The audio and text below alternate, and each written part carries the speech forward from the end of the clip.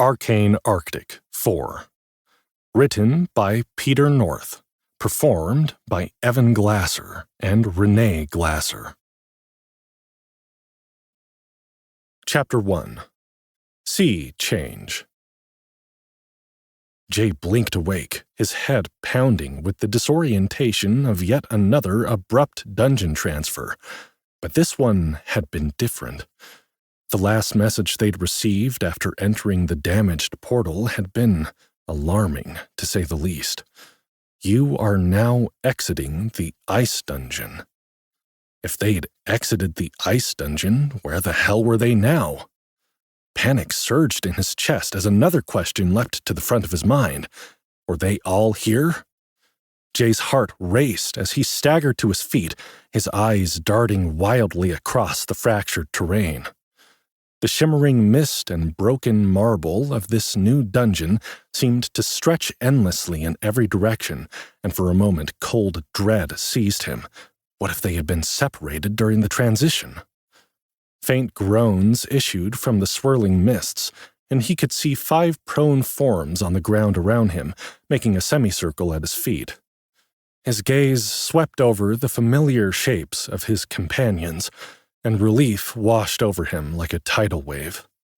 Dahlia, her magenta hair vivid against the pale stone, crouched near a jagged column, her golden eyes sharp and assessing as she got slowly to her feet, dusting off the dark skirts of her dress. Her long black ears twitched suspiciously, but when she met Jay's eyes, her shoulders softened as she relaxed. The bunny girl bit her lip nervously, looking as if she wanted to rush to his side. But they were in a new and unfamiliar place, so she stayed put. Molly stood like a defiant shield, her fiery hair and broad stance exuding strength even as she wiped dirt from her face. There was an angry chitter from the horn she wore at her belt, where the 2 white faces of her ghost weasel companions glared angrily at their new surroundings. They sniffed the air suspiciously as the barbarian woman got her bearings. She, too, met Jay's gaze, lifting a single eyebrow as if to say, "Well, what have we gotten ourselves into this time?" Lyra's silver tail twitched nervously as she inspected her bow, her mismatched eyes glinting with a wary edge. Her blue and gold irises darted quickly between Jay and Molly, her ears swiveling to pick up any sounds from the surrounding mists. Her lips quirked, wanting to say something, but before they knew where they were and what kind of monsters might be about, she kept silent, only offering Jay a small wry grin. He smiled back, though he shared her nervousness. Aurora, shimmering and otherworldly as ever, stood apart, her prismatic hair catching the faint light of the dungeon's magic. She was in her human form again. Long, flowing robes that seemed to be made of fairy light swirled at her feet. A long, slender unicorn horn protruded from her forehead, glowing faintly through the mists. Jay was struck once more by how ethereally beautiful their new companion was. It took his breath away to look at her, as if he were a mere mortal meeting a goddess for the first time. But he kept those thoughts to himself, not wanting the other girls to feel slighted. They were all beautiful too, each in their own way. It was just that Aurora was different somehow. Otherworldly. It had been the first word to come to mind, and it remained the one that stuck when he thought of her. She seemed completely of another world. The 5th and final form at Jay's feet didn't move, even as the others stood and looked around. Kalasi Windreaver lay between him and Aurora. He'd carried her through the portal as Aurora had kept it open for them, with the Mad King's castle collapsing around their ears. She was a human woman, transformed by the dungeon to appear like one of the Felinari, the cat people of the Funari realm, with the fluffy ears and tail and black claws of a snow-leopard. She was still unconscious, as she had been since they'd rescued her from the Mad King's jail, but breathing steadily. Jay exhaled, his shoulders sagging with relief. They were all here. For now, that was enough. The first thing Jay noticed next was the air, which held a strange mix of sharp ozone and salty sea spray.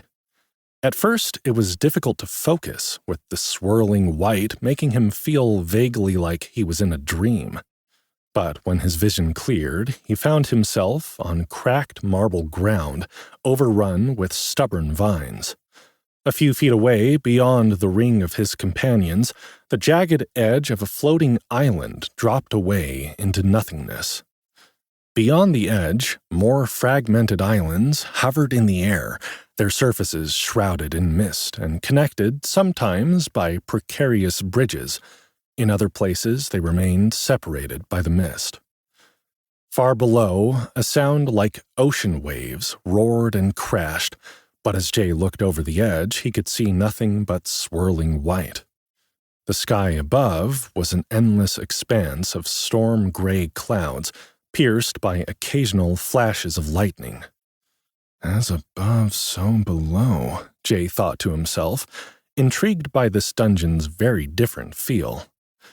The soft hum of magical energy vibrated in the air, though it felt faint, almost strained. He couldn't see or sense any enemies nearby, so he hazarded to speak. "Is everyone okay?" His companions nodded, but before anyone could answer, the air around them shifted, a static crackle rippling through their bodies. A deep, flat voice echoed from every direction, emotionless and precise.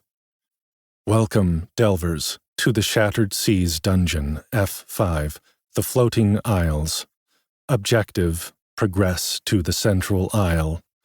Hazards, environmental instability, aerial combatants, high magic automatons.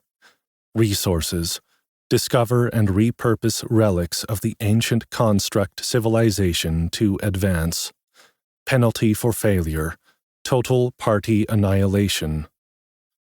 The dungeon's voice sounded nothing like the one they were used to. It had the same expressionless sound as the ice dungeon, but was deeper and more masculine in tone. But there was something unnerving about the completely flat delivery of that information, as well as the humorless description of the floor. Even when Nova wasn't taking over its communications, the ice dungeon had a kind of dry, crackling humor beneath its words. This one was just dead. The group exchanged uneasy glances. "Total party annihilation?" Molly muttered, rolling her shoulders and gripping her axe. "Well, that's comforting. Seems less chatty than the ice dungeon." Lyra quipped, her eyes scanning the horizon. "Never thought I'd miss the sarcastic snarkiness, but this is definitely worse." Jay frowned, his mind racing. "At least it's clear about what we're up against," he said. "Aurora, you've been to other dungeons, haven't you? Have you ever been to this one?" "Yes," the ethereal healer said after a brief pause, glancing around with eyes that seemed to shimmer like jewels in the strange light. "I've been on this floor many times, in fact." Jay clapped his hands together. The loud crack was muffled slightly by the fog. "That's great news," he said. "What should we expect? What's our plan of attack?" Aurora laughed a little nervously. "Well, I'm afraid I don't know exactly. I've never been in the outer reaches, as this appears to be. The dungeon says we should make our way to the Central Isle. I think that's the area I've been to. Unfortunately, I portaled there from another dungeon. I won't be much help." "That's less great news."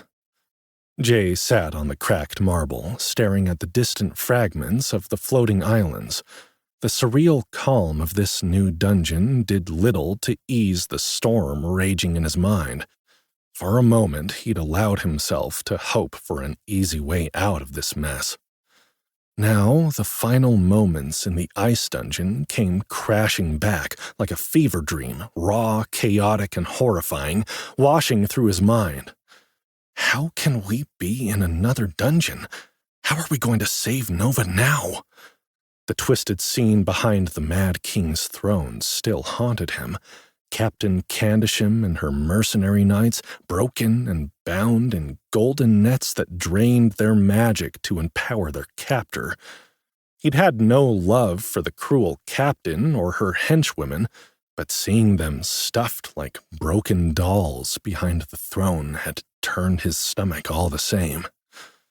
Jay clenched his fists. The memory of their shattered bodies feeding the king's relentless strength was impossible to forget or dismiss. Had Candisham ever truly been herself, or had she always been a pawn in the king's twisted game?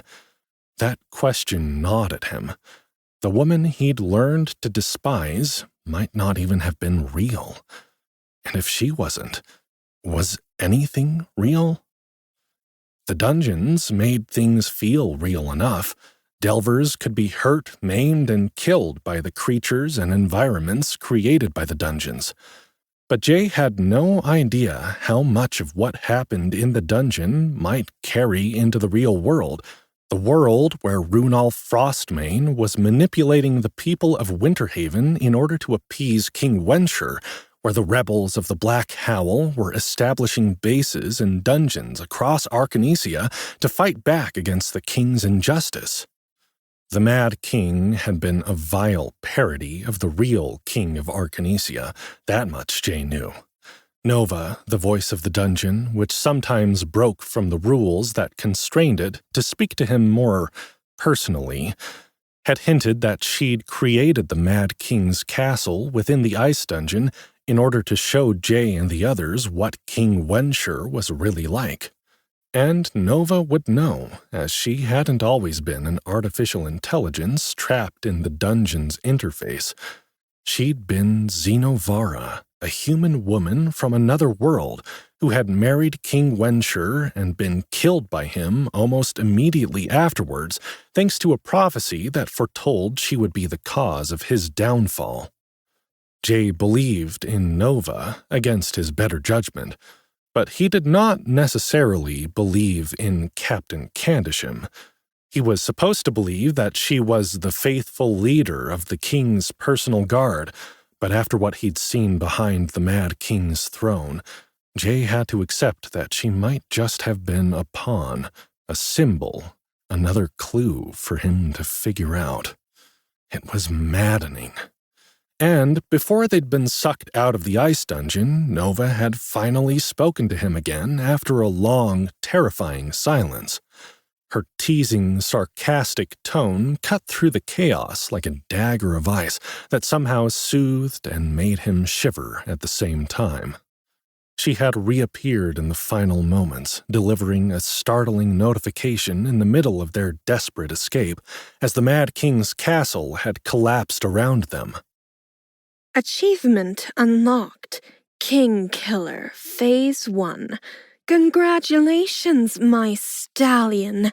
You've made it past the first major hurdle towards realizing the unique King Killer prophecy, defying everyone's expectations.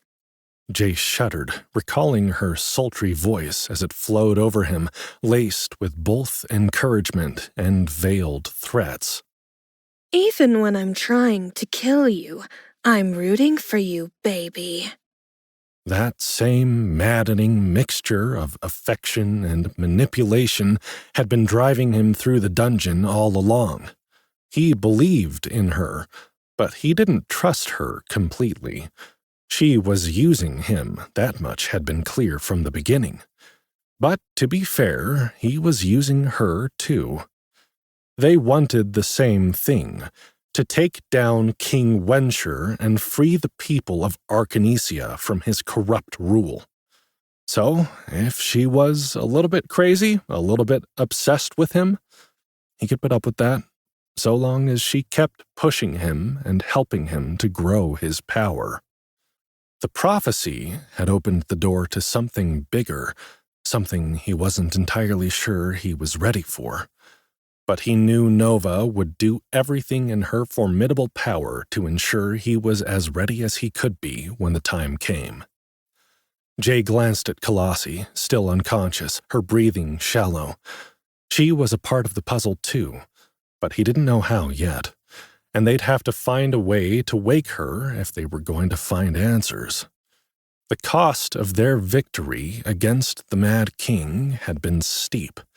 The floor beneath the throne room had cracked open, the entire structure collapsing as the dungeon expelled them through a portal Jay hadn't even known existed.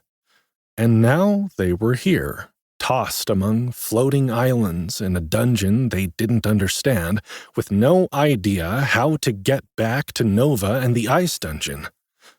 Jay exhaled sharply, forcing himself to focus. Dwelling on what they'd lost wouldn't get them anywhere. The Mad King wasn't finished with them. He could feel it in his bones. Not the figment of Nova's dungeon, but the real King Wencher, who, despite the fact that he'd been ruling Arcanesia for decades, was obviously far madder than the monster they'd just defeated. The King-Killer prophecy, whatever it truly meant, wasn't going to wait. It didn't seem to matter whether or not Jay understood what was going on. It didn't matter what was real and what was not, or who was playing games with whom. They were in a different dungeon now. The rules, if there had ever been any, had changed. For now, they only had one imperative: survive. Chapter 2. Constructs. Jay shook the temporary malaise from his bones and pushed himself back to his feet. "Let's take inventory and get moving," he said. "If everyone is okay, we should push on. Aurora, anything you know about this dungeon would be very helpful." Before he could say more, a high-pitched whine cut through the air. From the ruins scattered across the island, several figures emerged. At first glance, they seemed like statues, intricately carved from white marble. But as they moved, a sticky crimson substance binding their pieces together became apparent, glowing faintly in the mist. Their joints flexed with unnerving fluidity, and their glowing mechanical eyes fixed on the party. "Stone soldiers," Aurora murmured, taking a step back. "I've heard of these things." Jay attempted to use his dungeon sight on the creatures, but couldn't get a lock on them. It was as if they were protected by some kind of magical shield, preventing delvers from identifying them. "My dungeon sight's not working," he said. "What can you tell us?" "They are high magic automatons," the ethereally beautiful woman said, her voice soft and melodic, despite the encroaching enemies. "They're probably powered by a magical source, which we stored somewhere nearby, probably inside their bodies. We must destroy the cores, or they'll keep coming." The first soldier lunged, swinging an oversized marble arm. Jay barely ducked in time, his heart pounding as the battle began. The faint hum of magic from the stone soldiers grew into a crackling roar, the red substance binding their limbs glowing more vibrantly as they moved. "Fan out!" Jay shouted, his voice sharp and commanding. "Keep Kalasi safe!" The team scattered, forming a protective perimeter around the unconscious catgirl. A second and third stone soldier emerged from the ruins, their glowing cores pulsing with an eerie rhythm. Jay pulled his big stick from his inventory, gripping it tightly, sweat slicking his palms as he stepped forward. Raising his voice, he summoned all the authority he could muster. "Stop!" The words echoed unnaturally through the air, the power of his authoritative voice washing over the stone soldiers. They staggered briefly, their movements faltering, but the glowing red lines binding their forms surged brighter, and they pressed on. "Of course," Jay muttered under his breath. "Why would that work? Wouldn't want things to be too easy, huh?" He raised the makeshift club again and activated downsizing, aiming to shrink the nearest soldier. Instead, a system notification flared before his eyes. "Error. Skill does not affect magical constructs." "Fantastic," Jay grumbled, adjusting his grip on the stick. If clever tricks weren't an option, brute force would have to do. He borrowed Molly's pound-it skill using on-the-job training, his muscles burning as the borrowed power surged through him. Thanks to the executive edition of the ability he'd recently received, he no longer had to take the skill from Molly's usable skill list in order to use it himself, but he could only use the power once per day. With a determined shout, he slammed his stick into the soldier's chest. The white marble casing of armor cracked, oozing more of the glowing red substance. Jay swung again, shattering the marble armor and revealing a pulsating red crystal in the center of the thing's chest. Its limbs twitched, lurching at him ineffectively, while he hammered it a third time. The core fractured with a sharp crack before the soldier crumbled into lifeless rubble.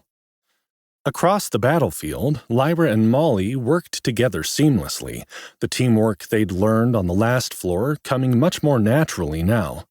It made Jay smile to see it, despite the tenseness of the moment. Lyra darted around the terrain with dancer-like grace, her blue and gold eyes glinting as she loosed arrows into the joints of a soldier, slowing its movements. From the way the arrows stunned the robotic creatures, Jay guessed she must be using her impact arrows. "Any time now, Molly!" she called, leaping onto a broken column for a better vantage point. Her ears swiveled as she followed the construct's movement and fired another arrow. "I can stun the bastard, but I can't seem to knock it down! Don't rush me!" Molly barked, her fiery hair flying as she charged forward.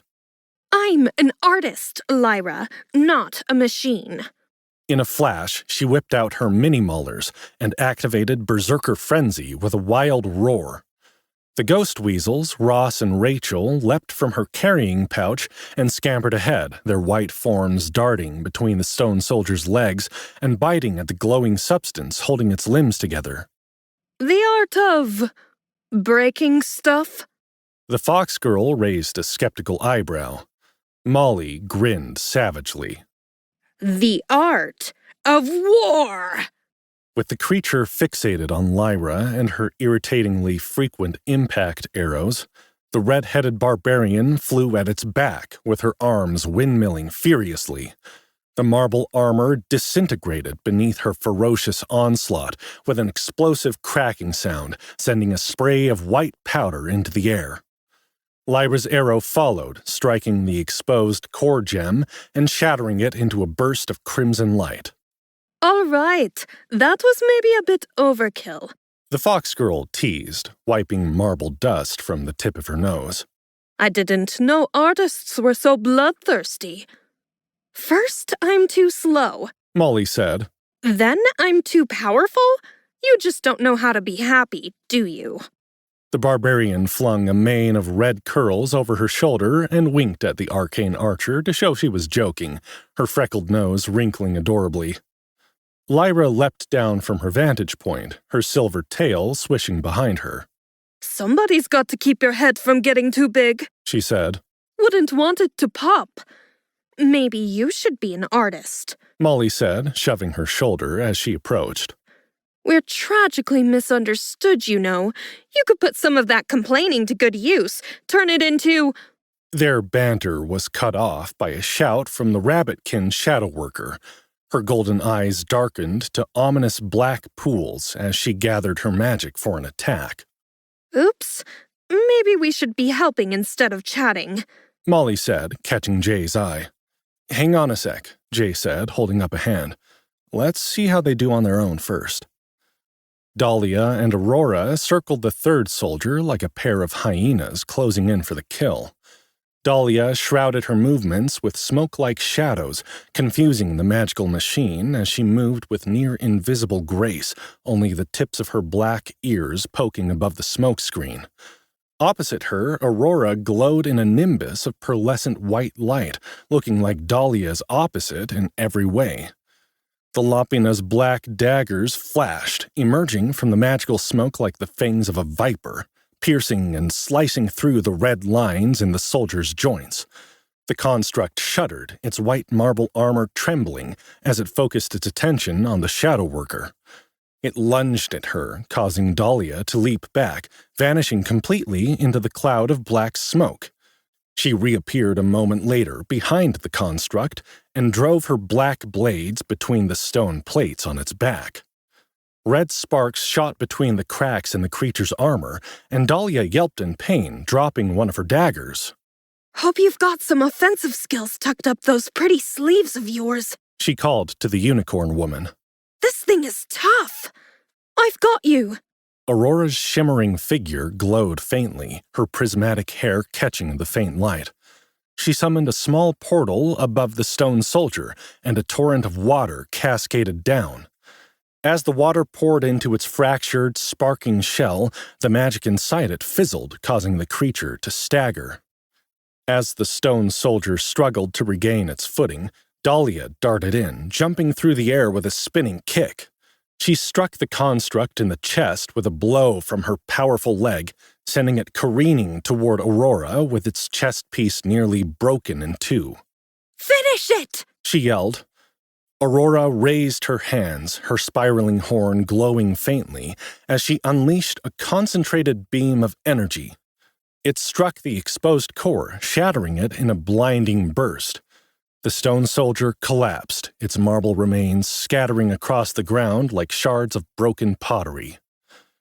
In its unfamiliar tone, the new dungeon informed them that the fight was over. Success. You have killed Stone Soldier, level 65 times 3, XP 9,250. Jay was surprised by how unsettling it felt to have a different dungeon's voice in his head, and he was even more surprised to find himself waiting for some snarky remark or aside, like the ice dungeon often provided. When there was nothing, Jay shook off his disappointment. He'd scanned the dead constructs with his dungeon sight and was pleased to find that, now that they'd been defeated, he could see some information on them. Stone Soldier, level 65, dead. Stone soldiers are magical constructs. These tireless guardians were crafted by a long-extinct race of dungeon denizens whose advanced fusion of magic and technology has far outlived their creators. Each soldier is a marvel of ancient engineering, its intricately carved marble form animated by glowing red magical cores that pulse with power. These constructs were designed to protect the relics and secrets of their civilization, remaining vigilant even as the floating isles crumbled into ruin. The remnants of their creators' ingenuity are scattered throughout the isles, and the stone soldiers will not be the only creatures guarding this lost world. Tread lightly, delvers.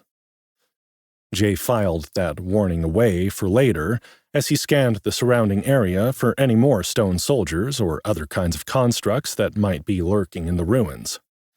Nothing seemed to be stirring. With the battlefield now silent, Jay gave an enthusiastic clap.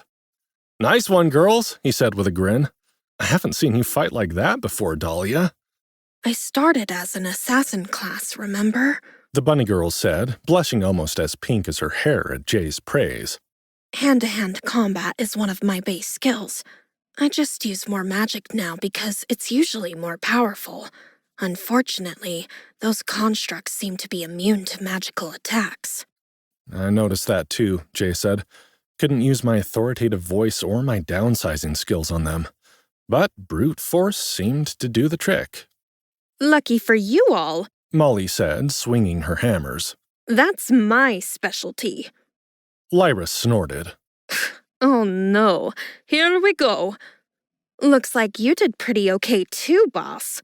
Molly bit her lip and gave him a playful growl. "Rawr, I love it when you pound it like that." The barbarian's teasing reminded Jay of the timer in the upper right-hand corner of his HUD, counting down from the last time he'd been satisfied by his girls. Ever since Nova had given him the unique passive ability called Sex Fiend, he had to be careful not to go more than 24 hours between intimate moments, or he risked some serious unpleasant consequences.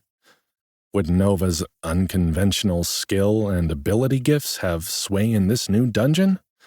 Jay didn't know, but he wasn't about to risk his balls to find out. The timer read 6 hours, 23 minutes, 47 seconds, and was counting down. Jay made a mental note to keep an eye out for somewhere to put up their temporary safe zone, the Love Shack, trying not to think about how their newest companion would react to finding out that they basically slept in a portable brothel tent. Aurora, Jay said, turning to the portal sorceress, pushing the timer from his mind for the moment. I thought you couldn't make portals until you leveled back up to 45. That's true, Aurora said, bowing her head so that her glowing horn was lowered in deference. At least for portals that go between dungeon floors or between different dungeons. Those require a lot of mana. But I still have some ability to manipulate environmental spaces within line of sight. It's part of my geosurgeon subclass, the same skill that allows me to stitch magical rifts and wounds in the environment also allows me to open them. Jay nodded appreciatively. That was very cool, he said. But where did the water come from? More environmental magic, Aurora said. I pulled the moisture in the air from the fog into a concentrated stream and moved it through that rift, causing it to spill onto the construct. After Dahlia made its core spark by hitting it with her blade, I thought it might be weak to water attacks. Good. Quick thinking, Jay said, grinning again. I'm feeling a bit better about this new dungeon after seeing how handily you all defeated these constructs. Now we know that magic attacks don't work, but water and raw power do the trick. The shattered remains of the stone soldiers lay scattered around them, their glowing cores extinguished. We smashed them good, Molly laughed, resting her hammers on her shoulder. Even Ross and Rachel got in a few hits. Anything worth looting? Jay checked the bodies, but other than a few vials of construct glue, which appeared to be bottles of the red goop that had held the creature's limbs together, there wasn't anything to take. Lyra perched on a broken column, surveying the scene with satisfaction.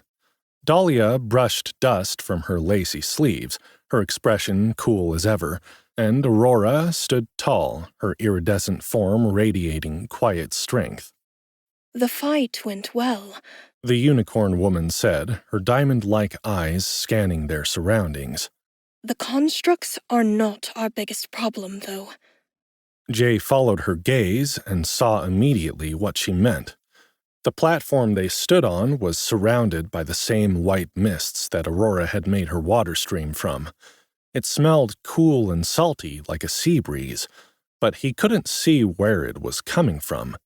The edges of the platform ended in a sharp, jagged ledge that didn't seem to be connected to anything on any side. The floating aisles actually were floating. Through the mists, Jay could see shapes that were probably other islands, but nothing connected them to one another. How the hell are we going to get off this thing? He asked.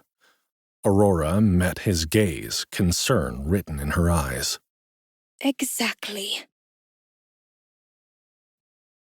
Chapter 3 Behemoth. Is everyone okay? Jay asked, his voice steady despite the adrenaline coursing through him. He hadn't noticed any of them getting hit badly, but they weren't in any position to take unnecessary risks. When each of the girls nodded, Jay exhaled in relief. Good. Let's figure out what we're dealing with here. At the far side of the platform, directly opposite where they'd appeared in the dungeon, Jay noted a pile of rubble. From a distance, it looked like bits of wood and more of the marble-like material the stone soldiers had been built out of. He approached cautiously, wary of more monsters pulling themselves together from the debris. But as he sifted through the bits and pieces, he realized he was looking at the remains of a bridge rather than something nefarious. Although the state of the structure was ominous enough without turning it into a monster. Jay crouched near the edge of the broken bridge, his sharp eyes scanning the gap to the next island. The swirling mist between the floating masses obscured any clear view of what lay ahead, but he was certain the bridge had once connected the two floating islands. A magical blue glow emanated from the fragments of the bridge. The light was faint, like a once mighty power now barely clinging to existence, but it gave Jay hope that the structure could be repaired with the right supplies. "We need to figure out a way across," Jay muttered, turning to the team. "One way or another, we need to find our way to the central isle, right? I guess part of the challenge is finding a way between the islands." That sounds right. Aurora said, crouching beside him to shift through the faintly glowing debris. As I said earlier, I have never been on the outer reaches of this floor, but I am familiar with the floating isles. I wish I'd paid more attention to Alphonse when he talked about this place. "Alphonse?" Jay lifted an eyebrow. "As in Alphonse Howler?" Yes. Aurora said. There's a black howl base here. It's the main base for the Shattered Sea Dungeon. I spent quite a lot of time on the central platform, going over plans with Alphonse. You knew I was working with them. Well, this is his home dungeon. Jay perked up at that. "That means if we can get to the central isle, we can get back to our dungeon, right? Through your portals?" The portal sorceress nodded. Indeed. Though I've lost the ability to create new portals for the time being, the portals I've already made should continue to hold, and besides that, I should be able to gain access to the black market through one of Alphonse's contacts here. If I can, and I can retrieve my power sink, I should be able to regain enough levels that I can unlock my Tier 3 class abilities again. Renewed hope surged through Jay at these words. "Suddenly things aren't looking as bad as I thought. We just need to figure out how to repair this bridge." And whatever other methods of traversing the floating isles we come across. Aurora said. Maybe we'll get lucky. Molly said, scrunching her forehead as she gazed across the misty chasm. Maybe we'll make it to some platforms that other delvers have passed through recently. The unicorn woman shook her head, causing her iridescent hair to shimmer prettily. I'm afraid that's unlikely, Miss Molly. If I remember correctly, the constructs continually disassemble the connections between the platforms after delvers solve the puzzles.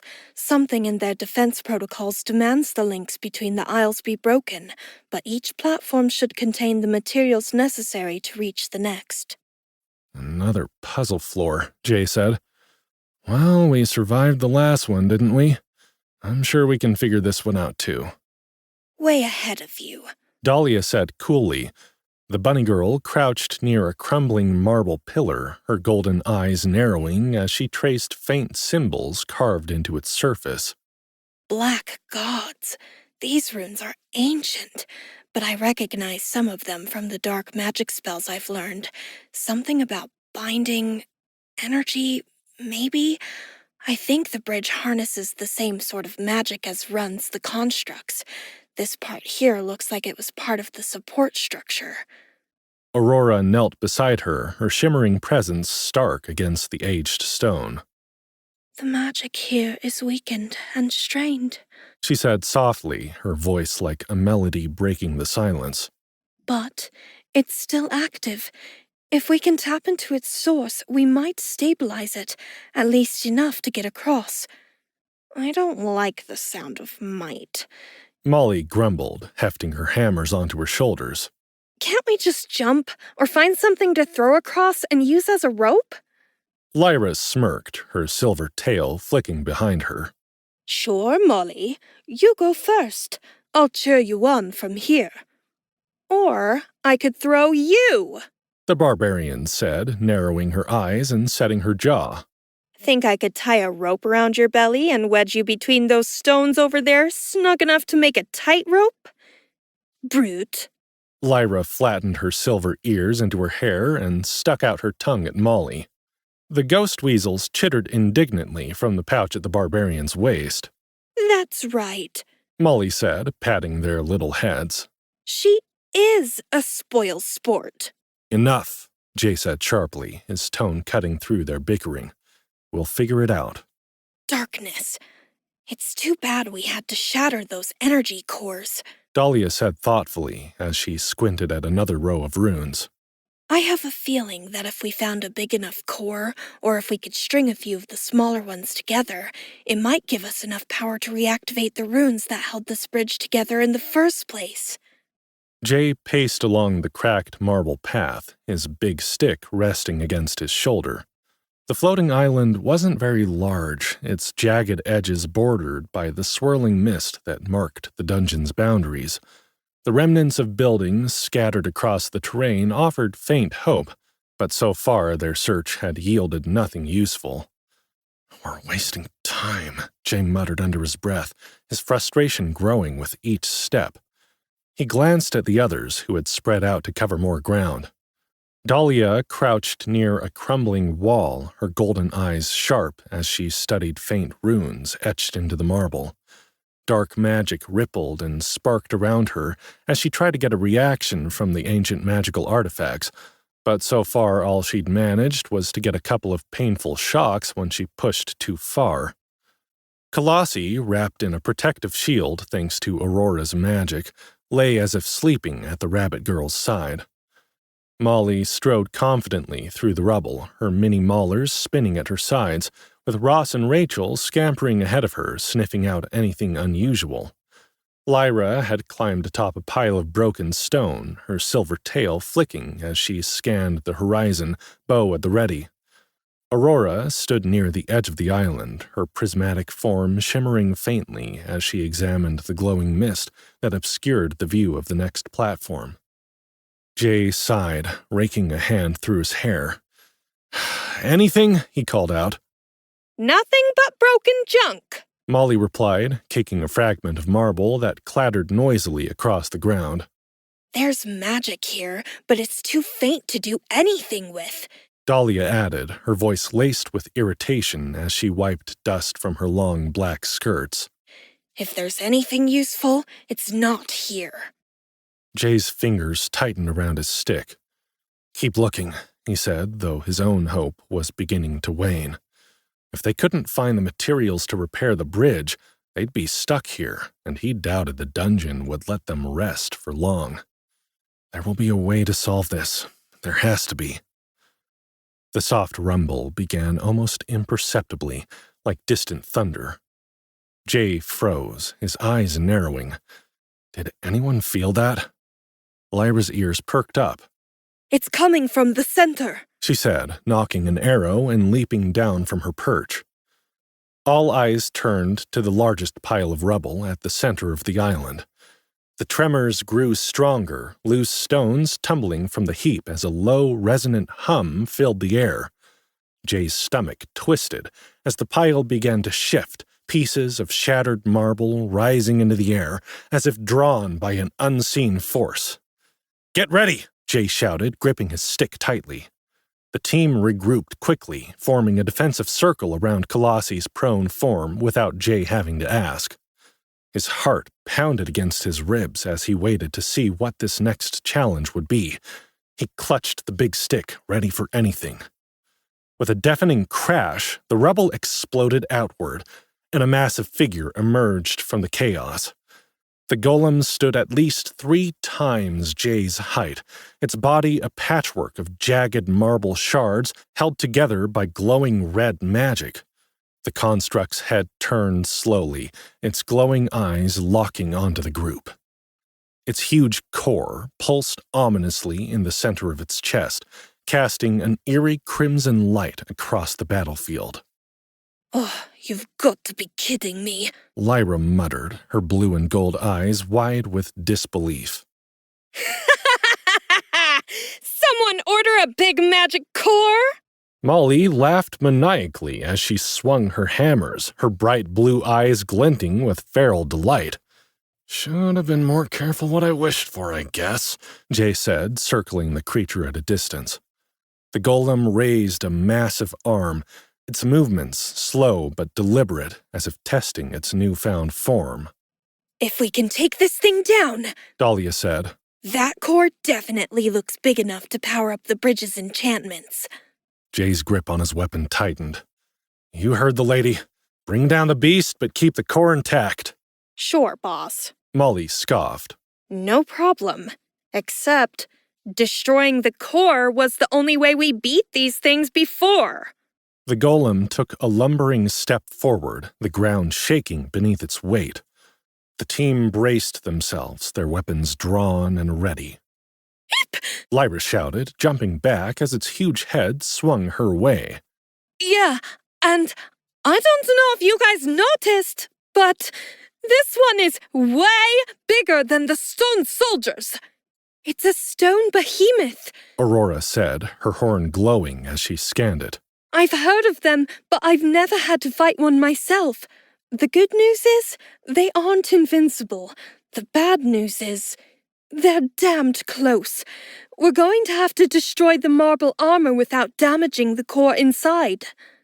Jay took a deep breath, his mind racing. He attempted to scan the creature with his own dungeon sight, but like with the stone soldiers, his efforts were rebuffed. He assumed Aurora had a different sort of skill, or was just drawing on her knowledge of the Shattered Sea dungeon. "Stay focused, girls," he said, his voice steady despite the adrenaline coursing through him. "We can do this. Find the core and take it out. Let's move!" The stone behemoth let out a deep, resonating roar as it took a lumbering step forward, shaking the ground beneath their feet. Shards of marble shifted with each movement, the glowing red substance binding its pieces together, flaring ominously. Jay gritted his teeth, his mind racing. "Remember," he said sharply, "the only way we're getting that bridge working again is if we have that core. Think surgical precision. Let's take this thing apart as delicately as possible. Limbs first, then we'll deal with the rest." Got it! Molly growled, giving a couple of testing swings with her mini-maulers. Guess I'll have to go easy on this one. "Lyra, aim for the joints," Jay added, pointing toward the creature's knees. "What do you think? Fire? Ice? If we slow it down, we can break it apart piece by piece." Lyra nodded, her blue and gold eyes narrowing as she drew her bow. I'm on it, she said, leaping to a nearby ledge for a better vantage point. The behemoth raised an arm, swinging its massive fist down toward the group. Aurora reacted instantly, raising her hands as a shimmering barrier materialized in front of them.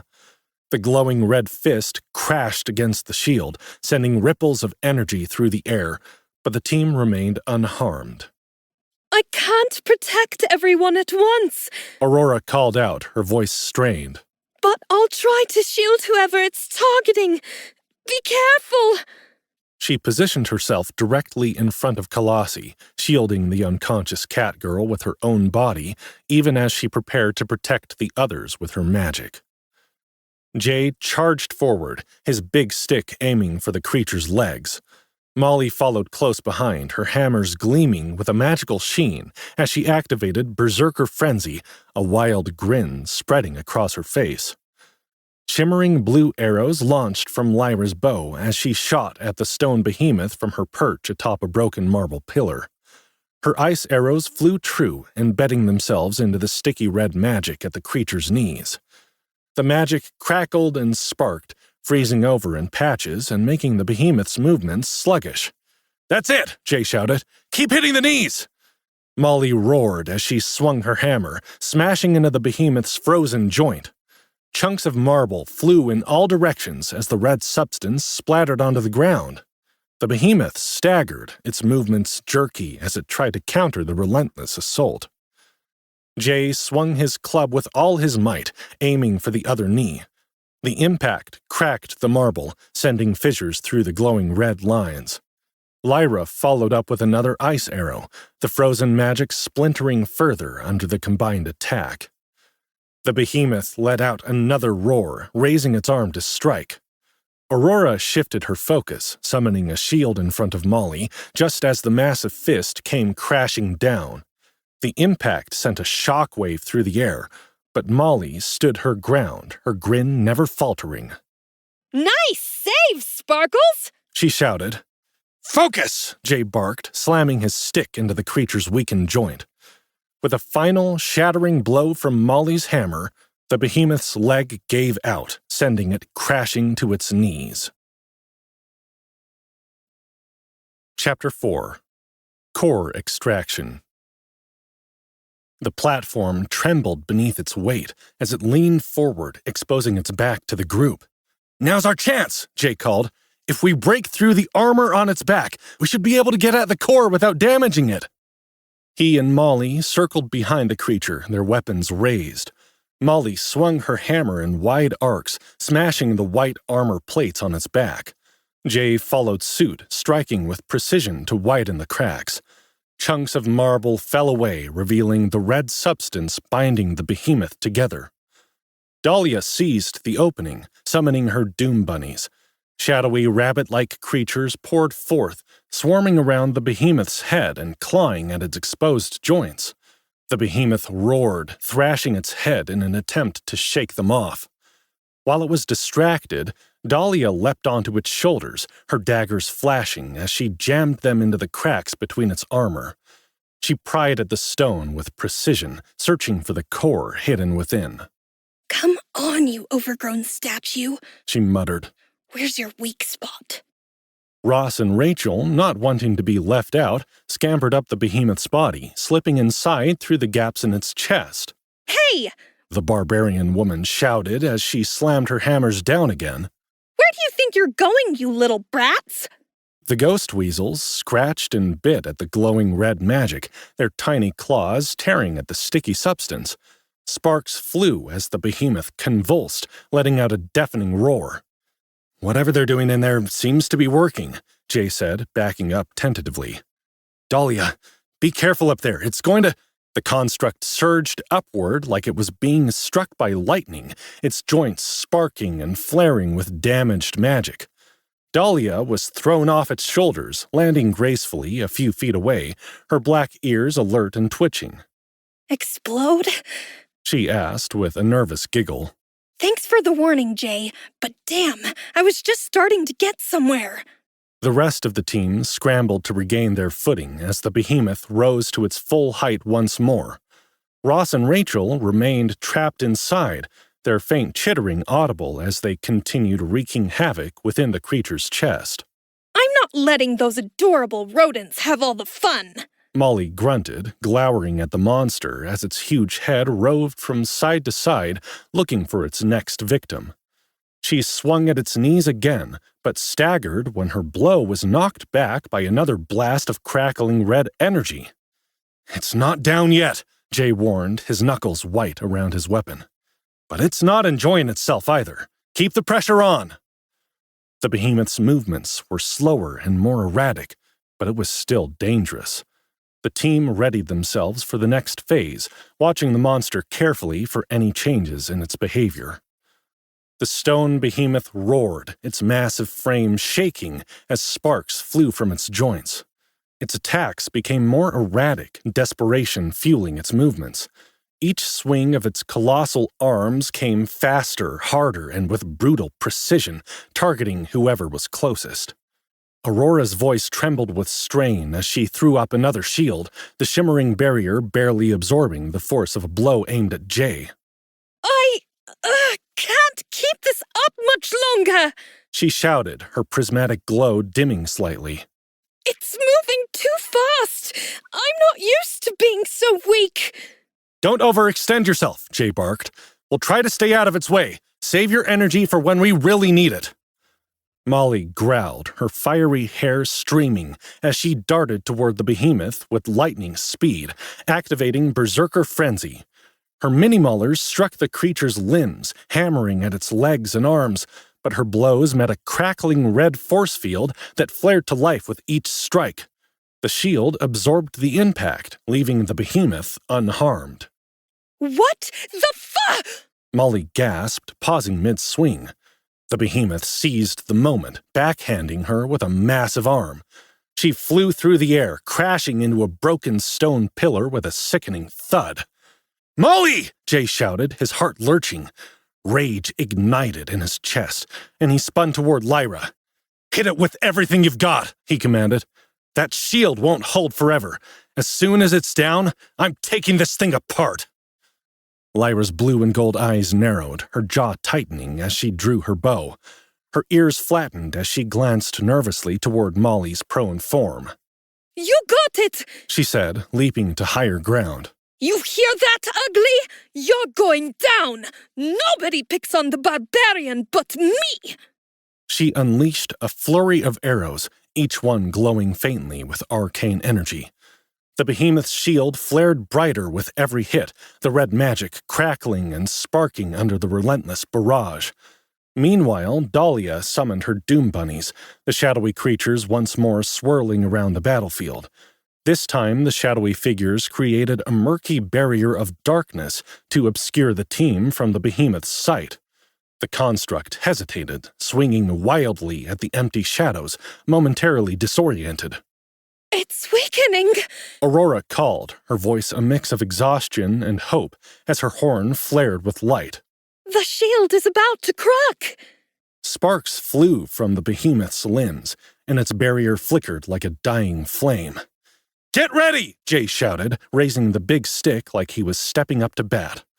But before they could act, the behemoth let out an ear-splitting roar. A pulse of red lightning shot out from its core, arcing through the air in jagged bolts. Jay dove to the ground, rolling just in time to avoid the deadly energy. Behind him, he heard cries of pain as the lightning struck Lyra, Aurora, and Dahlia, knocking them to the ground. Their forms lay still, their weapons scattered around them. "No! Shit!" Jay's roar was filled with desperation as he turned back to the behemoth. Its shield had finally sputtered out, leaving its cracked armor vulnerable. "You're done," he growled, gripping his weapon tightly. Fueled by fury, Jay charged. His strikes came fast and hard, each blow sending chunks of marble flying as he shattered the behemoth's remaining armor. The glowing red magic holding it together sputtered, sparks shooting from its joints as the creature staggered backward. Jay's arms burned with effort, but he didn't stop, pounding away until the behemoth collapsed to its knees, trembling under its own weight. Panting, Jay stepped back, staring at the glowing core still embedded in the creature's chest. He desperately wanted to check on the girls, but he needed to find a way to remove the core before the creature came back to life, as Aurora warned they did when their power sources weren't broken or disabled. "How the fuck am I supposed to do this?" he muttered, despair creeping into his voice. He raised his stick, ready to smash everything around the core if he had to, when a flash of white caught his eye. Two little white faces with blinking black eyes emerged from the behemoth's chest cavity, chittering triumphantly. Between them, they carried the glowing red core, their tiny claws gripping the massive crystal securely. Jay blinked in astonishment, then let out a breathless laugh. "You little heroes," he murmured, reaching down to take the core from them. He lifted the heavy object, twisting to break the last sticky red strings of the magical substance that connected it to the marble golem's body. "Oh, you're stronger than you look, too." The weasels climbed onto his shoulders, preening with pride as the core pulsed faintly in his hands. But a moan from Molly caused their tiny faces to whip toward the sound. The red-headed barbarian was picking herself up off the ground, looking bruised and battered, but mercifully still alive. "You all right there, Moll?" Jay asked, pulling the marble golem's core into his inventory before the machine could get any ideas about coming back to life. Molly grumbled as Ross and Rachel scampered up her legs and perched on her shoulders, stretching their little necks so they could peer into her face. She reached up to pat their heads, rolling her shoulders stiffly. "Still in one piece," she said. "but I feel like I got hit by a truck. My HP is less than 10%. Where's Sparkles when you need her?" Jay leapt down off the behemoth and ran toward the unicorn woman, who had collapsed next to Kalasi, looking paler than usual. "She was hit," he said. "So were Dahlia and Lyra. According to the stats in our party menu, you took the hardest hit, but they're all still stunned." "That's not good," Molly said, shaking her head. "What level was that bastard anyway?" Jay hadn't attempted to scan the monster since it had fallen, but he did so now, bringing up the dungeon sight skill as he approached his wounded party members. "Stone behemoth. This colossal magical construct created by a long-extinct race of dungeon denizens, has been assembled from shattered fragments of white marble and bound together by a glowing red substance known as magicynth bonding material.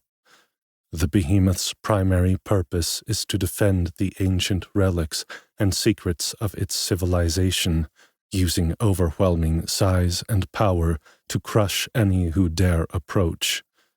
Unlike smaller constructs, the stone behemoth possesses a rudimentary form of tactical intelligence, allowing it to adapt its strategies during combat.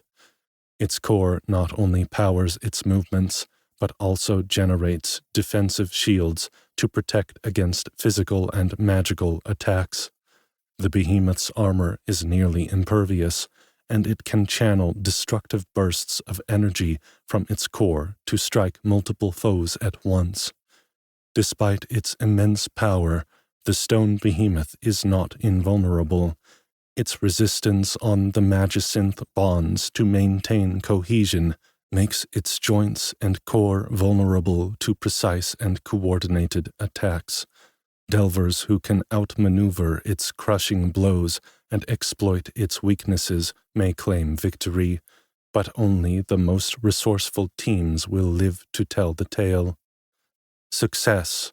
You have killed Stone Behemoth, level 95, XP 10,500. Jay blew out a breath as he watched the XP push his experience bar closer to his next level up. He was only a few points away from hitting 28, and it looked like the girls had each already progressed from 25 to 26 after the boss fight on the last floor. None of them had noticed after the excitement of being accidentally transported to a different dungeon. Level 95, apparently, Jay said, shaking his head in awe. Probably not as bad as the Mad King at level 80 Elite, but I think we were lucky to get out of that fight without taking more damage than we did. We aren't used to fighting these higher-level monsters yet. Dahlia whimpered, stirring back to consciousness at the sound of his voice as he bent to check on the healer. "Check on Lyra for me, okay?" Jay said, pointing Molly in the direction of the fallen archer before he reached down to pat Aurora's cheek gently. "Hey there, you okay?" Aurora's eyelids fluttered, her long lashes brushing against her cheeks like butterfly wings. As she awoke, a shimmer of magical energy rippled across her skin, adding to her ethereal beauty. She opened her eyes slowly, fixing Jay with those stunning multicolored irises. Her lips parted as she struggled to speak. Jay? What happened? She attempted to lift her head and winced. "You got hit by a jolt of whatever magic was holding that thing's shields together," Jay said. "It got you, Lyra, and Dahlia all at once. But it's dead now, and I got its core." You... She winced again, trying to push herself up. You finished it yourself? The others... "They're alive," Jay said. "But I think we all need rest and healing. Once we figure out how to get this bridge powered up, we need to make camp." I let you all down. Aurora said, her cheeks flushing deep pink. I was supposed to protect you. "You did the best you could," Jay said, guiding her shoulder back down to the ground. "Hold on there. Wait until you've recovered a bit. You took a pretty hard hit, you know." Though, looking at her stats, it seemed she hadn't been hit nearly as hard as the others. More likely, she'd managed to get a shield up in time to mitigate some of the damage. Part of the reason the others had been knocked so low was that they'd suffered damage from the behemoth's attack and from the health point link they shared with the portal sorceress. Jay's own health had dropped, despite the fact that he'd managed to avoid taking a direct hit from the construct. I'm sorry, Jay, she said, her voice still trembling. I could have gotten you all killed. Shh. Jay's heart went out to Aurora. He could only imagine how hard it must be for her to have lost so many levels at once when she'd joined their party. She'd spent years delving the dungeons of Arcane solo, knowing that if she ever partied with anyone, that she would not only have her levels stripped and shared amongst the other members, but that they would be cursed to have their life force directly connected to hers. He propped an arm behind her shoulders and helped her to sit up, wiping the tears that had just begun to cling to her lashes. "We're all new to this," he said. "I can hardly hold it against you when we're the reason you're so weak in the first place. That behemoth was a level 95. We were pushing our limits fighting that thing in the first place, especially since we haven't recovered after our battle against the Mad King. But we're all okay. We're going to learn from this and become a better team because of it. Understand?" Aurora suddenly wrapped her arms around Jay's shoulder, and he had to dart his head to the side to avoid being punctured by her horn as she sobbed against his neck. Startled, Jay froze for a moment. But her quaking shoulders begged for comfort, and he could hardly refuse her. Gently, he enclosed her in a warm embrace, letting her cry, but still not knowing what to say to make her feel better. Molly, Lyra, and Dahlia approached, looking a bit worse for the wear after their fight, but nothing to be worried about.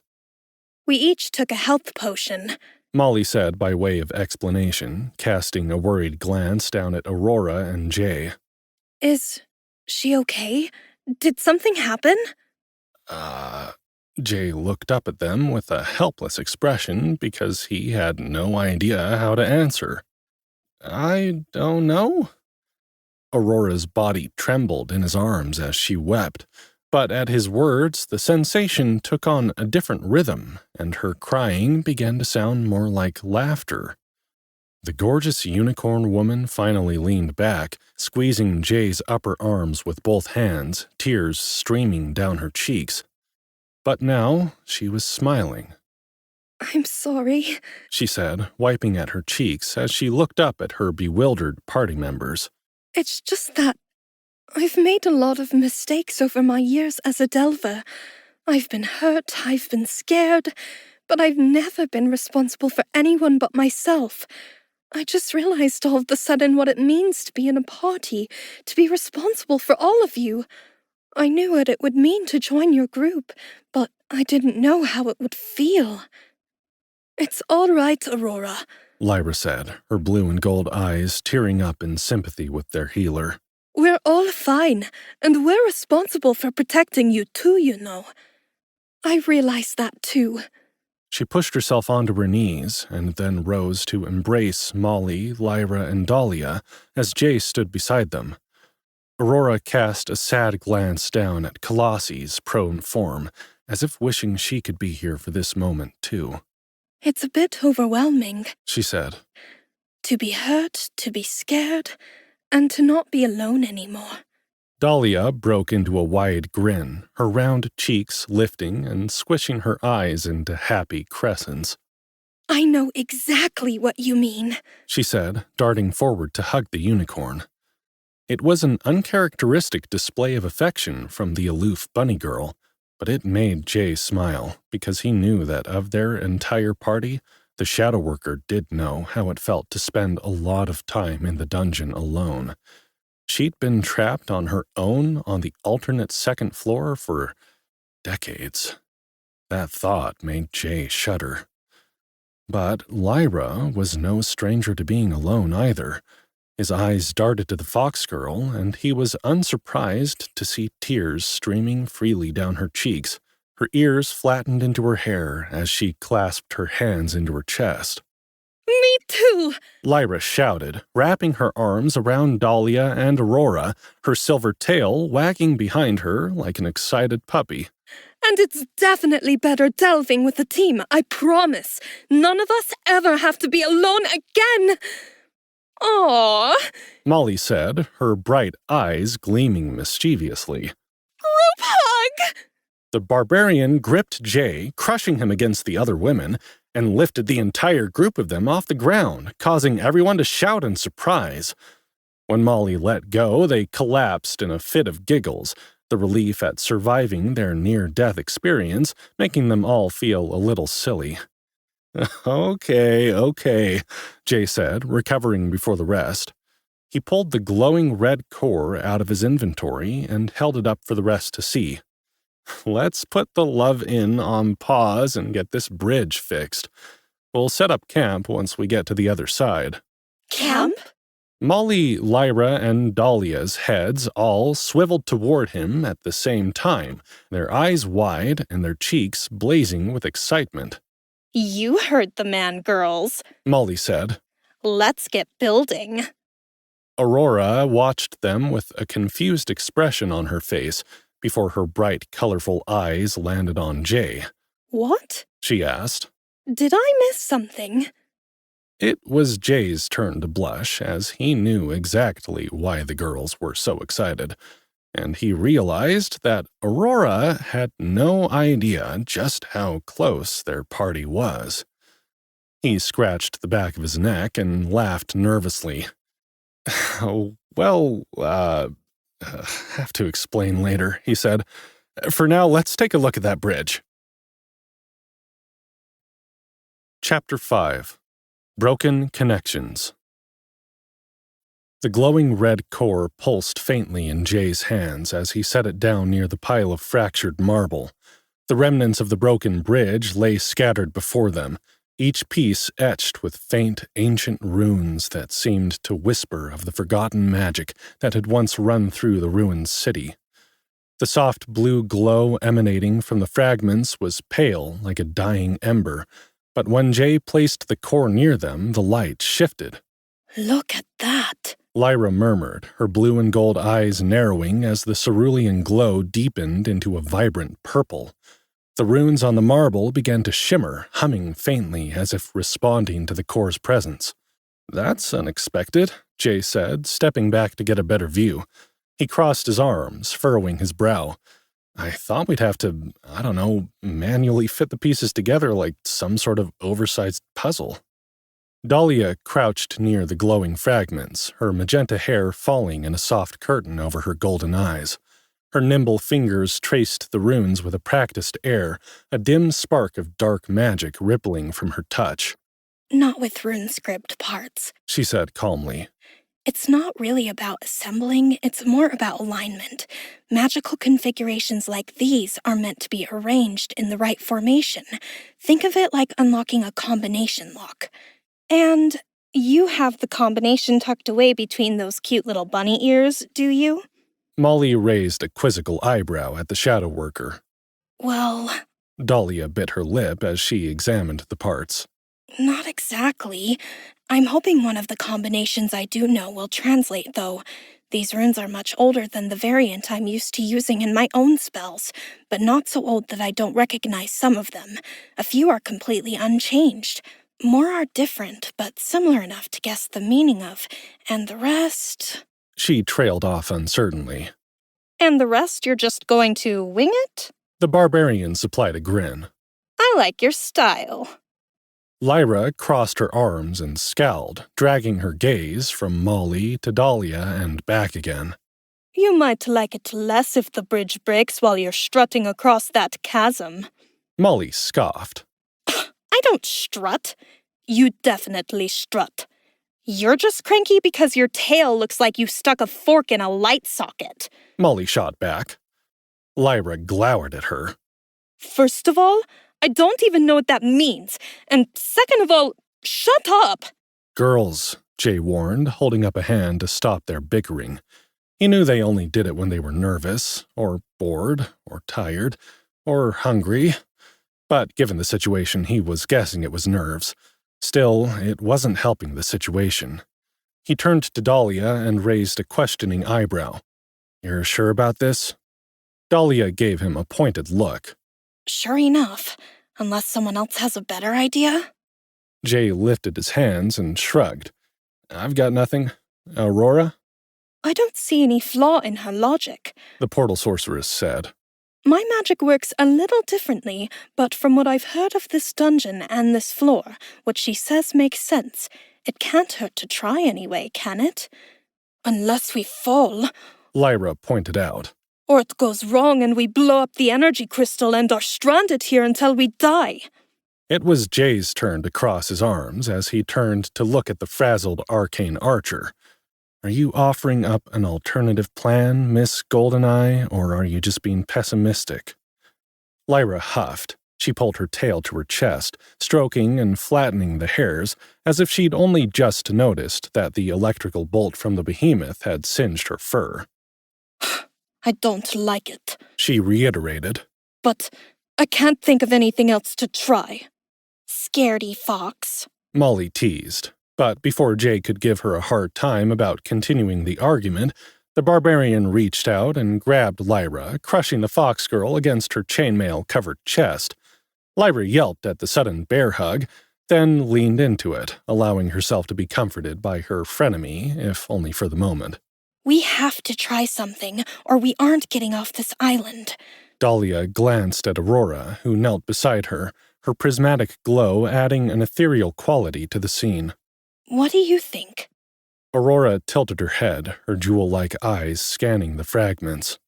These runes are sophisticated, but their purpose isn't entirely obscure. They seem to draw on themes of structure and permanence, strength, bonding, building, connection. Dahlia offered, her tone thoughtful. Aurora nodded. That would make sense. The runes likely need to resonate with the core's magic in the correct arrangement to activate the power transfer. If we go like this, and this... Together, the two magic users began arranging the fragments. Dahlia moved quickly, her movements sharp and precise, while Aurora handled the pieces with a more delicate, hesitant touch. Molly stood nearby, watching, arms crossed around Lyra's back as the fox girl rested her head against the barbarian's shoulder. Jay was starting to wonder if Lyra got irritable when she needed a hug, or if Molly was riling her up because she wanted one. He shook his head in bemusement. The two had become closer than he'd ever expected since Molly had awoken from her portal sleep and joined his newly minted party with Lyra. After he and the fox girl had become intimate, he hadn't expected his childhood best friend to be on board with the relationship. But, to his surprise, Molly had encouraged him, pleased that Lyra was able to give him the intimacy he craved while she worked through complex feelings from her past. It hadn't taken long for Molly to join in on the fun either, and ever since then, she and Lyra had become both friends and friendly competitors for his attention. Now that Dahlia had also asserted her place in the rotating bed roster, Molly and Lyra leaned on each other more than ever, not romantically unless he specifically asked to watch them together. But they were growing closer, more like sisters than romantic rivals. Jay doubted either of them even knew why they were doing it, but he was glad they found some comfort in each other while he focused on the problem at hand. No doubt all of them were stressed after the battle with the Mad King and everything that had happened afterwards. He would be happy to comfort any who needed it once they were safely on the other island, but for now his attention was needed elsewhere. You magic types sure know how to make this look complicated, Molly muttered, her fiery hair catching the core's glow. If I didn't know any better, I'd think you were just making stuff up. Quiet, brute force. Lyra said, her voice muffled by the barbarian's shoulder. Let the professionals work. You started it. Molly grumbled, but she rested her chin on top of Lyra's head and watched the other two in silence. Jay watched carefully, his eyes following every motion. It didn't take long for him to see that Dahlia and Aurora were forming patterns with the rune-scribed wood and marble and reading the changes in the glowing runes to judge if they were on the right track. Strength, Dahlia muttered, sitting back on her haunches and glancing at Aurora. close. Aurora said, studying the runes, which were glowing brighter and humming in apparent harmony. But not quite, I think. Dahlia and Aurora experimented with formations, trying a few different patterns for each ritual type. It seemed each word had multiple variations depending on the kind of spellwork involved. Since they were just guessing at the way the bridge was supposed to work, there was a bit of trial and error involved. Not building, either," Dahlia said with a sigh. They shuffled the parts around again. Watching them, Jay determined that they must be receiving some kind of feedback from the runes as they positioned them, because more than once Dahlia or Aurora would react like they'd been bitten, as if the pieces didn't like some shapes at all. It was fascinating.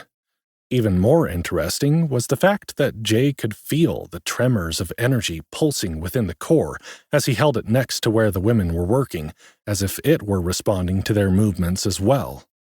"Bonding seems like it should be right," Aurora said, shaking her head. "Do you see that flash of light when we complete the circle? Then it died just as quickly." I felt that last one in the core, Jay said, a kind of buzzing, but it died with the light. Dahlia groaned in frustration and tugged on one long black ear. "That's the only bonding formation I know," the shadow worker said, shaking her head. She turned to the healer. "Do you know any others?" Aurora tried something, sticking her tongue out of the side of her mouth and scrunching her eyebrows in concentration. But whatever she was attempting had no effect whatsoever on the materials. She frowned. "I thought I remembered something, but I guess not." Dahlia shrugged and began trying other patterns. "There has to be a way to... Oh, I know!" Finally, as Dahlia adjusted a fragment to complete a complex figure-8 pattern, the core in Jay's hands flared to life, casting a bright red glow over their entire group. Aurora reached up and placed one hand on the core. "Connection," she whispered, the word resonating in the air like a command. The fragments flared to life, their runes glowing purple as arcs of energy connected them. "Of course, it's connection, but not any of the ones I was thinking of. Strange, isn't it?" Dahlia said with a laugh, looking up at Jay meaningfully. "Shadows take me. I should have known." What's strange? He started to ask, but was interrupted by another pulse from the crystal he held. Jay took a step back as the core brightened, its red light spilling over the fragments. The marble pieces rose into the air, swirling wildly in a cyclone of magic, and the core was tugged violently from his hands. The sound of grinding stone filled the air as the fragments reassembled themselves piece by piece into a seamless structure. "It's like the behemoth all over again," Jay muttered, watching in awe as the bridge took shape. The white marble glowed faintly, its carved surface intricately detailed with runes that shimmered with purple light, a mix of the blue runes and the red energy from the core. When the last piece locked into place, the core settled at the bridge's base, its glow steady but dim. The bridge spanned the misty chasm like something out of a fairy tale, its beauty surreal against the backdrop of the strange floating islands. "Wow," Jay said when it had finished. "Incredible. Nice work, ladies." There was a gasp from behind Jay. "It's enchanting," Lyra said softly, her voice tinged with awe.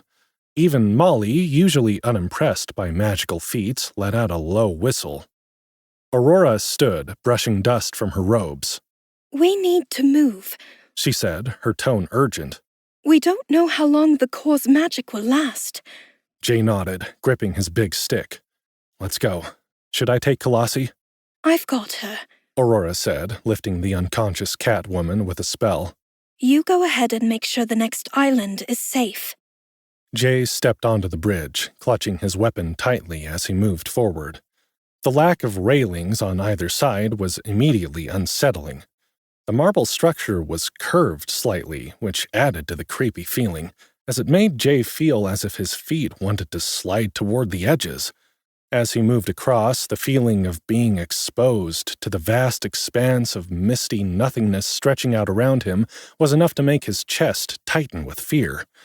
Yet, Jay was surprised by how solid the bridge felt underneath his boots, the marble cool and steady. He tried to focus on that feeling of solidity rather than the unease building in his chest. In the center of the bridge, halfway toward the next island, Jay felt the urge to glance over the edge. He didn't know why, as every muscle in his body was tensed and quivering with terror, but there was a need deep inside him to know what was down there. His stomach lurched. The mists below shifted occasionally, revealing only darkness, a yawning void that seemed to stretch endlessly. A faint roaring sound reached his ears, like waves crashing against unseen rocks in a storm, though no water was visible. The combination of the sound and the darkness gave him a feeling like being at the peak of a roller coaster, a brief weightless moment before gravity yanked him into a freefall. And somewhere, beneath the sound of crashing waves, Jay was sure he could hear voices, like someone singing.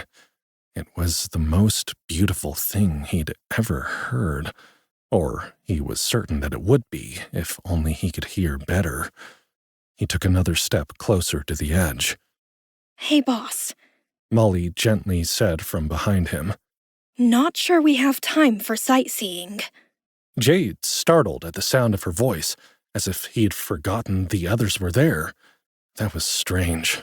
He could still hear the faint sound of singing, but its spell over him had broken.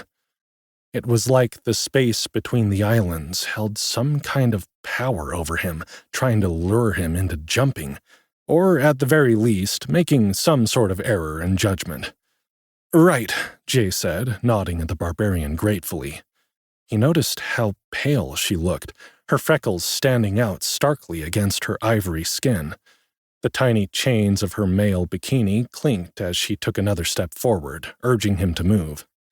He wondered if she felt the pull of the chasm too, if they all did, or if she was just afraid of what she'd seen in his face as he'd almost succumbed to the sirens' song. Sirens? Could that be what they were? Swallowing hard, Jay fixed his gaze forward and quickened his pace, focusing on the potential dangers ahead rather than the all-too-real danger of a misstep sending him plummeting into the bottomless depths below them. The group crossed the bridge as quickly as possible, Jay in the lead. There remained a faint hum of magic beneath their feet, which served as a reminder of the fact that the bridge wouldn't last forever, no matter how solid it felt. Jay hurried to the end, his throat and chest constricted so tightly that for the last few steps he was unable to breathe at all. By the time they reached the other side, Jay's heart was thudding against his ribs and blood pounded in his ears. He took a deep breath of air, his lungs burning. As the grass-covered terrain of this new island crunched beneath his feet, Jay could have cried with relief. The walk across had felt like an eternity, and yet when he thought back to it, it seemed as hazy and ephemeral as the mists themselves. That was a lot less fun than I thought it would be, he muttered, shaking his arms and stamping his feet in an attempt to remind himself that he was still there. Anyone else find that creepy as hell, or just me? Another vote for creepy as hell, Molly said, wiping a sheen of sweat from her pale brow as she sank to her haunches in the dirt, as if even standing kept her farther away from solid ground than she wanted to be. Well, we made it, Lyra exclaimed, her silver tail wagging, but her eyes looked haunted, like she'd just awoken from a bad dream. The fox girl glanced back at the bridge, still shimmering faintly behind them. Guess we're getting the hang of this, right, guys? Jay agreed, though he also noted the desperate tone in Lyra's voice, as if she needed reassurance. Dahlia and Aurora came afterwards, with Kalasi floating behind them both, wrapped in a golden bubble of magic. The two magic users seemed far less affected by the crossing than Jay and the others seemed to be. Or maybe they were just more confident in its durability since they were the ones who'd made it. Thank goodness, Aurora said, letting out a long-held breath, her iridescent eyes flashing with relief that dispelled Jay's impression of her confidence. One never knows how long a spell like that is going to last. I was worried that... Her words were interrupted by an electric crackle that lifted the hair on the back of Jay's neck. The team turned to look as the bridge began to flicker, its glow sputtering like a dying ember. In seconds, it collapsed, the marble fragments plunging into the misty chasm below. A collective gasp escaped them as they watched the structure vanish into the abyss. Moments later, a pile of rubble materialized on the far island, the fragments neatly stacked as if the puzzle had reset itself. Jay exhaled, shaking his head. Well, I guess that answers how long the magic lasts. Glad we didn't dally. Some of us tried to, Molly said with an accusing glare. I thought you were ready to dive off the edge, Jay.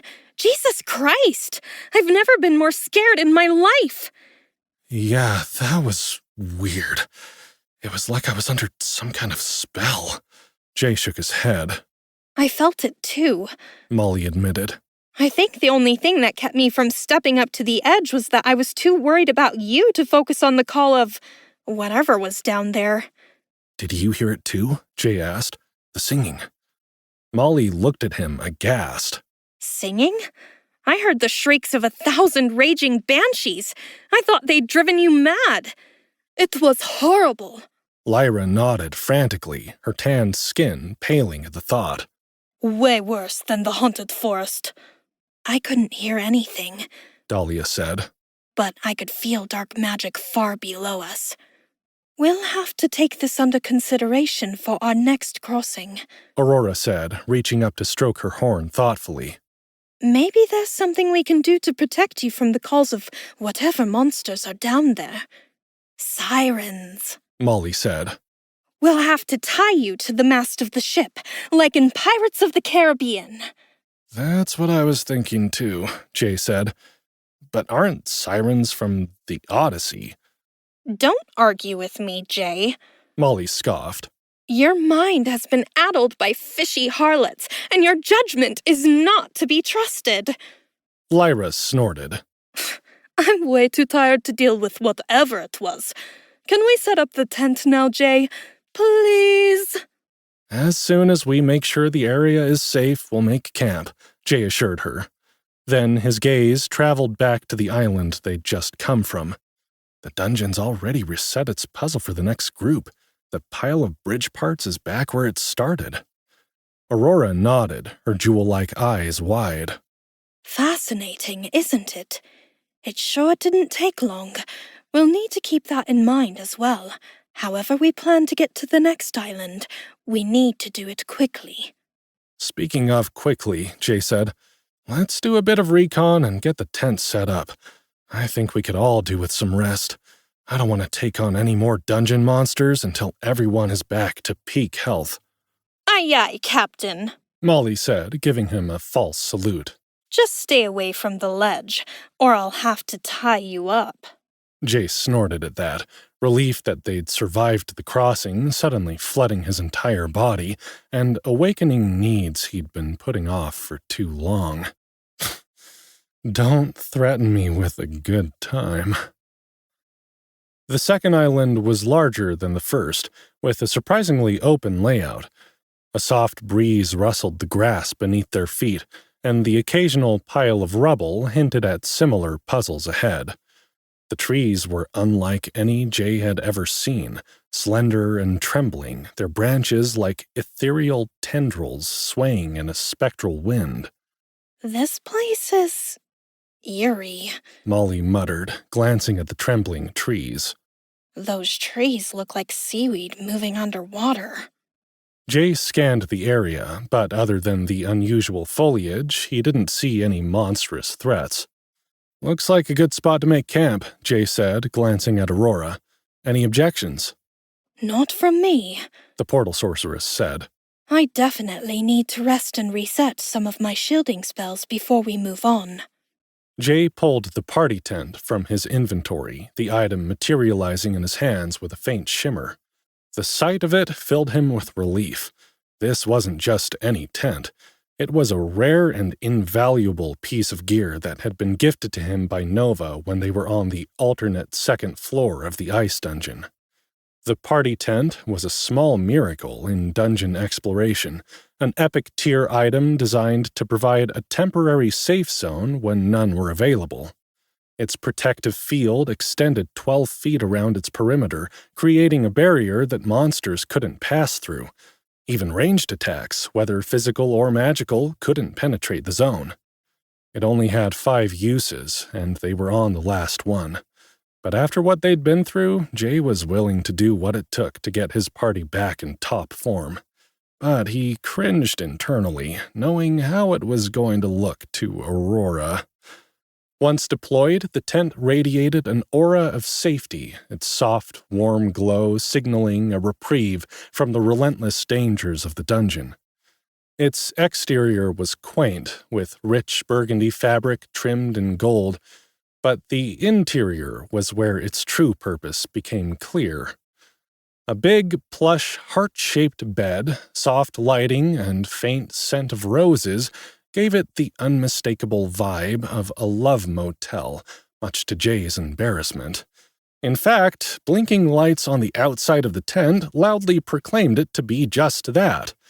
The compact shower in the corner only added further sordid implications, though its convenience was undeniable after a long day of fighting for their lives. The first time he'd used the tent after Dahlia had joined their party, Nova had adjusted the tent, adding a partitioned area called the Prude Corner, where those not partaking of the party's extracurricular amorousness could be shielded from sights and sounds they might rather not be exposed to. Jay wondered if the Prude Corner would still be there, or if the tent would even work outside of Nova's dungeon. He braced himself, pulling the little gift box from his inventory and activating the pull tab. This time, Lyra, Molly, and Dahlia all cast him knowing looks, all 3 girls blushing with anticipation. He shared their excitement, though he didn't know what they were going to do with Aurora. Dahlia had felt quite left out being relegated to the Prude Corner, but as fun as the sex was between Jay and his girls, it wasn't just recreational. They needed to make love in order to keep their buffs topped up. And now that Jay had the sex fiend perk, he needed it just to keep his balls from exploding. So, like it or not, they were going to have an awkward conversation with the unicorn girl. The tent expanded instantly, its cozy interior beckoning them to take a much-needed rest. Oh! Aurora said, gasping as the pink and red confection materialized as if from nowhere. Oh my goodness! What is this? Giggling, Molly and Lyra started talking over each other, describing how the ice dungeon had liked to tease Jay, and how this was the best gift their party had ever gotten. Jay watched Aurora's eyes widen as they showed her where the safe zone perimeter was.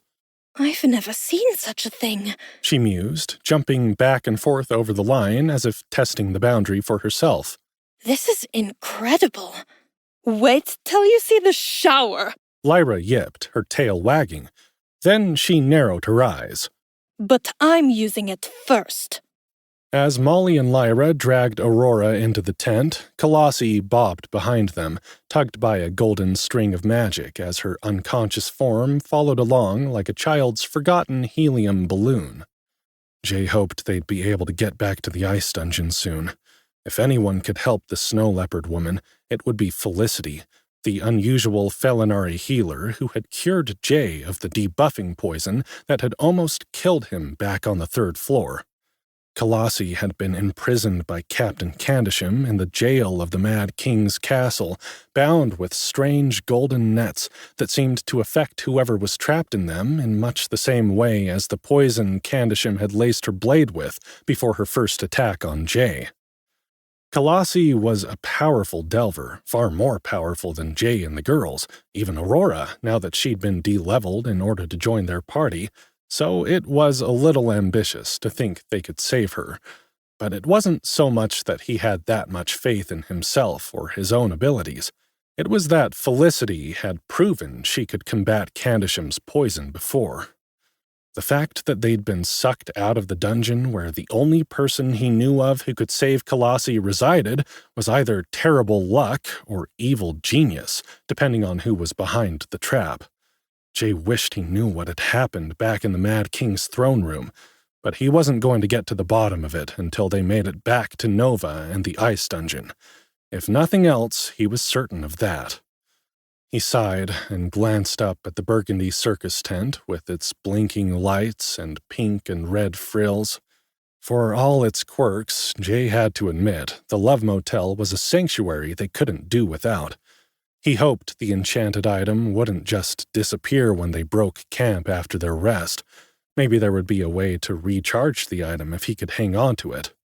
The tent felt like a connection to Nova now that they were in this foreign dungeon, and despite the fact that she regularly tested him and claimed to try to kill him, Jay found himself missing the crazy dungeon mind now that he was experiencing a sane dungeon for the first time.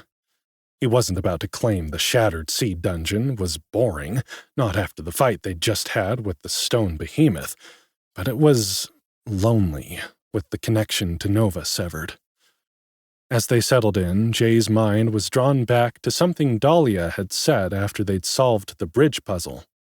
He moved closer to her, where she stood at the edge of the safe zone, looking out at the strange tree waving its tentacle-like branches in the undetectable breeze. "Hey, Dahlia," he said softly, drawing her attention.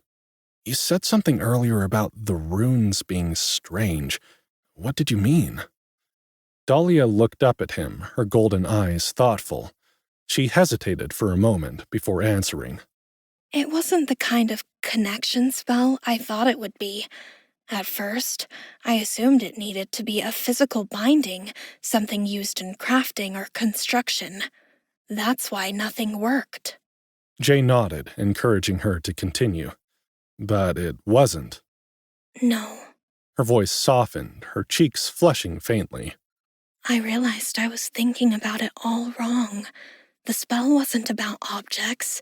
It was about people. About bonds.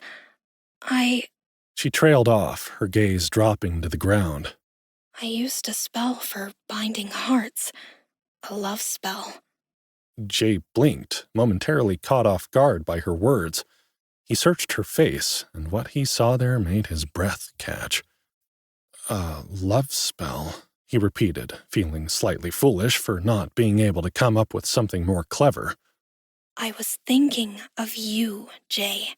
Dahlia's golden eyes were filled with so much warmth, so much love, that it seemed to radiate from her very being. Of how it feels to be connected to you. As soon as I did, it was like everything just clicked into place. Before he could think, Jay reached for her, pulling her close. "Dahlia," he murmured, his voice barely above a whisper. Her hands rested lightly on his chest, and she tilted her face toward his.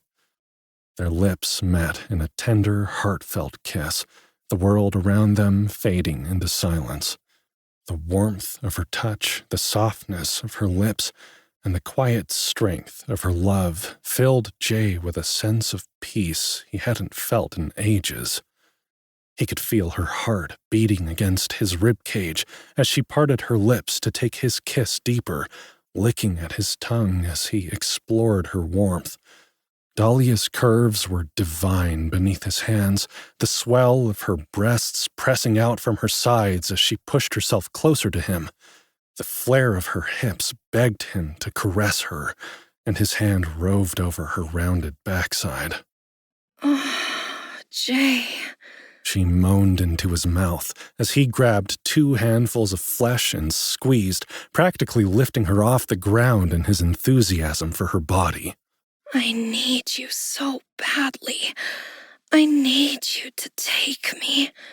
Jay stroked the small of her back, gently circling her soft, fluffy tail, wanting nothing more than to strip her bare and take her right there in the grass. "I need you to," he whispered, "but we have guests to situate first. And Molly and Lyra are going to want their turns too, you know. Back at the hot springs, you got to have me to yourself. But that's not always going to be the case. Are you okay with that? Dahlia nipped at his bottom lip with her teeth, just hard enough to pinch. I want to say no. She moaned. I don't want to share you, but I'm desperate. I'll take whatever I can get. Jay immediately hardened at her words, desire jolting through his veins like liquid fire. I'll make it worth your while, I promise. As they pulled apart, Dahlia rested her forehead against his, her voice barely audible. I trust you, Jay. With everything. He smiled, brushing a strand of magenta hair from her face. I trust you too, he said, stroking her velvet ears between his fingers. And I'm so glad you're here with me.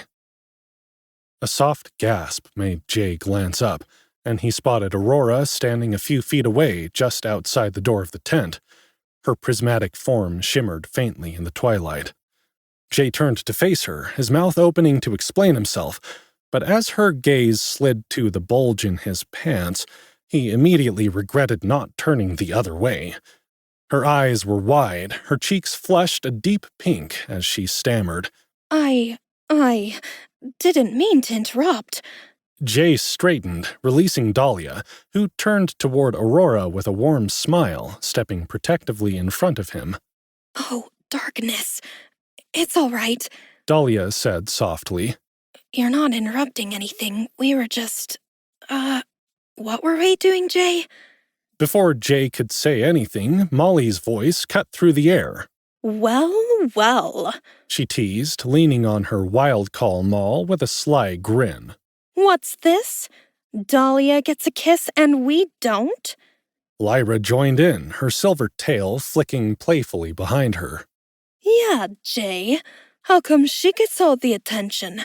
We've been pulling our weight too, you know. And I'd be happy to pull your... Jay sighed, pinching the bridge of his nose. Really, girls? Now? Molly shrugged, her grin widening. What? I'm just saying, maybe it's time we all took a little break. You know, for some quality team building. Lyra giggled, winking at Dahlia. Exactly. It's only fair, right? Besides, my buffs need buffing, Jay. A real hard buffing. Aurora's cheeks darkened further, and she looked away, clearly uncomfortable. I didn't realize. Jay's expression hardened as he turned to Molly and Lyra. Tone it down, he said sternly. We're not alone. The teasing smiles slipped from Molly and Lyra's faces, and they exchanged guilty looks. Aurora looked horrified. She backed away from the tent with her hands over her face. Oh, gods. She muttered. I thought the tent was just a joke. You said it was a joke. Her voice cracked, and suddenly she bolted, her pearly white robes fluttering out behind her. Jay groaned. Come on, girls. She didn't sign up for any extra credit assignments when we offered her a place in our party. No one is to pressure her into anything, do you understand? Yeah, Molly said. we could have at least eased her into the idea. No one is to pressure her into anything, do you understand? Jay repeated. Just because she's in the party doesn't automatically mean she's interested. No, of course not. Lyra said, her blue and gold eyes shifting guiltily. We just got carried away. I mean, I kind of just assumed she'd be crazy not to want you, you know? Look, Jay said, rubbing his forehead. I don't want her feeling left out. Kalasi is still unconscious, which makes Aurora the odd one out. We're supposed to be a team. Dahlia stepped forward, squeezing Jay's arm gently, her golden eyes soft with understanding. I'll go talk to her. She offered. I know what it feels like to be the odd one out. Jay nodded, grateful for Dahlia's thoughtfulness. As she headed toward Aurora, Jay chastised himself for getting caught up in the moment. But his relationship with Dahlia was still new and incredibly intoxicating. Molly and Lyra were beautiful and sexy and loving too, and he had plenty of fun with them. But they were much more forthcoming with their affection than the Hairblood woman, and Jay hadn't wanted to let Dahlia's overture go unrewarded. Plus, those curves. God damn, the bunny girl was stacked. The memory of her big, round ass bouncing in his lap was enough to wipe all logical thought from his head in an instant. But he was going to have to apologize to Aurora and make sure she and Kalasi were set up somewhere that they would have privacy and wouldn't have to listen to him and the others resetting their buffs all night. Molly and Lyra hovered nearby, their earlier embarrassment already forgotten as they bickered over who would get the first shower. I already called dibs. Lyra exclaimed, tugging on Molly's arm. Ha! You're tiny. Molly shot back with a laugh. You can wait 5 minutes. I'll need more water anyway. You'll hog it all. Lyra retorted, sticking out her tongue as they disappeared into the tent. Jay chuckled despite himself, shaking his head as he followed them inside. Kalasi was still in the bubble of golden magic Aurora used to move her around, but she was resting on the ground just inside the door.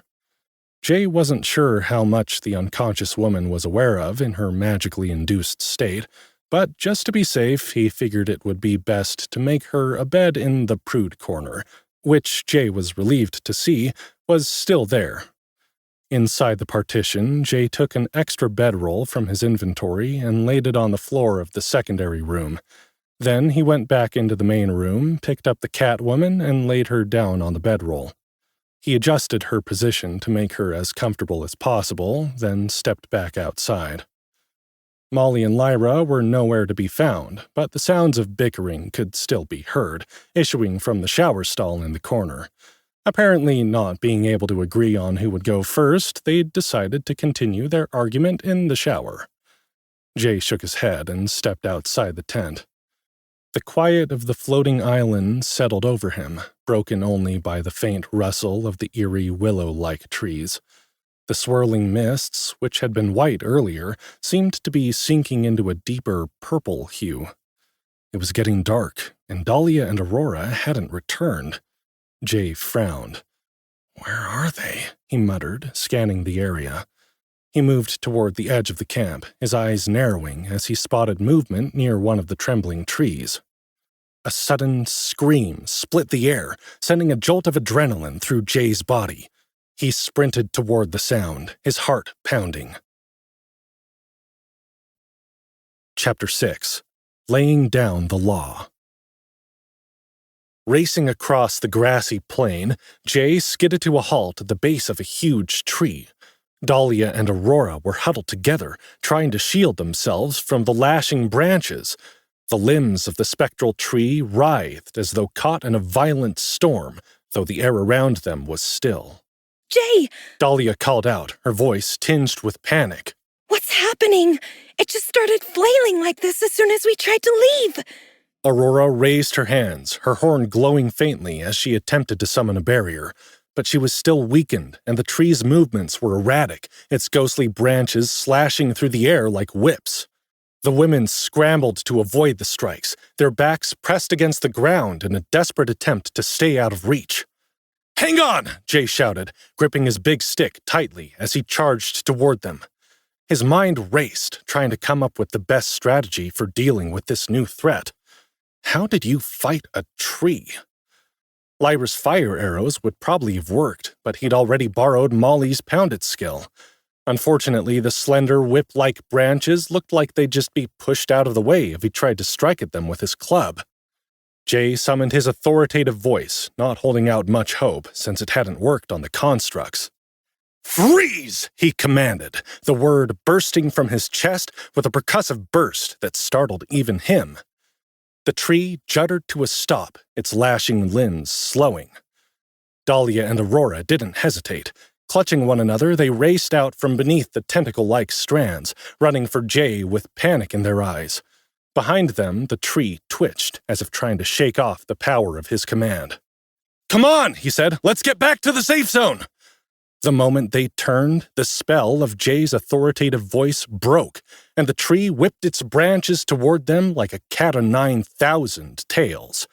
Dahlia and Aurora screamed, jumping back as the strands slammed into the ground, cutting deep furrows into the grass and dirt only a yard from their feet. Jay grabbed them both by the arms and tugged them farther out of range. He didn't want to turn his back on the thrashing beast, but it was the only way to escape. Other trees had started to stir, as if the distress of their fellow was agitating them as well. The wooden trunk shrieked as the tree twisted and writhed so violently Jay thought it would tear itself in two. As they ran back toward the party tent, he steered them along a path that seemed to avoid the reach of the other trees, just in case. All around them, the sound of wind moaning through branches made a terrifying cacophony as the sky continued to darken. Fortunately, they made it back to the safe zone relatively unscathed, other than a few scratches from the branches on the girls' faces, arms, and chests. It wasn't until Jay guided Dahlia and Aurora back across the boundary, his heart still pounding from the adrenaline of the encounter, that he allowed himself to feel any relief. The spectral trees loomed in the distance, their ghostly branches now still, but the memory of their lashing attacks lingered like a shadow. Aurora sagged against him, her shimmering form dimmed with exhaustion. He was surprised at the contact, as he had been when she'd cried against his shoulder earlier, but he responded immediately, wrapping her in a comforting embrace. I'm so sorry, Jay, she said softly, her voice trembling. I needed some time, some space to think. I didn't mean to wander so far, and I should have known better than to go off on my own. It's just, I'm used to being stronger, more independent. I didn't think about it until it was too late. Jay's expression softened as he stopped to look at her. It's not your fault, he said firmly. You're adjusting to a lot right now, and we hadn't explained about our unorthodox party relationship before you joined. That's my fault. I was so eager to gain a new ally and finish the boss fight that I didn't stop to think you might not want to join a group like ours. Then, with the change in our levels, I forgot to bring it up. Dahlia came to stand next to the ethereal unicorn woman, touching her arm gently. Just because the others and I have chosen to have a deeper relationship with Jay doesn't mean that you have to, or Kalasi, she explained, her long black ears drooping. When I joined, Jay made sure I knew that. I kept back at first because I hated feeling like an outsider. I've had a change of heart since then. But I want you to know that Jay never made me feel less important than the others, and he never pressured me to do anything I didn't want to do. You will still be an equal member of this team, no matter what, Aurora. That's what I came to tell you before the trees attacked. Aurora's eyes shimmered with tears as she nodded, taking the hand that Dahlia offered her. Thank you. It's not that I'm against any of this. You said the dungeon liked to tease you, and I thought that's all the Love Motel was. But then... I know it's an unusual arrangement, Jay said. It's not really, Aurora said, shaking her long iridescent hair. In fact, many higher-level parties evolve a similar dynamic. But I have never been partied with anyone, let alone a group of lovers. It's a very intimidating prospect, and I'm afraid I'm not ready for anything like that, Jay. I'm sorry, Please don't apologize, Jay said, squeezing her arms. I feel awful that I didn't bring it up beforehand, especially since you can't leave the party. But I swear to God, I did not invite you to party with us with the intention of seducing you. We need you. We need your healing skills, and when we get you leveled back up again, your portal skills. I was so focused on that I didn't even think about how our relationship would affect you. I'm the one who should be sorry. Thank you. Aurora reiterated. That does make me feel a bit better. The others, though... Molly and Lyra were being completely rude and inappropriate earlier, Jay said, and that is unacceptable. But that's on me, too. I will talk to them. It will not happen again, I promise. Even as the words left his mouth, Jay felt his anger rising again. He hadn't had time to dwell on it before, but now that the immediate danger had passed, the realization of how everything had played out gnawed at him. Dahlia had gone after Aurora as soon as she noticed her distress, but Molly and Lyra? They'd gone right back to their bickering, acting like nothing was wrong. And now they were showering together, while their party members were in trouble, probably fighting about who was going to get to do what while in bed with him. Jay clenched his jaw. If there hadn't been any danger, he might have brushed it off as irritating but harmless, just letting off steam. But knowing what had happened while Dahlia and Aurora were out there vulnerable made his anger bubble over. This wasn't just a matter of poor timing or thoughtlessness. It was selfish. And it was going to stop right now. He exhaled sharply, forcing himself to focus on the two women in front of him. "Come inside," he said, his voice calmer now, but still edged with tension. "You both need to shower and get healed. We'll talk as a group after." Dahlia nodded, her golden eyes searching his face as if she could sense the frustration simmering beneath his surface. It will be all right, Jay, she said quietly, biting her lip. This isn't all your fault. Perhaps not, but it is my responsibility. The hair-blood woman glanced at Aurora and added, I'm sorry if I overstepped earlier. I just didn't want you to feel alone. I was in your shoes not so long ago, and I know how lonely it is. But I'll be your friend, regardless of what you choose. I know Molly and Lyra will, too. Of course, Jay goes without saying. Please don't worry about it, okay? Aurora's lips curved into a faint smile, her jewel-like eyes shimmering with unshed tears. You didn't overstep, she murmured. And it's a good thing you came looking for me, or I'd have to face those trees alone. Thank you, Dahlia. Jay ushered them toward the tent, his mind already racing with what he wanted to say to Molly and Lyra. This wasn't going to be an easy conversation, but it was necessary.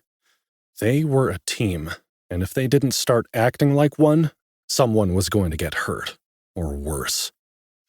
As the tent's comforting glow surrounded them, Jay resolved to address the issue head-on. His team deserved better, and he wouldn't let this slide. The inside of the party tent was warm and inviting, the soft radiance of its magical lighting offering a sense of safety Jay hadn't felt since they'd first entered the Mad King's castle. But the moment he stepped inside with Dahlia and Aurora, his rising frustration bubbled closer to the surface.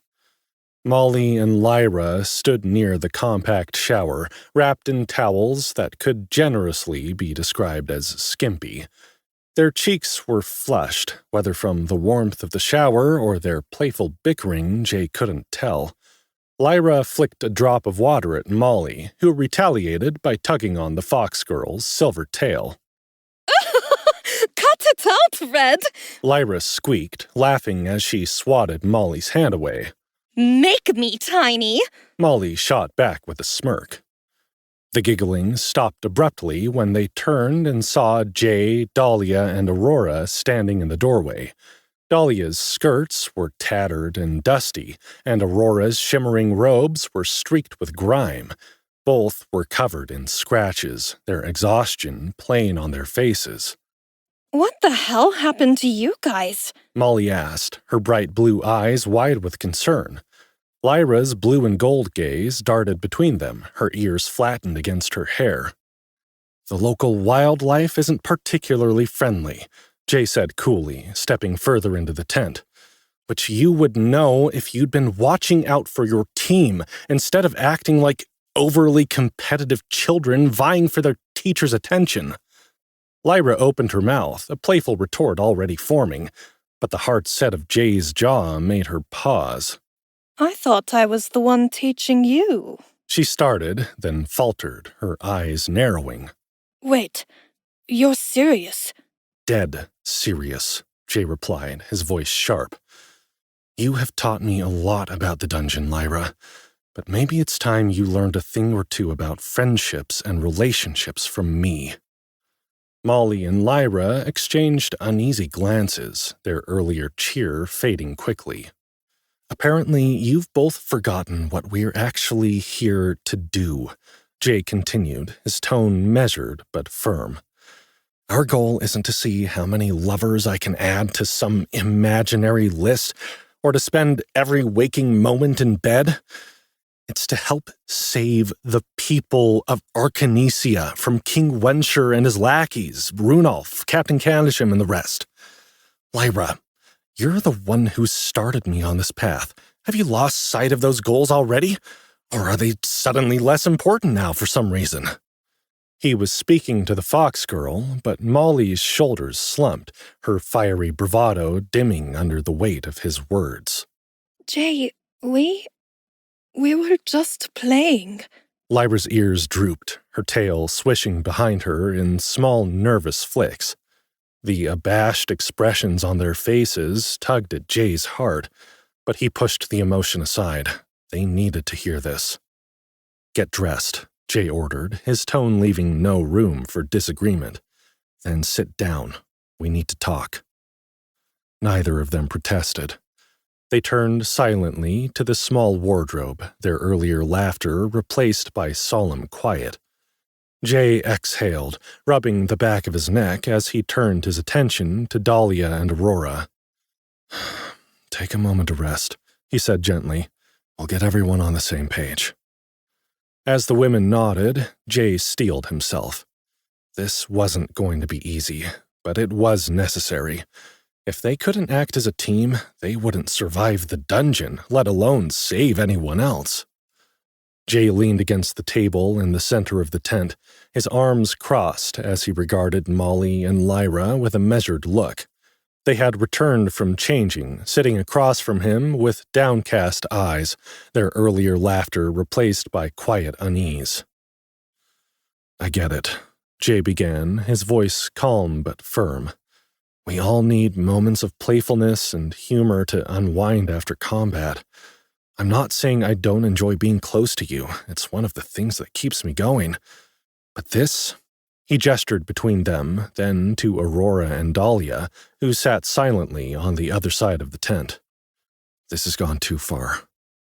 Molly opened her mouth to protest, but Jay held up a hand, cutting her off.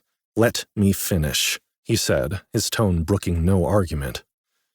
I think you've both started letting your relationship with me override your common sense. Joking with each other is fine, good even. But you've made both Dahlia and Aurora uncomfortable. And why? Because you're selfishly pursuing your own goals without thinking about how it's affecting the rest of the party. Lyra winced, her blue and gold eyes darting briefly to Aurora before looking back at Jay. Molly frowned, her arms crossed defensively, but she didn't interrupt again. You've been through this before, Molly, Jay continued, fixing her with a steady gaze. When Dahlia joined us, you were the one who talked to her, helped her find her place in the group. I thought that meant you understood how to handle this dynamic. Instead, you've doubled down on the banter and inappropriate jokes. Molly's shoulders slumped, and she glanced at Dahlia, who avoided her gaze. I didn't mean... She began, but Jay cut her off again. I know you didn't mean to, he said, his voice softening slightly. But that doesn't make it okay. You're better than this. Both of you are. He sighed, running a hand through his hair. Look, I'm disappointed. Not just because you ignored how the others are feeling, but because working together is what makes us strong. We've proven how well we can fight as a team, especially in the puzzle rooms of the Mad King's castle. But things are only going to get more complicated from here. If there's even a hint of negativity or unresolved tension in the party, it's going to make us vulnerable in high-stakes situations. Molly and Lyra both nodded, their expressions growing more contrite by the moment. I know this is partly because of the tone that Nova has set. He hesitated, glancing at Aurora, the dungeon, I mean. But we can't let that distract us from the importance of our mission. These suggestive buffs may be part of this dynamic, but they're not an excuse to take the dungeon less seriously. Jay's voice dropped slightly as he leaned forward. We have a few hours left before the nymphomaniac debuff kicks in, and I'll make sure we never have to deal with actual sex-crazed behavior. But in return, I expect you to keep your heads on your shoulders and remember why we're here. Molly and Lyra exchanged guilty glances before turning to Dahlia and Aurora. I'm sorry, Molly said, her voice subdued. for everything. For making you feel uncomfortable and for not thinking about how it might affect you. Me too. Lyra added quickly, her ears flattened. I didn't mean to make things weird. Dahlia nodded once, her golden eyes darting between the two. Thanks, she said quietly. Aurora, however, said nothing. She sat stiffly, her gaze unfocused and her jewel-like eyes wide as if she'd seen a ghost. Jay's brow furrowed as he watched her, the anger he'd felt moments ago giving way to concern. Aurora, he asked gently, you okay?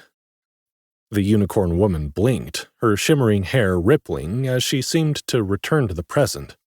Yes, she said quickly, though her voice trembled slightly. I'm fine. Just a lot to process. Jay nodded, though her reaction left a lingering unease in his chest. There was something she wasn't saying, something that had rattled her deeply. But now wasn't the time to press her. He'd have to address it later, once things settled. Chapter 7. Tender, Loving Care. Dahlia stepped out of the shower, steam billowing behind her as she dried her hair with the towel. The warm water had done wonders for her mood, and the scratches covering her arms were barely visible now, thanks to Lyra's soothing kisses perk. Aurora was next, her shimmering form dim as she entered the shower.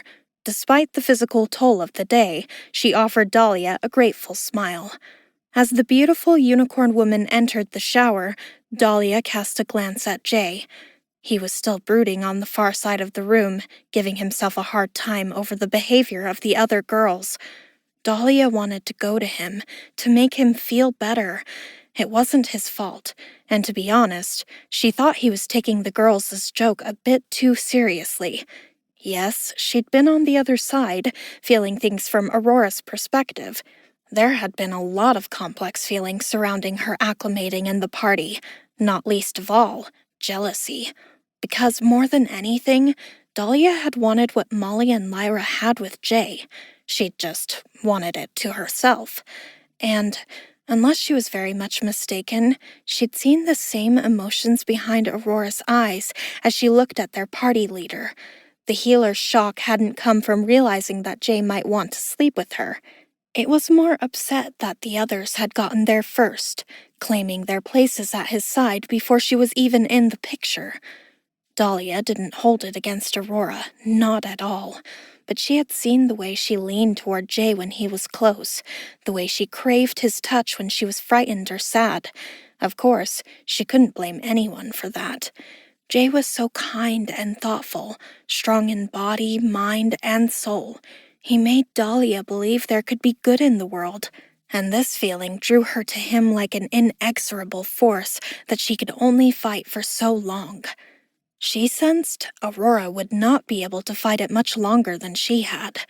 Jay might not realize it, but there was something about him that just begged for submission. Emotional, physical, sexual, even spiritual. He was like a god, a force bigger than Dahlia could comprehend, which promised on a subconscious level to protect her and keep her safe. He might not realize it, but every one of his girls had. Even Nova yearned for him, and she wasn't even alive anymore, if she had ever been. It made Dahlia sad to see Jay torturing himself over this when she knew Aurora was only a small internal battle away from begging to submit to him too. Dahlia stood in front of a mirror, clandestinely watching Jay's reflection as she dried herself. She bit her lip to stop the smile spreading across her face, because she knew Jay would hate to think of the girls submitting to him. Playfully, maybe, but he really did believe they were all equals on this team. And maybe they were, in a way. All limbs of the same beast, moving in synchronicity, inching toward the same goal. But whether he liked it or not, whether he realized it or not, each of them yearned to be on their knees before him, gazing up into his adoring eyes as they opened themselves, made themselves as vulnerable as a newly opened flower, aching for sunlight. Dahlia ran the towel beneath her heavy breasts, across her pointed nipples, over her belly, and between her legs, shivering in delight at the rough texture against her sensitive flesh.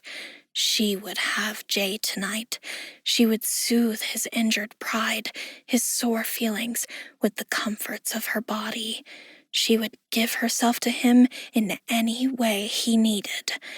The first time they had made love, the pleasure had been so intense that Dahlia was nearly overwhelmed. Her body had responded to him as if in a dream. She had more confidence the second time, but lovemaking was still new to her, still as thrilling as it had ever been. Especially when she knew that Jay had pleasured the others in ways she'd never experienced herself. He might do anything to her, and the excitement of not knowing what he might do, oh, it was exquisite. Warmth and wetness spread between her thighs as her body prepared itself to be offered to him.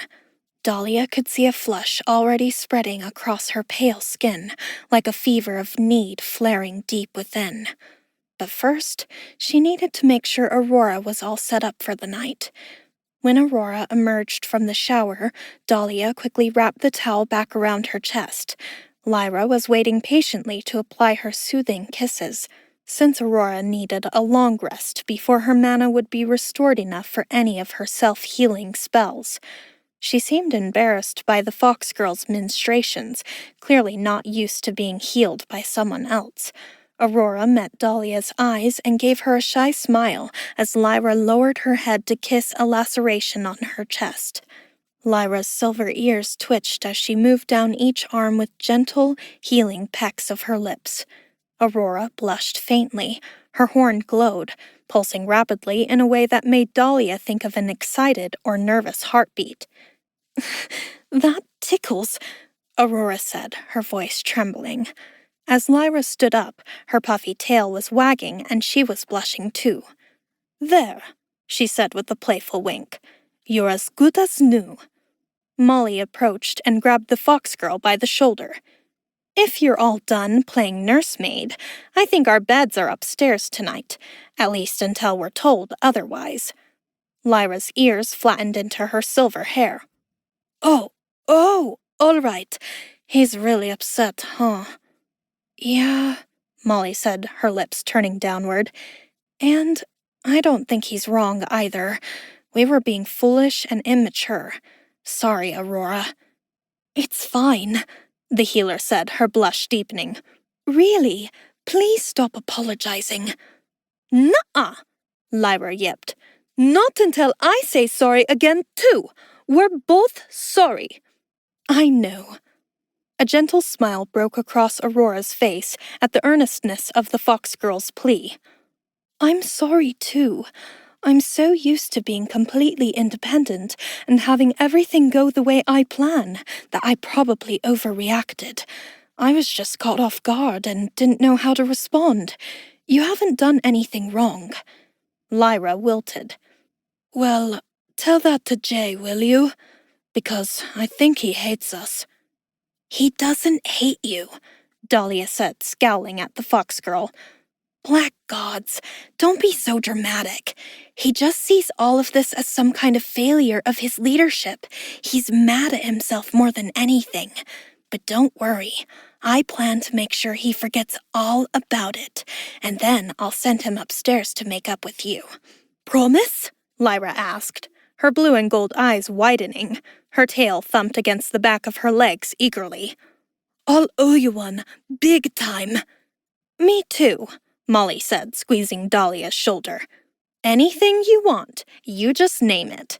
Dahlia giggled. I could get used to this kind of power. Oh no, Molly groaned. This better not be your villain origin story. My what? Dahlia's ears flopped to the side as she cocked her head in confusion. Molly and Jay were always saying the strangest things, references she didn't understand from the world they'd come from before appearing in Arcanesia. Never mind, Molly said with a smile. You're too cute to be a villain. Let's go, Foxy Lady. We have penance to do. The larger barbarian steered the tiny fox girl toward the stairs leading up to the small kitchen area, which had apparently been added to the tent when Dahlia had arrived, after Nova had adjusted the design to include the prude corner on the bottom floor, where the kitchen area used to be.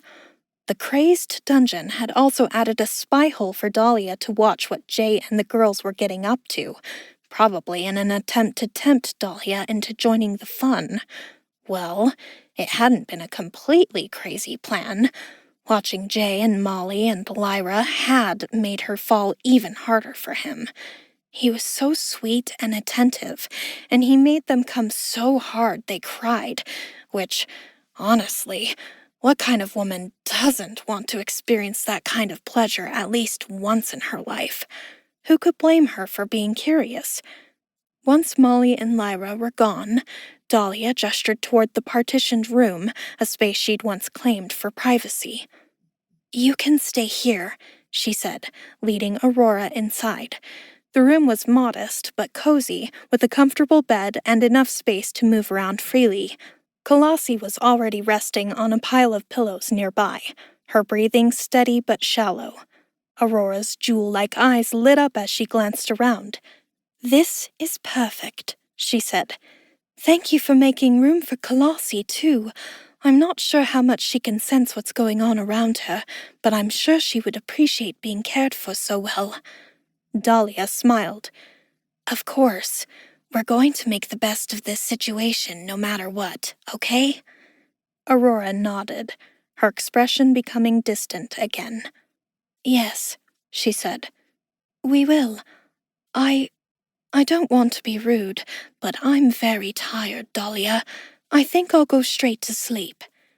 Sleep well, Aurora, Dahlia said. She opened her mouth, almost telling her about the peephole next to the bed. But if the unicorn didn't want to talk about such things, she wasn't going to be the one to force the issue. She'd be sharing Jay with Aurora soon enough, if her instincts were anything to go by. She might as well take advantage of the time she was going to have to herself. Good night, Aurora said as she sank onto the bed, looking as pale and drained as she sounded. Maybe she really was just tired, Dahlia thought. Either way, it was obvious Aurora wanted to be left alone, so she backed out of the room and closed the door behind her.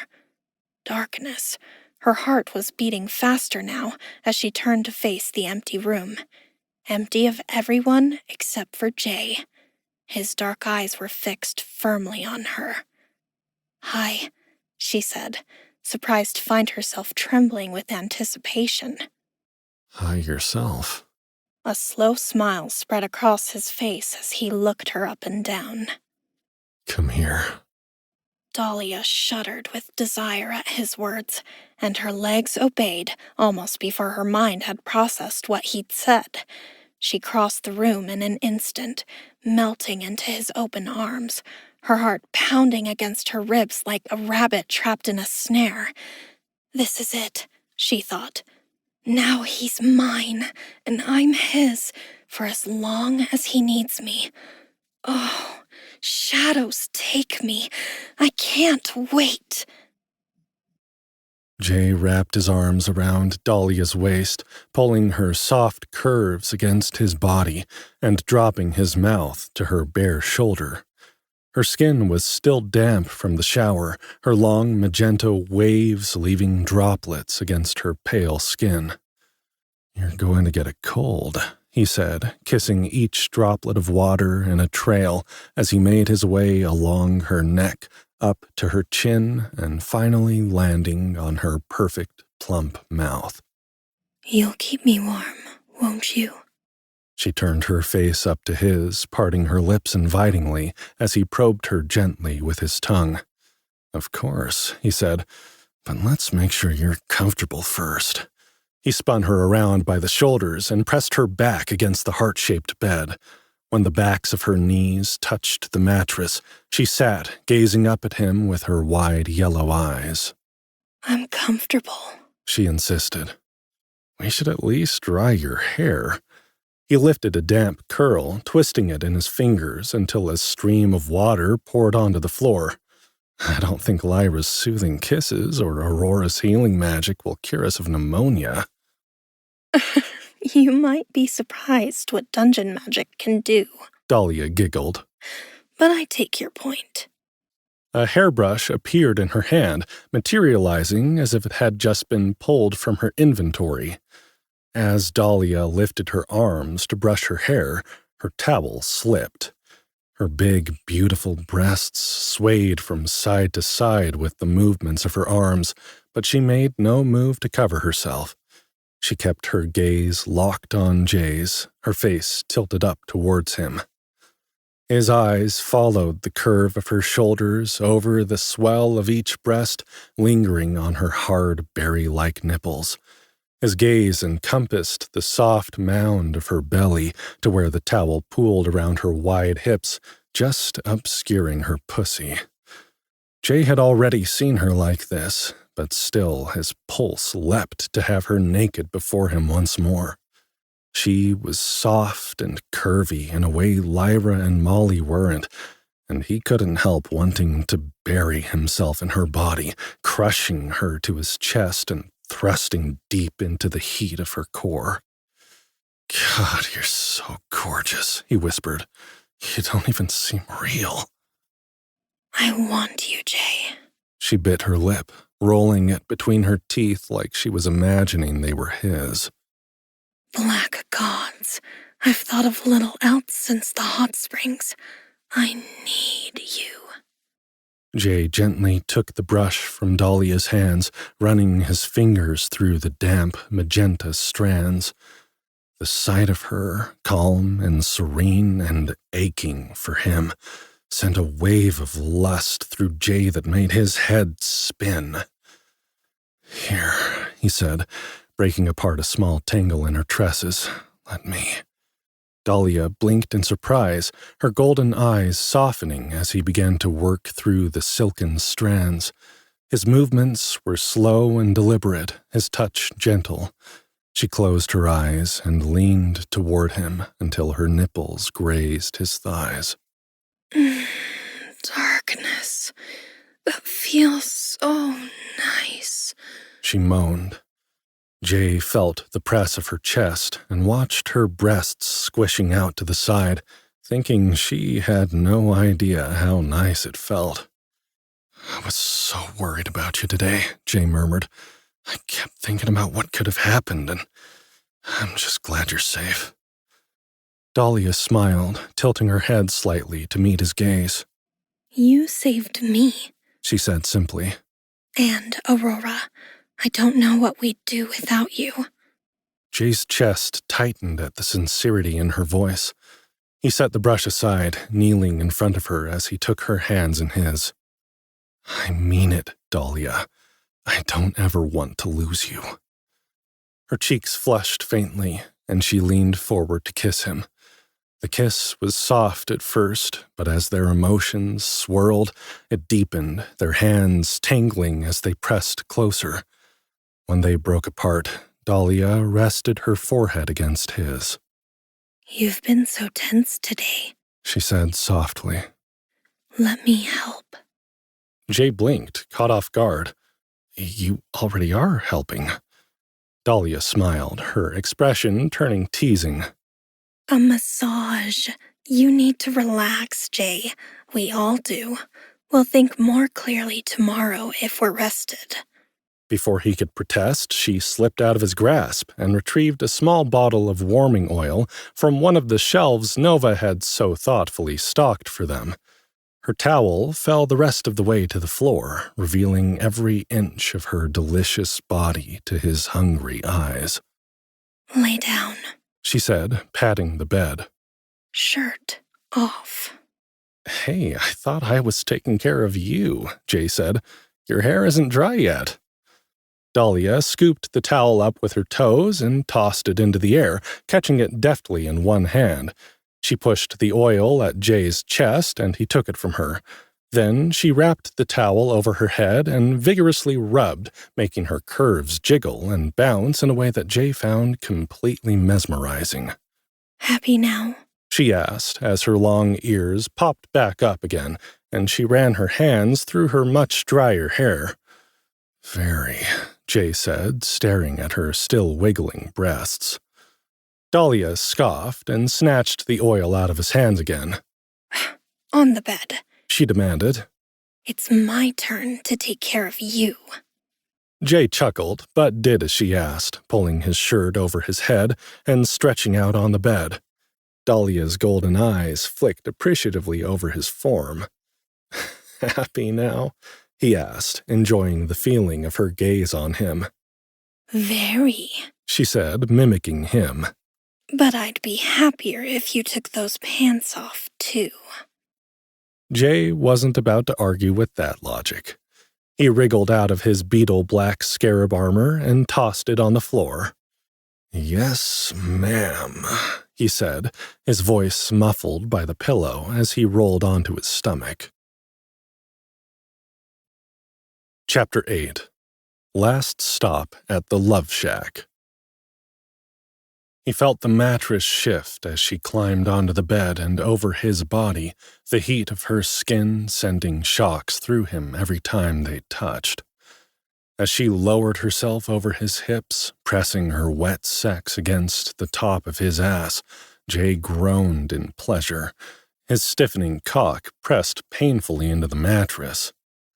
Dahlia poured a small amount of oil into her hands, warming it between her palms before smoothing it over his shoulders. Her fingers were small but surprisingly strong as she worked the tension from his muscles, her touch both soothing and invigorating. You're carrying so much stress, Dahlia murmured, her voice low and soothing. Black gods, let it go, Jay, just for tonight. He sighed, sinking deeper into the mattress as her hands worked magic on his back. For the first time in what felt like days, he let himself completely relax.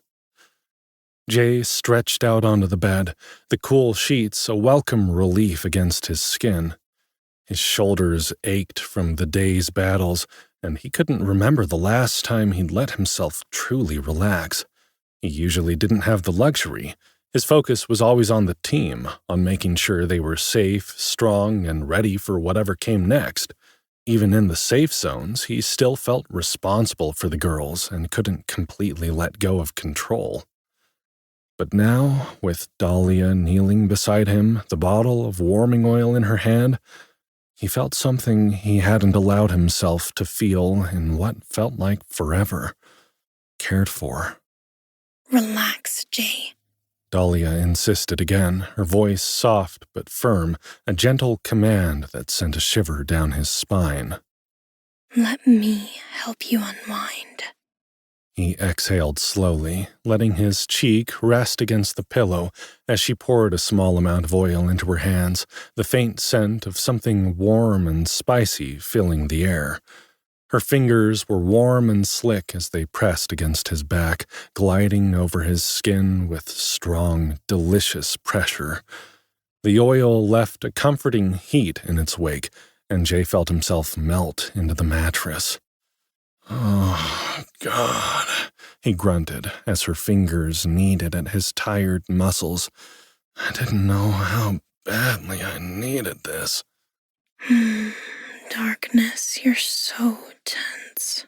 Dahlia murmured, her voice a soothing hum. Her hands worked their way up his shoulders, kneading the tight knots of muscle with surprising strength. You carry so much, Jay. More than anyone realizes. But shadows take me. I see it every day. Jay's throat tightened at her words, but he forced himself to focus on the sensations instead. The way her thumbs pressed firmly into the base of his neck, releasing tension he hadn't even known was there. Her small hands moved with care and purpose, as though he were the only thing in the world that mattered in that moment. It wasn't easy being the leader, he had to acknowledge. Everyone looked to him, and he was always trying to make the right call for them. But it was tiring. He did feel the weight of that responsibility more than he liked to admit. The worries and self-doubts that had repercussions far beyond his own personal well-being. He just hadn't realized anyone else had noticed it wearing on him. "Thank you," he said, his voice low. "I want to do the right thing for everyone. Everyone looks to me, and I'm always trying to make the right call, but..." He paused, his words catching in his throat as her fingers found a particularly stubborn knot. "Dahlia, seriously, this feels incredible." She chuckled softly, the sound warm and melodic. Good. She said simply. You deserve it. Her hands moved lower, skimming over his back and tracing the lines of his muscles with an almost reverent touch. She leaned in closer, her breath warm against his ear as she whispered. You are always taking care of us. Let me return the favor. The words sent a pleasant ache through Jay's chest. It felt good to not only be needed, but appreciated in this way. He closed his eyes, surrendering to the sensation of her hands moving over him, her touch firm yet gentle, her presence drawing him out of his mind and into the moment in the most delightful way. As her palms pressed into the small of his back, he let out a low groan of pain. "I can't decide if you're carrying me or trying to kill me," he grunted into the pillow. "But don't stop." Dahlia squeezed her thighs against his hips, rocking against his tailbone as she slid her hands up his spine and dug into his shoulders, causing him to groan again. I won't. She leaned down, brushing a kiss against his shoulder. Not until you beg me to. Tonight, it's just you and me. No worries. No responsibilities. Just this. Just us. A shiver ran up his spine as she whispered against the back of his neck, trailing kisses along the sensitive skin she'd been caressing. Jay felt his heart swell, a warmth spreading through him that had nothing to do with the oil or her hands. He turned his head slightly, catching her golden eyes as she met his gaze. "Thank you, Dahlia," he said, his voice thick with emotion. "For this, for helping Aurora earlier, for everything, really. You've been amazing." She captured his lips with hers, sucking gently on his lower lip until he groaned for a completely different reason. When she broke off, she smiled softly, her fingers trailing lightly over his sides in a final soothing gesture. Always, she said, her voice like a promise. Now, let's see if I can't make you beg. Dahlia kissed him again, her velvety soft ears falling forward to rest on top of his head. But this time, as she probed between his lips with her tongue, she rocked her hips, grinding her sex against his skin. She was slick with anticipation, so hot and wet it made Jay's skin feel like it was on fire. He moaned as she ran her fingers through his hair and over his neck, sparking trails of electric excitement through his skin at her touch.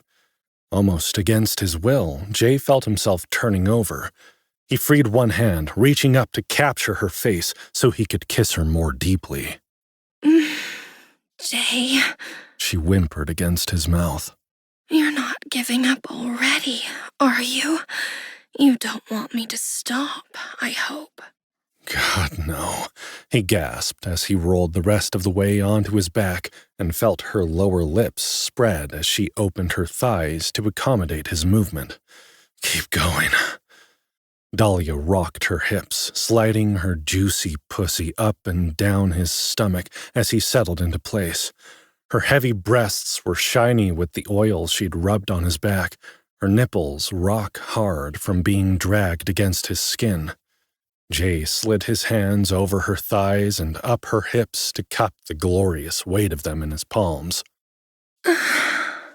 Yes, Jay, she whimpered as he began to tease the hard buds of her nipples between his thumb and forefinger. I'll massage your chest, and you massage mine. She squeezed her tits together as she poured oil from the bottle down her chest and over his. Jay watched the viscous fluid pour over her skin, drizzling from her nipples like a slow-moving waterfall. It was going to make a mess, but he didn't have to do the laundry in their magical motel room, so what did he care?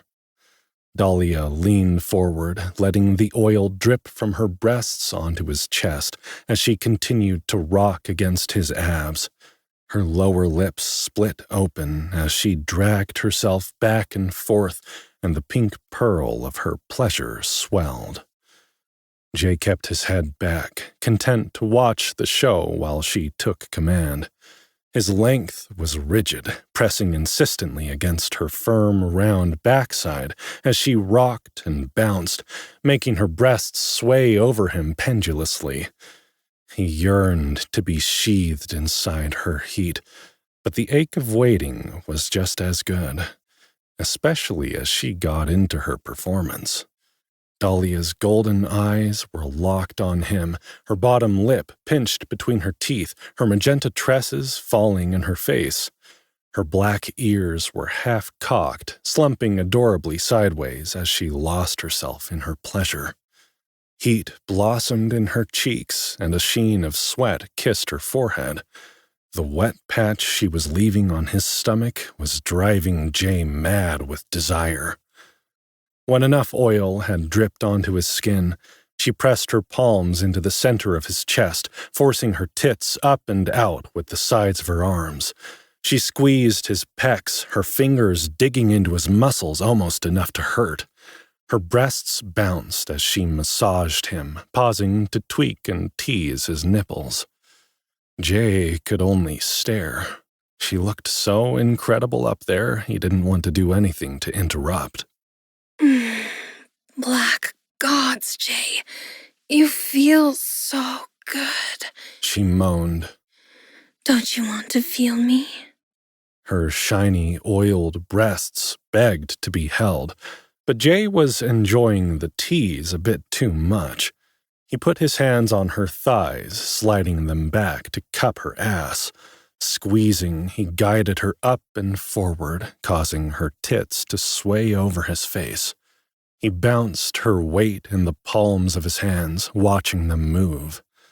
Dahlia gasped as he maneuvered her. Oh, you're so strong. You make me feel like I weigh nothing at all. Do you like watching me, baby? You can watch me if you like. Rather than waiting for him to touch her, the bunny girl reached up to grasp her own chest. She hefted them in her palms as he bounced her like she was holding them out to him. They were so big and slippery they almost jumped right out of her hands as he jiggled her juicy ass. Dahlia giggled. Darkness. I can hardly hold them. They're so oily. But she grasped them hard, making a cage of her fingers, then digging into the soft flesh with a lusty groan.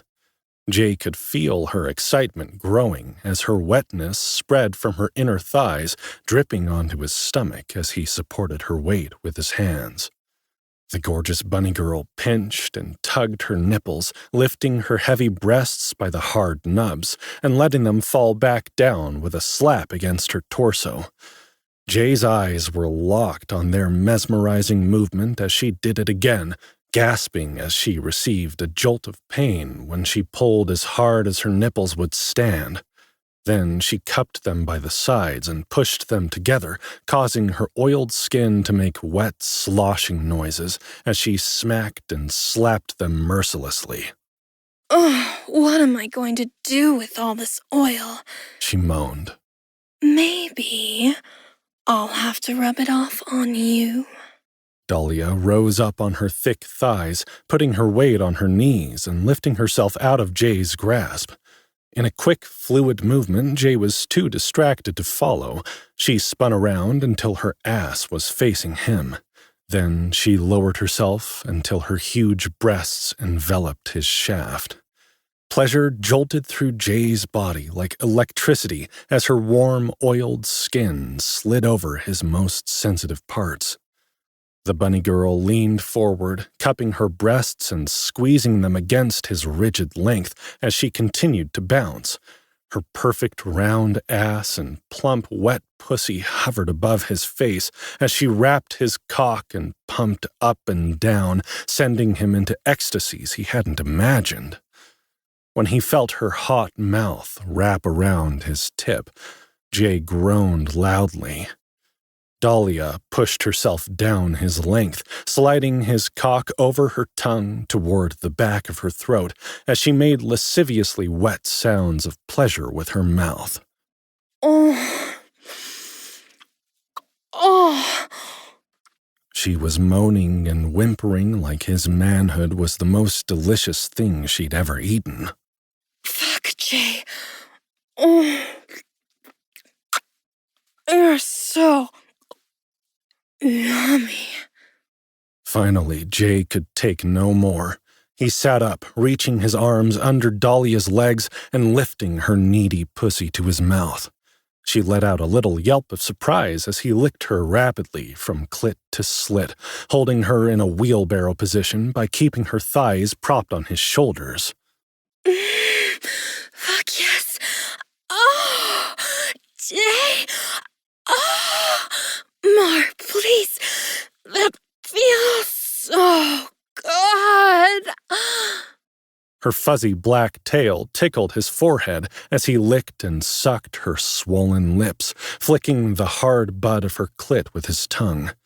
Dahlia continued to moan as she plunged his cock even deeper into her throat, supporting herself on her hands as she bobbed her head with delirious enthusiasm. Jay could feel his muscles burning from holding a half crunch and supporting her weight at the same time, but her eager moans and whimpers and the trembling of her thighs against his face gave him the willpower to continue. As she took him deeper into her throat, pushing his tip past the tight muscles in the back so that he felt like he was being squeezed by a python, Jay lost track of his body's complaints as he lost himself in pleasure. Still, Dahlia came first. Her entire body trembled with the effort of self-restraint, which Jay took as a challenge to push her over the edge. He latched onto her clit, pinching it between his lips and sucking until she screamed. As her thighs squeezed the side of his head, he relentlessly flicked the blood-filled pearl with the tip of his tongue. The bunny girl gurgled with her mouth still wrapped around his length, but she seemed to have forgotten what she was doing. Dahlia tensed, then convulsed violently. A hot rush of fluid spurted from her slit, covering Jay's nose and mouth and pouring down his chin. Her moans were incoherent with his length still deep in her throat. Her breasts jiggled where they hung against his stomach as she writhed in his grasp. Holding her firmly, Jay rocked his hips, pressing himself as deep as he could reach. She moaned desperately, too full to speak.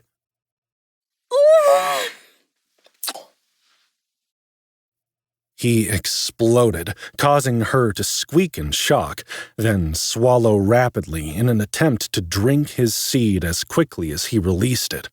Jay could feel his cum and her saliva pouring in hot waves down his length as she struggled to keep up. His balls ached when she finally popped off. Jay, put me down, she demanded. Oh, darkness. I've made a big mess, and I need to clean you up. Jay lifted her legs gently from his shoulders and lowered her to the bed, laying back in exhaustion. The bunny girl made hungry little noises as she lapped at his still throbbing shaft and sucked his balls clean. "Fuck, Dahlia," he grunted. "That feels amazing." But you're still so hard, she chastised. You aren't finished yet, are you? I haven't given you a complete release. Jay wanted to protest as he felt too tired to continue, but there was an undeniable need in his groin that hadn't abated, despite her efforts.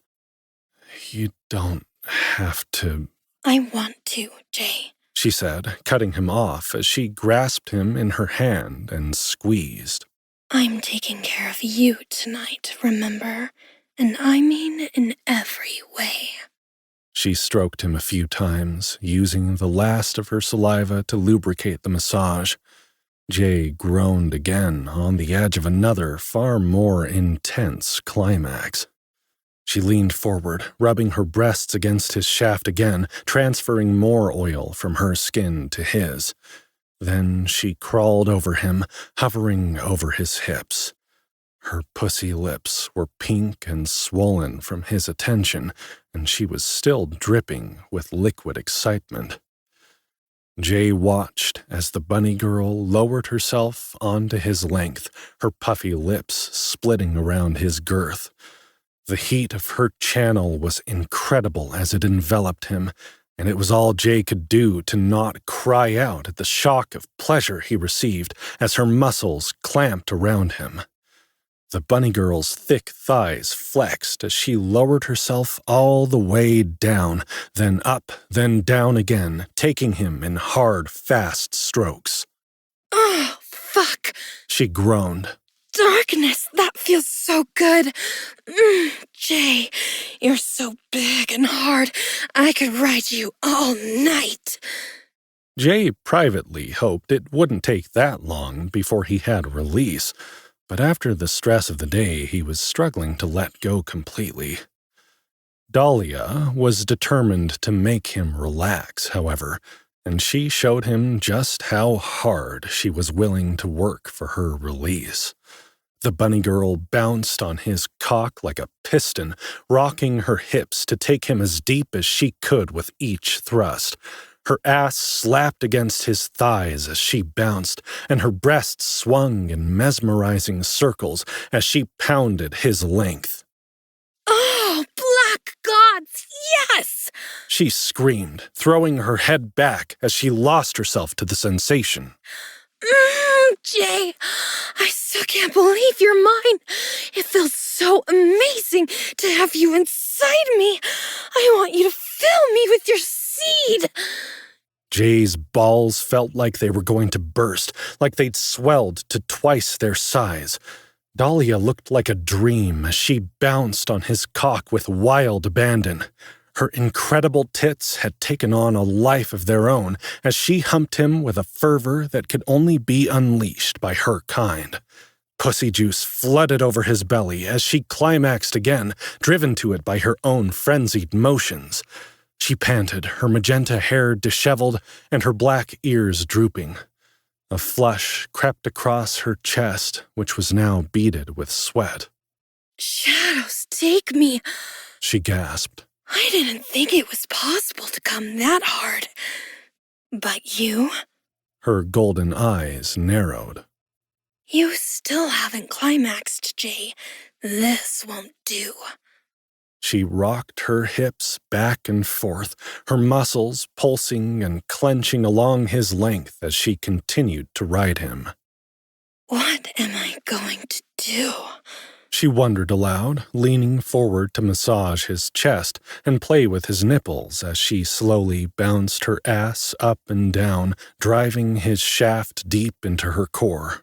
There must be something I can do to shock you out of your stupor.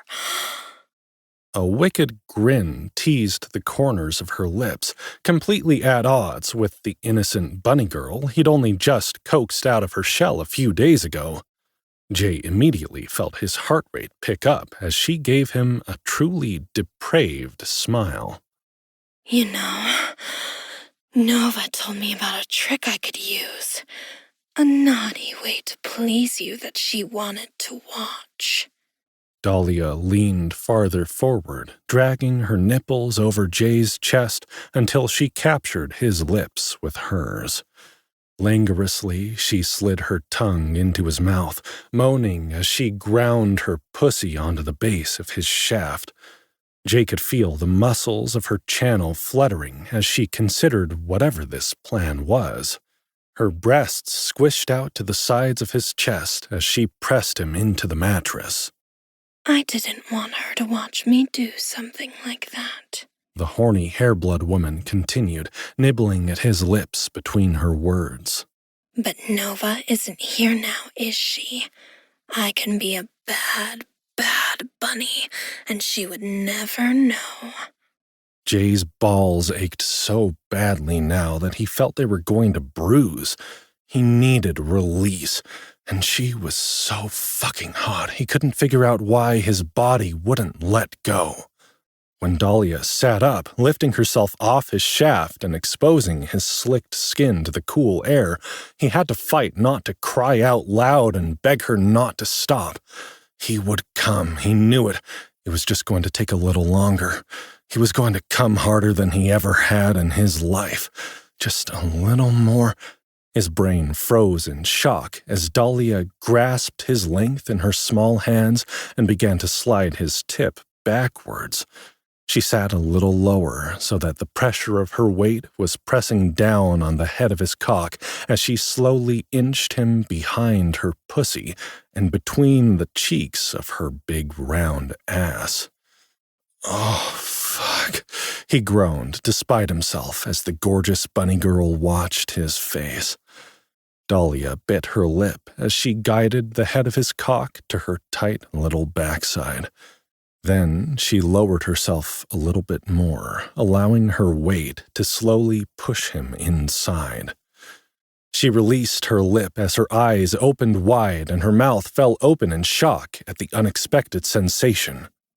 Oh, black gods! That's... Oh, I didn't think it would feel like... Oh, I can't. Jay froze, laying completely motionless as the bunny girl did exactly what she thought she couldn't, slowly taking inch by inch of his shaft deep into her backside. Jay's heart thudded against his ribs, and his pulse beat so hard in his head he felt like he was going to black out. Her ass was so hot and tight he felt like he was being strangled, but it was taking all of his self-restraint not to grab her by the hips and thrust the rest of the way. When she finally sat all the way down, his length fully penetrating her back entrance, she looked down at him with flushed cheeks and a shocked expression on her face. I did it, she panted. Your cock is in my bottom, Jay. Oh, darkness. I feel so full I'm scared to move. Jay was scared to move, too, not wanting to cause any unpleasantness for the vulnerable bunny girl. But slowly she started to bounce and rock, experimenting with the unfamiliar sensation. It must not have been too bad, because she was so wet the fluid was pooling on his belly. I think I like being naughty. It feels so wrong to have you back there, but it feels so good, too. Do you like it when I'm naughty, Jay? Jay was so lost in enjoying the moment that he almost forgot to respond to the bunny girl's breathless request. "Fuck yes," he groaned. "Dahlia, I want you to fuck me like this," she interrupted hurriedly. "Darkness, I want to have your weight on top of me. I want you to violate me, Jay." Before he could respond, the bunny girl lifted herself off his cock, her ass squeezing him tightly just before she popped off. Then she got onto the mattress beside him, on her knees, with her tits pressed into the bed and her ass in the air. She looked at him, her magenta hair a disheveled mess around her pretty face. "I'm yours," she whispered. "Do with me as you please." Jay got on his knees behind her, for a moment simply admiring the sight. Her thighs were angled out to the sides, splitting her ass cheeks to give him a perfect view of the entrance she wanted him to violate. Her back tail twitched eagerly. The hole was gaping slightly, quivering as it attempted to tighten again after she'd removed his cock. He looked down at her. The width of her hips, the curve of her back, the way her big breasts squished out to each side. He couldn't believe this gorgeous woman was willing to give herself to him like this. Pressing his tip against her opening, Jay heard Dahlia whimper. He stopped, thinking he might have hurt her, and she groaned. "No, please don't stop," she panted. "I'm a naughty bunny. Fuck me hard. Use me for your pleasure. Please, Jay. I want you to come inside me. Fill my backside with your seed." Jay held her hips as he pushed into her ass, her tightness welcoming him once again, squeezing so hard he forgot how to think. His aching balls propelled him forward, slaking a need he hadn't realized he'd had. Dahlia whimpered and moaned as he took her, every inch begging for more. Every nerve in Jay's body seemed suddenly aflame, the blockage to his pleasure completely unmade by the hair-blood woman's unexpected gift. Her gasps and cries were a sweet melody atop the percussive slap of his hips against her ass as he fucked her, his rising desire driving him mad with lust. "I'm such a bad girl," Dahlia groaned. "I love this so much. I'm going to come again. Black gods, I'm going to come while you violate me." She wasn't just saying it to help him get off, either. The bunny girl's backside clenched and twitched before she screamed into the mattress, her entire body quaking with pleasure. Her undisguised lust was what finally put Jay over the edge. His tight, aching balls released in a violent explosion of pent-up pressure. He flooded her twitching ass with so much cum that it squirted out around his shaft. Then he was hit with another wave. The release, when it finally came, completely overwhelmed him. He kept thrusting, driving Dahlia relentlessly into the mattress. When he was finished, they both collapsed in a sweaty, dripping heat, moaning and panting and gasping for breath. "Oh, that was intense," Dahlia whimpered, nuzzling against him. "Darkness, I think I nearly fainted." Jay stroked her hair, guiding her mouth to his and kissing her deeply. "That was incredible, Dahlia. Somehow you knew exactly what I needed." The bunny girl giggled. "I think in the end, as much as you like being taken care of, you like being in charge more. Maybe next time you're stressed, I should do something bad so you can punish me like that again." "The other two were bad enough," Jay groaned. "Don't you start." Dahlia's eyes widened as she looked up at him. "Oh, the other two. I suppose you have to take care of them too, or they're going to get a debuff." Jay nuzzled the bunny girl's neck, kissing her tenderly and inhaling her sweet floral scent. "We have a few hours left," he said. "Let them wait and think about what they've done." "And until then," she whispered, "we'll have another shower, and then I'll take care of you." Chapter 9. The Windmill. The morning light filtered through the misty air, softening the distant edges of the eerie island. Jay stood outside the party tent, stretching his shoulders as the group finished their breakfast. Dahlia hovered nearby, her golden eyes warm and soft, and every now and then her fingers brushed against his arm as if by accident. Her affection was subtle but constant, leaving a pleasant warmth in Jay's chest. He caught her eye, and she smiled at him, the kind of smile she only ever sent his way. Yeah, she was definitely feeling warm and fuzzy after last night, and Jay had to admit he was feeling the same way. He could hardly believe how much closer he'd gotten with the shy hair-blood woman since they'd first met, but he was glad of the new intimacy. It added another layer of connection between him and his party, which made everything seem more achievable. "Ready to head out?" Lyra called from a few feet away, her silver tail swishing as she adjusted the strap of her bow. Her blue and gold eyes sparkled, but there was no teasing in her tone this time, only eagerness. "Just about," Jay replied, giving her a small nod. "I'll scout ahead if you want," Lyra offered quickly, gesturing toward the tree line. "Make sure there's nothing waiting for us." Molly, not to be outdone, hefted her wild call maul and grinned. "Or I can smash any monsters before they even get close. Your call, boss." Jay raised an eyebrow, amused despite himself. Both women were clearly on their best behavior, eager to make up for the previous night.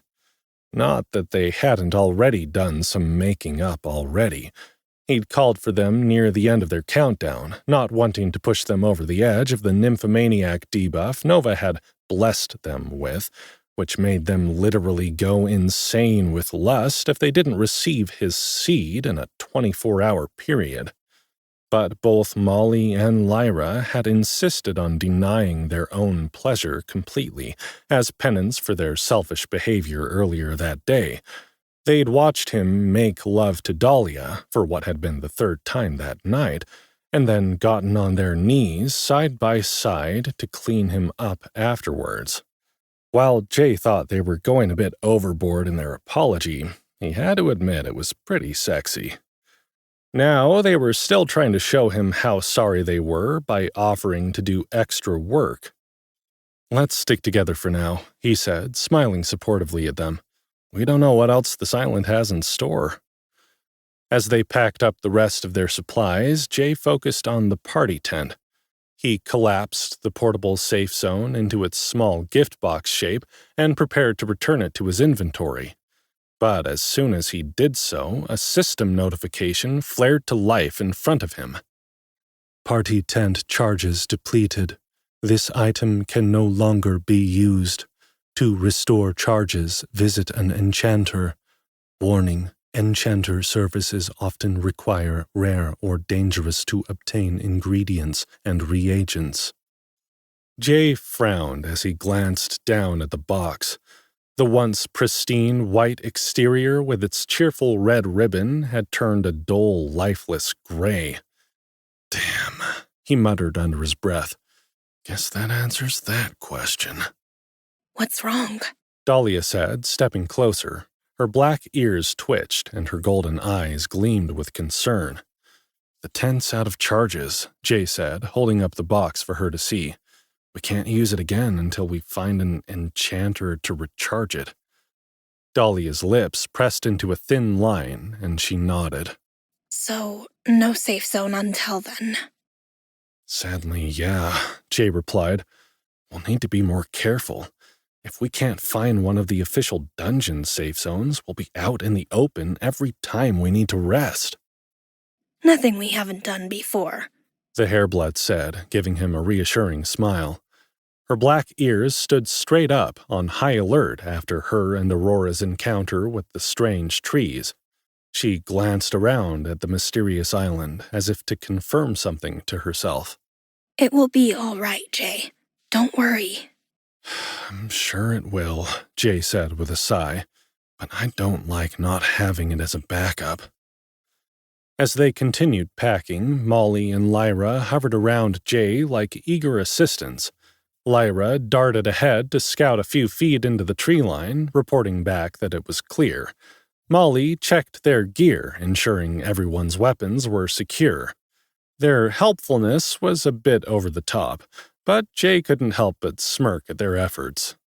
Aurora, standing a few steps away, watched the interaction with a bemused expression. Her prismatic hair shimmered in the soft light, and her lips curved into a teasing smile. You certainly have these girls wrapped around your little finger, she said, her tone light but playful. Jay chuckled, shaking his head. Not what I'm going for, he said, though he caught the way Aurora's gaze lingered on him. But if it makes them think twice next time they're about to act like they were yesterday, I guess it's worth it.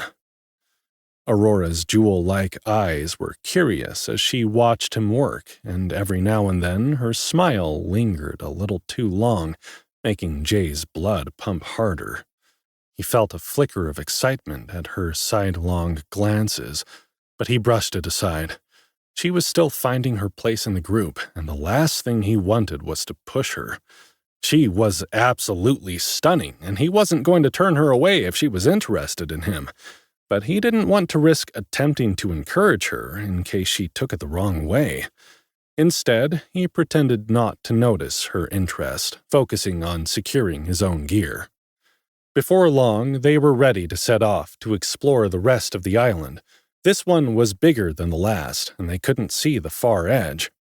Jay wasn't sure how long the island might be or how far they would need to walk before they were in view of the next island, their destination as they moved closer to the center of the floating isles. "Everyone ready to go?" he asked as they did a final check of the campsite. Molly's ghost weasels ran around in circles where the tent had just been, as if they were excited to get to move on and couldn't contain their enthusiasm any longer. Ready, the girls said in unison. Aurora cast the spell she'd been using to carry Kalasi's unconscious form, a skill called astral portage, which allowed her to transport up to 5 times her body weight by transferring the energy cost to the astral plane. Jay had no idea what the astral plane was, but after talking a bit with Aurora, the best he could figure was that it was another parallel world, similar to Earth, that some delvers could gain access to through leveling certain classes. That's how my portals work as well, the beautiful unicorn woman said as she explained her spell, smiling shyly at him and then staring at the ground. I create a sort of loophole through the astral plane, though those passing through them never have any idea that they'd left Arcane. Astral portage is one of the gateway skills I unlocked as a geosurgeon before taking the portal sorceress class for Tier 3. Jay could only shake his head. It seemed the more he learned about this world, the more he realized he had barely scratched the surface. Very impressive. Aurora blushed, causing her cheeks to take on a berry-pink shimmer. Jay's breath caught in his throat watching her.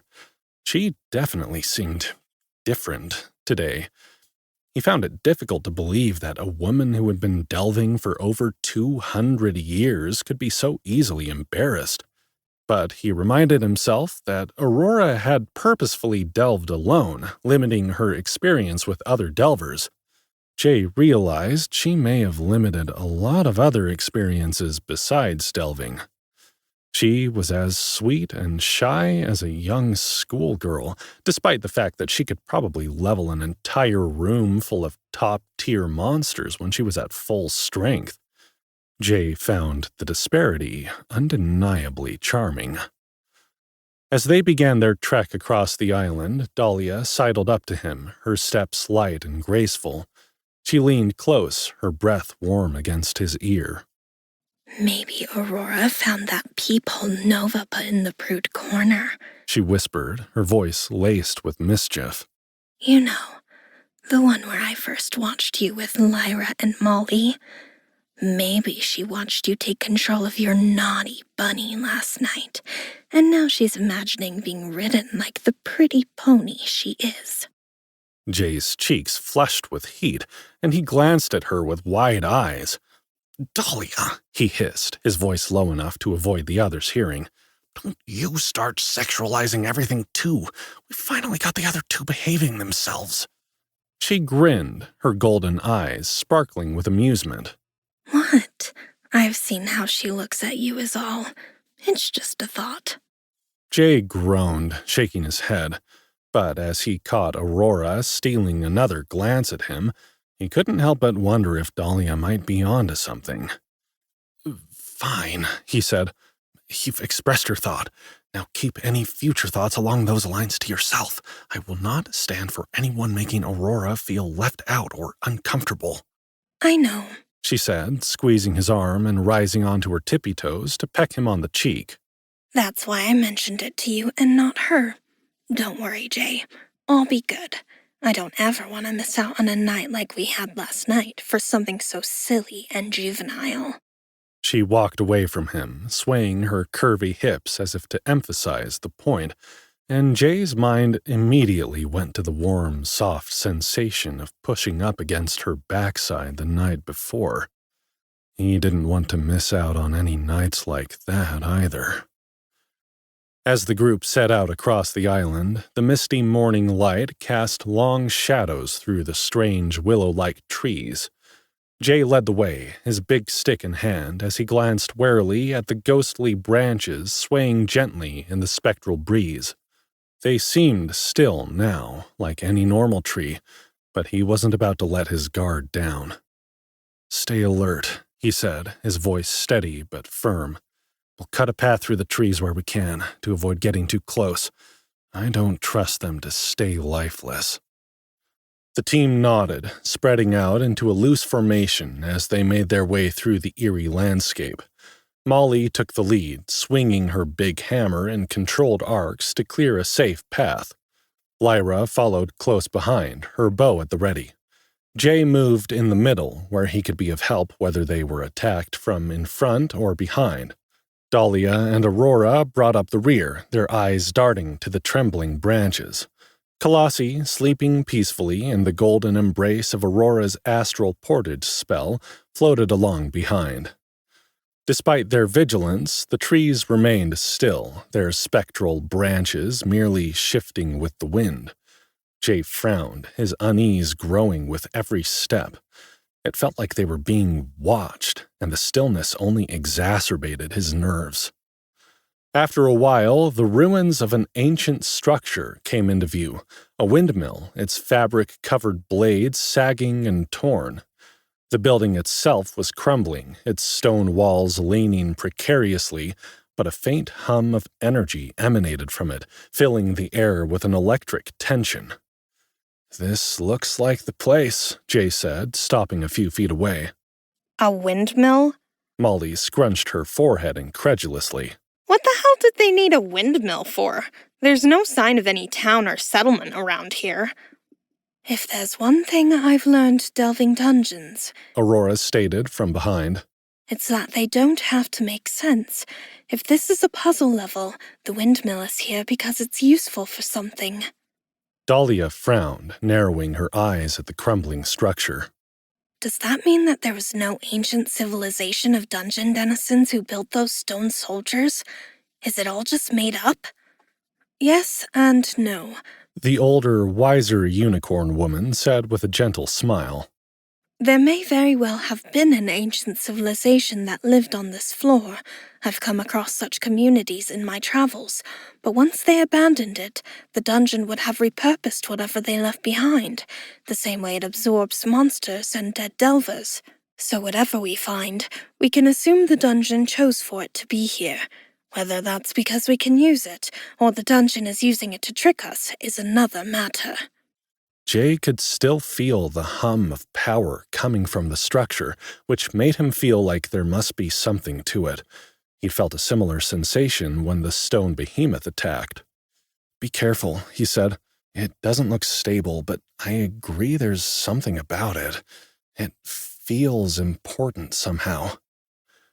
The group approached cautiously, eyes scanning the structure and the surrounding area. Jay's gaze drifted to the horizon, where the mist parted just enough to reveal the faint outline of another island in the distance. It was much too far to reach by any sort of bridge, and his chest tightened at the realization that this crossing might not be as easy as the last one. "How are we supposed to get over there?" he mused aloud, his mind racing. Aurora stepped beside him, her jewel-like eyes fixed on the distant island. "I wish I could teleport us," she said, her voice tinged with regret. "but I'm not strong enough yet." Molly smirked, hefting her hammer. Might be a bit too far to throw you all, she said, clearly trying to lighten the mood. "Even if you could, Lyra said, giving the barbarian woman a jab with her elbow. who would throw you?" Molly snorted. Fair point. "Dumb brute." Lyra muttered under her breath, but she caught Molly's gaze and they both hid smiles. It seemed their reprimand the day before hadn't affected their growing friendship, which Jay was pleased to see. Dahlia arched an eyebrow, her tone dry. "Maybe we'll simply grow wings and fly." Lyra perked up at that, her silver tail flicking as her gaze shifted to the windmill. "Fly," she murmured, then turned to Jay, her blue and gold eyes bright with an idea. Jay, watching the wind move the wing-like blades in a slow circle, caught her meaning instantly, excitement sparking in his chest. "By building a flying machine!" he exclaimed. Lyra nodded, a grin spreading across her face. Exactly! This place has the right vibe for it, doesn't it? A windmill, old magic. It might have the parts we need. Jay turned to the group, his determination growing. "All right, let's split up and search the area. Look for anything that could help us build a flying machine. I've got a good feeling about this idea." As the team scattered, the spectral wind picked up, rustling the branches of the nearby trees. The sound was almost melodic, like a whisper just out of reach. Dahlia and Aurora exchanged a wary glance, their steps slowing. "Do you know any runes for flying?" Dahlia asked, her voice low. Aurora hesitated, then smiled, a glimmer of hope in her eyes. "Actually, I do. They're rudimentary, but it's a start." Jay glanced back at them, encouraged by their exchange, before focusing on the task ahead. The area around the windmill was littered with ancient debris, metal fragments, shattered stone, and pieces of strange machinery that pulsed faintly with dormant magic. Somewhere among the ruins, he was sure they'd find what they needed. The spectral wind blew again, stirring the branches of the willow-like trees as if they were watching, waiting. Jay suppressed a shiver, gripping his big stick tighter. They needed to work fast. The island probably wasn't going to wait long before it fought back. The girls returned from their search with an assortment of items that could potentially help. Molly dragged a huge wicker basket behind her, the thing so large it could easily fit 3 people standing shoulder to shoulder. It looked weathered but sturdy, with intricate weaving that reminded Jay of something he'd seen in an old-timey hot air balloon display at a museum. Looks like it might have belonged to some kind of flying contraption, Molly said, dropping the basket with a loud thud. She placed her hands on her hips, clearly pleased with her find. If nothing else, it's big enough for a picnic. For giants. Jay nodded thoughtfully, his gaze lingering on the basket. A hot air balloon wasn't the worst idea. It was something he could wrap his head around at least. All they'd need was fabric and rope to build the balloon, and they already had the rope. But when he glanced at their pile of materials, the pit in his stomach grew.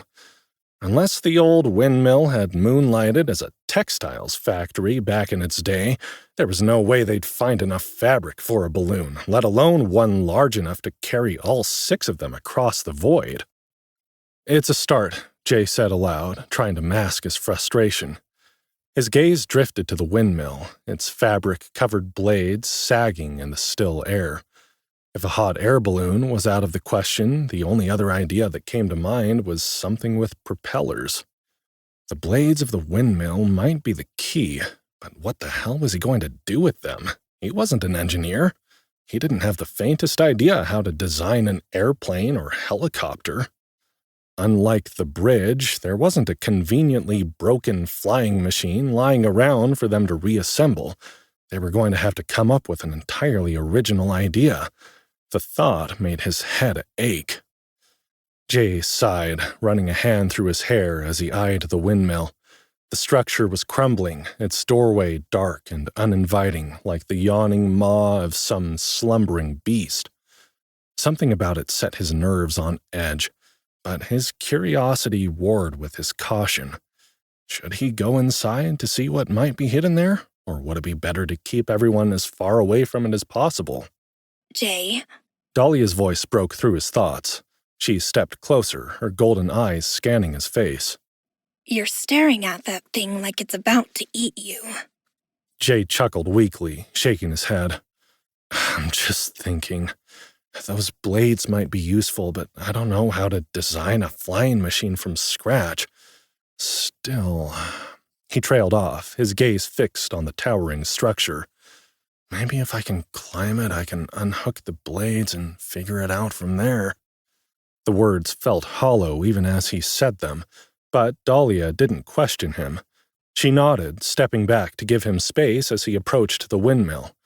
The closer he got, the more oppressive the structure seemed, the doorway's darkness deepening as if it were watching him. Ignoring the chill that crept up his spine, Jay reached out and placed his hand against the wall. The stone was cold and rough beneath his palm, but before he could steady himself for the climb, a deafening sound erupted from inside the windmill. It was loud and grinding, like massive gears turning for the first time in centuries. Jay stumbled back, his heart hammering in his chest. The ground beneath his feet trembled, and a faint vibration traveled through the air. He glanced back at the group, their wide-eyed expressions mirroring his own. Well, Lyra said, her voice trembling with forced humor. I think it's awake. Whatever it is. Chapter 10. Leftover Parts. Jay swallowed hard, gripping his big stick tightly as he stepped back toward the group. Change of plans, he said, his voice low and steady. Let's figure out what's inside before we decide if we're staying anywhere near this thing. The grinding noise grew louder, reverberating through the crumbling windmill as Jay and the team watched in tense silence. The air seemed to vibrate with the hum of dormant magic stirring to life. Then, with a deafening crash, the front wall of the windmill collapsed outward, sending a cascade of rubble to the ground. From the dust and debris emerged a creature that sent a chill down Jay's spine. It was unmistakably mechanical, but its form was all wrong. Its jagged limbs jutted out at unnatural angles, and its massive body shifted and clicked as though it were barely holding itself together. The same glowing red goo, Magisynth bonding material, held its patchwork body in place, binding mismatched parts together in grotesque fashion.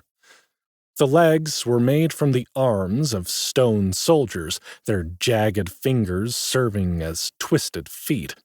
They protruded from the torso of what looked like a stone behemoth, but the body was lopsided, slanting as though it had been broken and then hastily cobbled together. Its head was askew, one side tilting downward in a crooked, unnatural slant. A sword extended from the back like the stinger of a scorpion, broken in multiple places and reattached with red goo. The sword was flexible now, its jagged joints giving it a whip-like motion as it lashed through the air.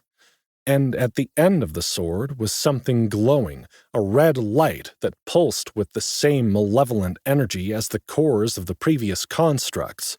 What the hell is that thing? Molly shouted, her wild call maul already in her hands. Ross and Rachel, perched on her shoulders, hissed at the creature, their white fur puffed up in a ridge along their backs to make them look larger and more intimidating. Mostly, it just made them look like puffy, elongated marshmallows, but Jay didn't have the heart to tell them. "Whatever it is, it doesn't look like it's supposed to be this way," Jay muttered, his voice barely audible as his eyes scanned the creature. "Like it's made itself a body out of spare parts." The creature lunged, its whip-like stinger slicing through the air with a sharp crack. Jay barely dove out of the way in time, surprised by the amount of ground it had covered with ease. The barbed weapon struck the ground where he had stood moments before. The impact sent a shower of dirt and rubble flying. The girls cried out in alarm, their weapons at the ready as they fanned out to form a defensive line. The monster clicked and hissed, its patchwork body lurching toward Jay with unsettling speed. Its pincers, cobbled together from jagged pieces of stone and goo, snapped viciously at him, forcing him to leap back again. It might look like a piece of junk, but that thing is dangerous! Lyra called out, loosing an arrow at one of its arm legs. The shot struck true, but the glowing red goo absorbed the impact, holding the limb together despite the damage. Jay's mind raced as he tried to assess the creature's weaknesses. The glowing core-like object at the end of its stinger drew his attention, but the way the monster thrashed and snapped made it clear that getting close to it would be a challenge. The whip-like motion of its stinger gave it a terrifying reach, and the pincers snapped erratically as if trying to keep everyone at bay. "Focus on disabling its legs," Jay shouted, gripping his big stick tightly. "Lyra, freezing the Magisynth stuff will make it more fragile." Got it! Lyra said, knocking an ice arrow and loosing it at the monster. "Those are stone soldier arms," Jay continued, keeping out of the lurching creature's way. "We'll take it down the same way. They're jointed and weaker at the connections, especially when frozen." On it! Dahlia replied, her voice calm despite the chaos. She darted to the side, drawing her black daggers. Shadows rippled around her as she activated her stealth abilities. Molly roared, swinging her hammer at one of the creature's thrashing limbs. The impact sent a spray of red goo into the air, but the limb didn't detach. This thing's tougher than it looks! She growled. Definitely tougher than the stone soldiers! Can anyone get a read on it? My dungeon site's giving me nada. The scrap monster whipped its tail in Jay's direction again, seemingly targeting him, maybe because he was the one to awaken it from its lair inside the windmill. Jay saw the blow coming, channeling his agility into a roll at the last minute. But something caught his foot, and he smashed face first on the ground. Some of the spraying Magisynth material from Molly's attack had splashed on his foot and fused him to the ground. Shit! He wrenched at his leg, trying to free himself. Aurora raised her hands, her horn glowing faintly as she summoned a shimmering barrier between Jay and the creature. The monster slammed into it with a screech, the force of the blow shaking the air. I'll keep you covered, Aurora said, her voice strained. but I can't hold it for long. Lyra, ice this stuff for me! Jay's eyes flicked to the silver-haired fox girl, who was already repositioning for a better shot. Just try not to freeze my whole leg, okay? No worries, Jay. She called back, her blue and gold eyes narrowing in concentration as she took aim at his foot. Just don't move a muscle. Jay froze, trusting Aurora to block any incoming attacks. He held his breath, terrified that an errant twitch might cause Lyra to shoot him in the leg. There was a twang as she loosed the arrow. Jay closed his eyes instinctively, as if watching might jinx the path of the icy projectile. He heard a crack and felt a pulse of pressure in his foot, but there was no pain, only a numbing, aching cold. In fact, he could feel nothing beneath his knee. Slowly, Jay cracked one eye, his teeth clenched to stop himself from crying out in case his leg had been severed. When he saw it was still there, wrapped in magicinth goo that had turned a deep, icy blue, he breathed a sigh of relief. What? You didn't think I could do it? Lyra shouted, giving him an affronted look before she turned her attention back to the monster. I'm insulted. The cold of the freezing material was making his bones ache. Jay used the butt of his big stick to shatter the magicinth, gasping with shock as the nerves flared immediately back to life. "I never doubted you for a second," he said, grunting as pain lanced through his leg. "Damn, that hurts like a bastard." If you're done laying down on the job, there's still this big ugly crab to deal with. Lyra grumbled as she loosed another arrow, this time glowing faintly with arcane energy. Speaking of bastards. Her arrow stuck the joint of one arm leg, and the goo sizzled and cracked, the limb faltering slightly. The creature hissed, its body contorting unnaturally as it lashed out with its stinger again. Jay ducked and rolled out of the way, his pulse hammering in his ears. Whatever this thing was, it wasn't going down without a fight. Its twisted, patchwork body lunged and slashed with relentless speed, the flexible, multi-jointed stinger lashing out unpredictably. As Lyra froze the creature's legs, Molly lunged in to smash at them, and Dahlia snuck up to attack with her black daggers. Yet the monster's attention remained locked on Jay. His big stick barely managed to deflect the strikes, each impact sending a jarring shock through his arms. His HUD displayed the creature's name, Scrapped Stone Sentinel, but offered no additional information. No weaknesses, no stats, just the name, taunting him with its ambiguity. "Aurora!" Jay called, ducking under a swipe from one of the monster's arm legs. "I need cover!" Aurora's horn glowed faintly as she summoned a shimmering barrier between him and the stinger. The sentinel's weapon crashed against it, the red goo crackling as it sizzled against the shield. Aurora winced, her prismatic glow dimming slightly. I can't keep this up forever, she warned, her voice strained. We can't afford for me to burn out like yesterday. "Do what you can," Jay replied, his eyes locked on the sentinel as he circled it, searching for an opening. Dahlia darted into the fray, her black ears flattened against her magenta hair as she aimed a precise strike at one of the creature's arm legs.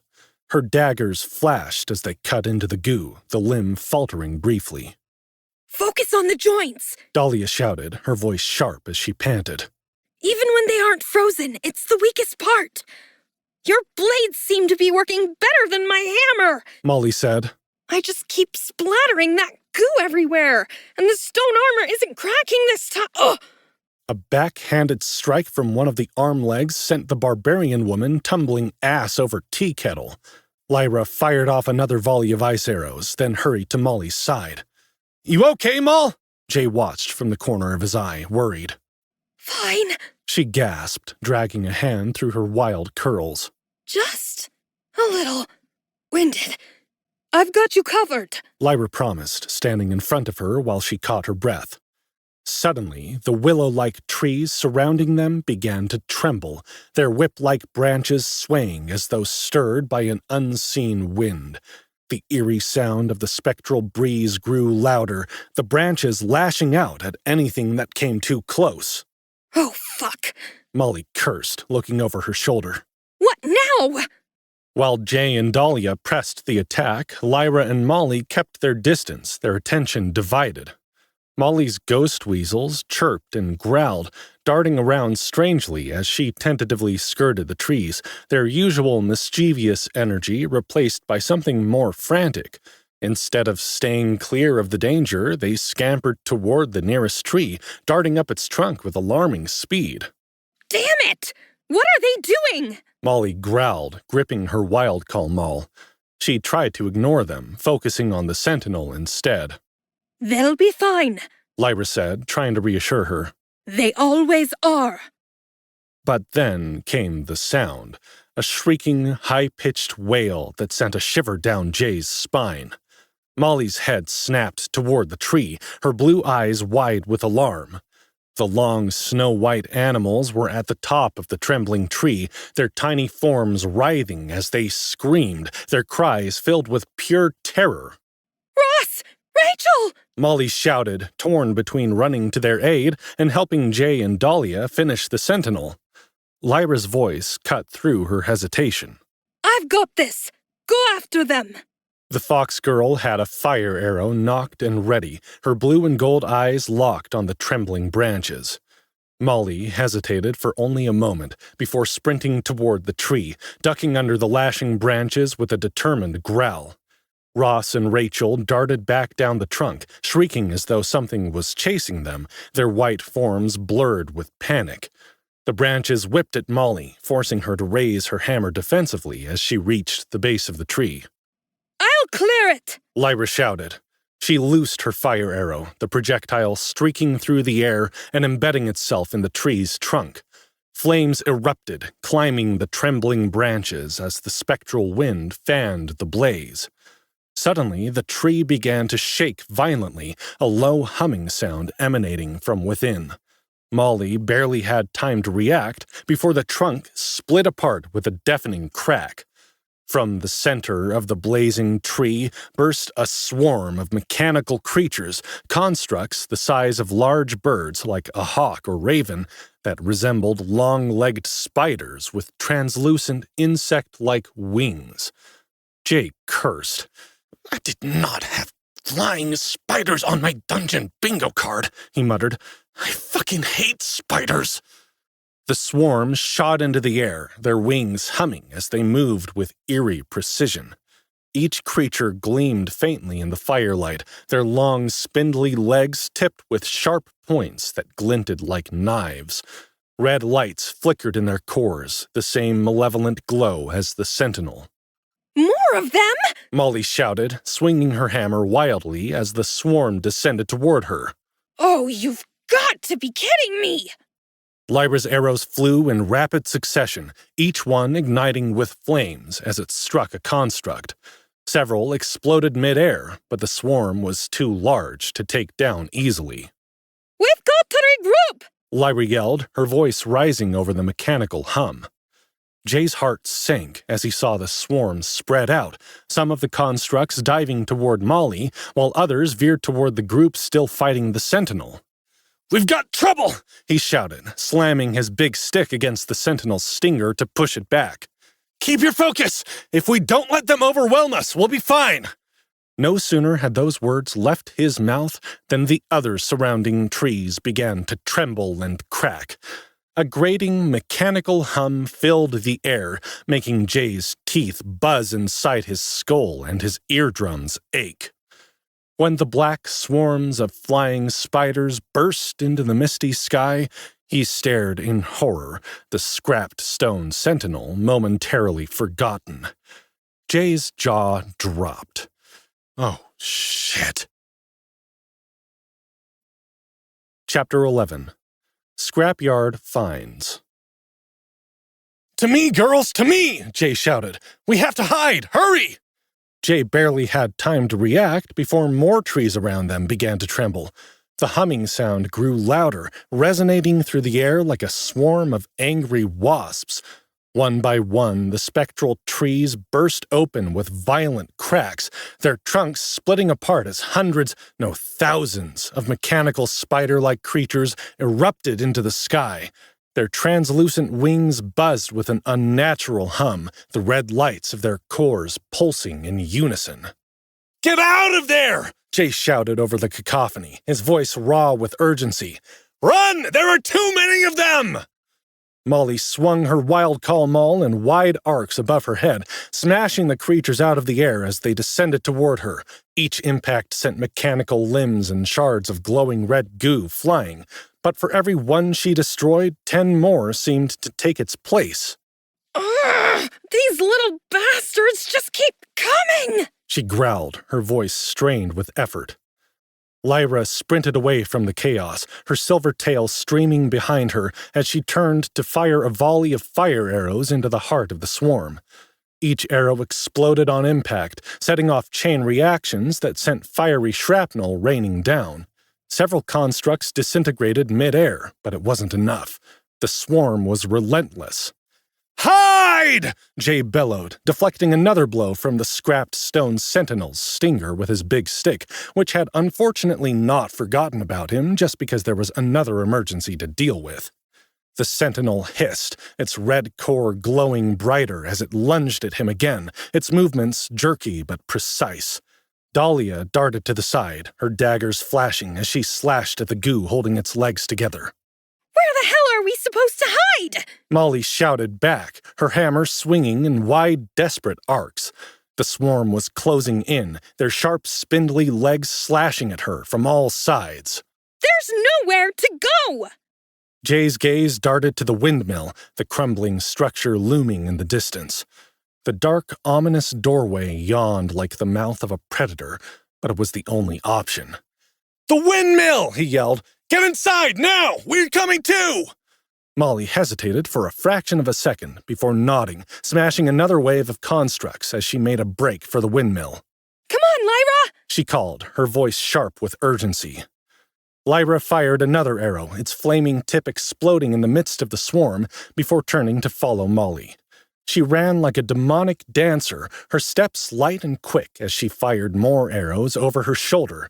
Each explosion sent pieces of the mechanical creatures scattering, but it was like trying to empty an ocean with a bucket. There were so many of them.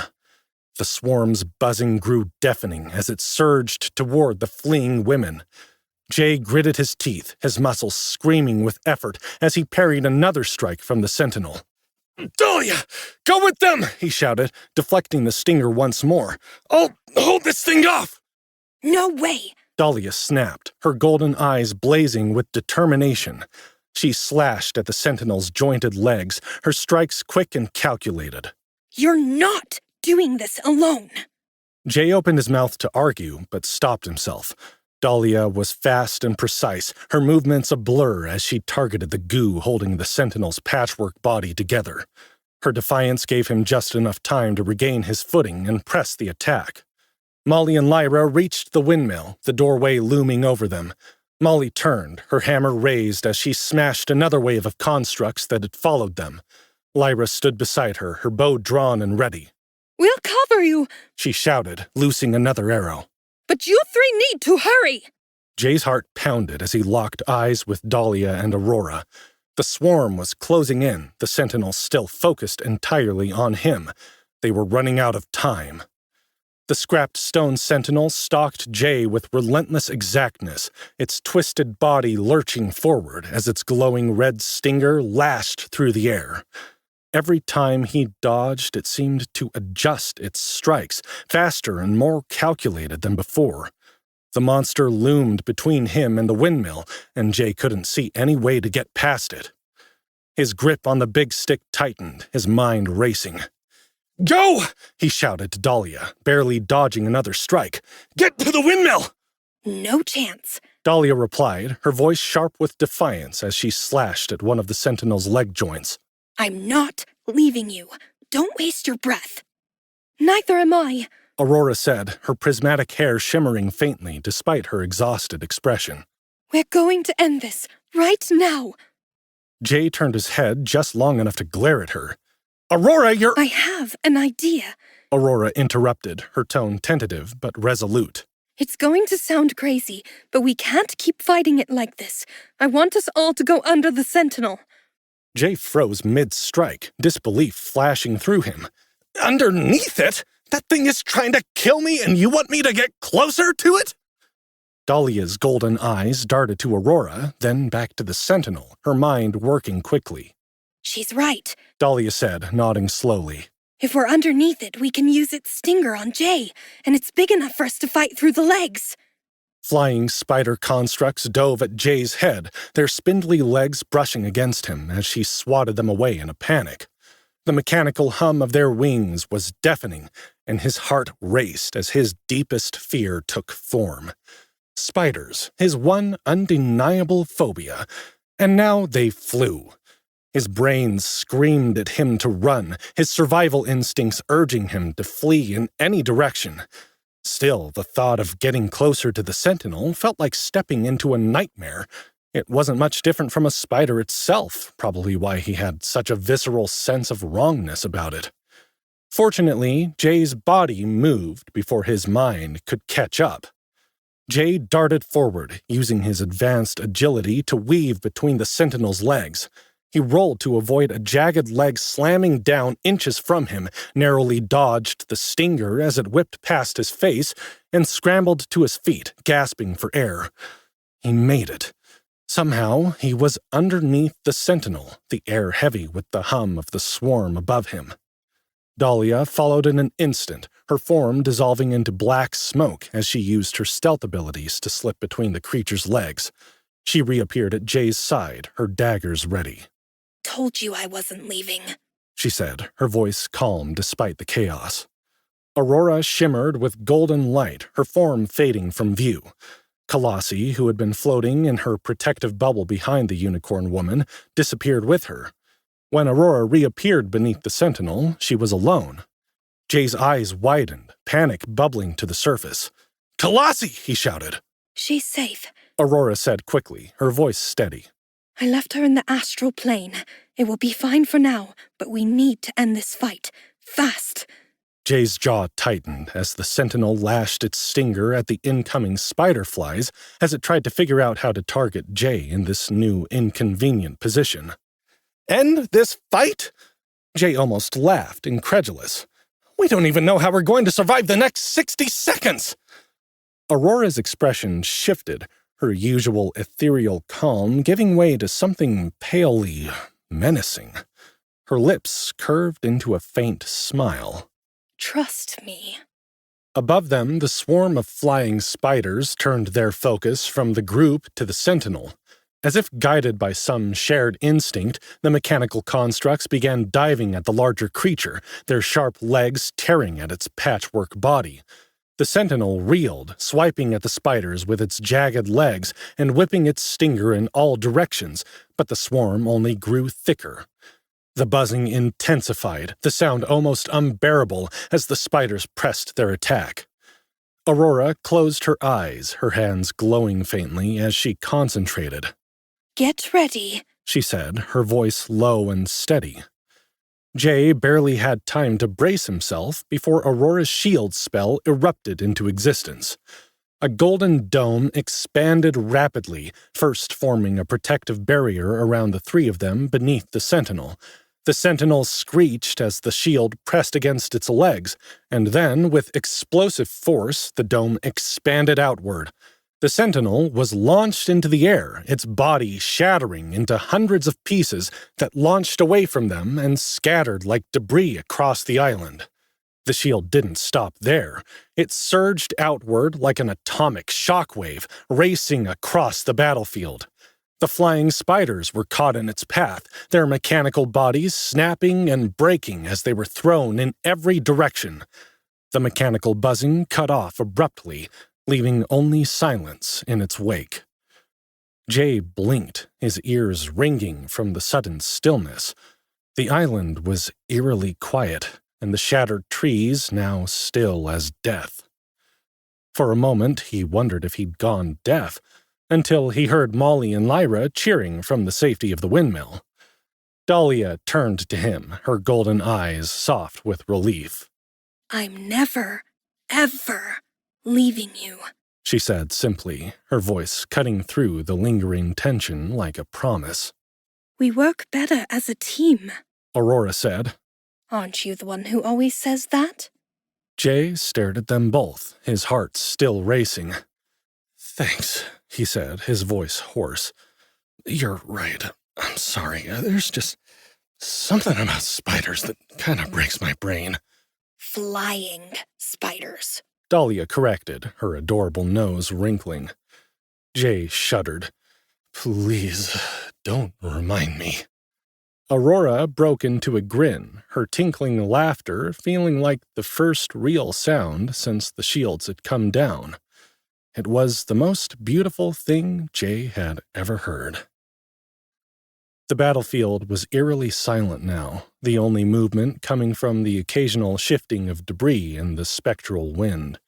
The relentless swarm of sentinel drones now lay in thousands of shattered pieces across the island, their glowing cores extinguished. The scrapped stone sentinel had been launched apart like a puzzle scattered in the wind, its jagged limbs and makeshift parts spread far and wide. Jay exhaled, his pulse finally slowing as he surveyed the wreckage. His HUD flickered as he activated Dungeon Sight, revealing details about the fallen constructs. Sentinel drone.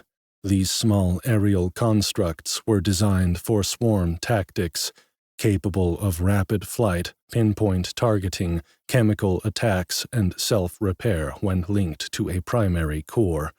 Sentinel drones are often hidden and deployed in overwhelming numbers in order to defend a designated area. As Jay checked his notifications, it seemed they had received a nice boost from killing the entire swarm, but now that they were higher level, it seemed to take a lot more kills to move the needle on the experience bar. He was still level 28, though he was inching closer to 29. The girls had each just hit level 27. He turned his attention to the larger construct. Scrapped stone sentinel, a fusion of scavenged construct parts animated by residual dungeon energy. Scrapped stone sentinels form when incomplete directives keep a core active after its body has been destroyed. The cores will reactivate any compatible parts in order to follow through on their orders. These imperfect designs lead to unpredictable combat behavior. Primary weakness, structural instability. Jay frowned, rubbing his chin as he read the descriptions. Whatever civilization built these things, they certainly did a thorough job of it, he muttered. Meanwhile, technology on Earth barely lasts a few months out of its warranty period. Dungeon magic is a hell of a thing, Molly agreed from his left. What do you think this directive was? Just to protect the windmill? Aurora's words from earlier echoed in Jay's mind. If the dungeon put the windmill and these monsters here, then they're probably important. Maybe, Jay said, or maybe the dungeon is just using them for its own reasons, but the fact that they were here means we shouldn't ignore any of it. That meant they weren't leaving anything behind. Jay opened his skill menu and tried to activate his labor efficiency skill, which allowed him to mass loot when they killed 10 or more mobs. His HUD flashed a warning. Error, skill not recognized. Of course not. Why would anything be easy? All right, I guess we're doing things the old-fashioned way, Jay said, turning to the girls. I want us to gather everything. I don't know what we're going to need to build a flying machine, or if that's even the best plan, but if the dungeon put these constructs here, then their parts must be useful somehow. Molly raised an eyebrow. You want us to loot 1,000 of those creepy little spider bots? Jay shrugged. That, or we risk leaving behind something that might help us get off this island. My labor efficiency skill isn't working here. Molly groaned, but shouldered her wild call maul. Fine, but if I get nightmares about metal spiders crawling in my hair, I'm blaming you. I'll help, Lyra said, cracking her knuckles. Fire arrows made a mess of some of them, but a lot of their cores and parts might still be intact. Good, Jay said. Molly, Lyra, you handle the drones. Dahlia and I will track down the remains of the big sentinel. That thing got blasted in every direction, and I don't want to lose anything important. Aurora nodded, but remained seated on the grass, her prismatic hair shifting in the faint breeze. I'll stay here, she said. I must meditate in order to recover some mana.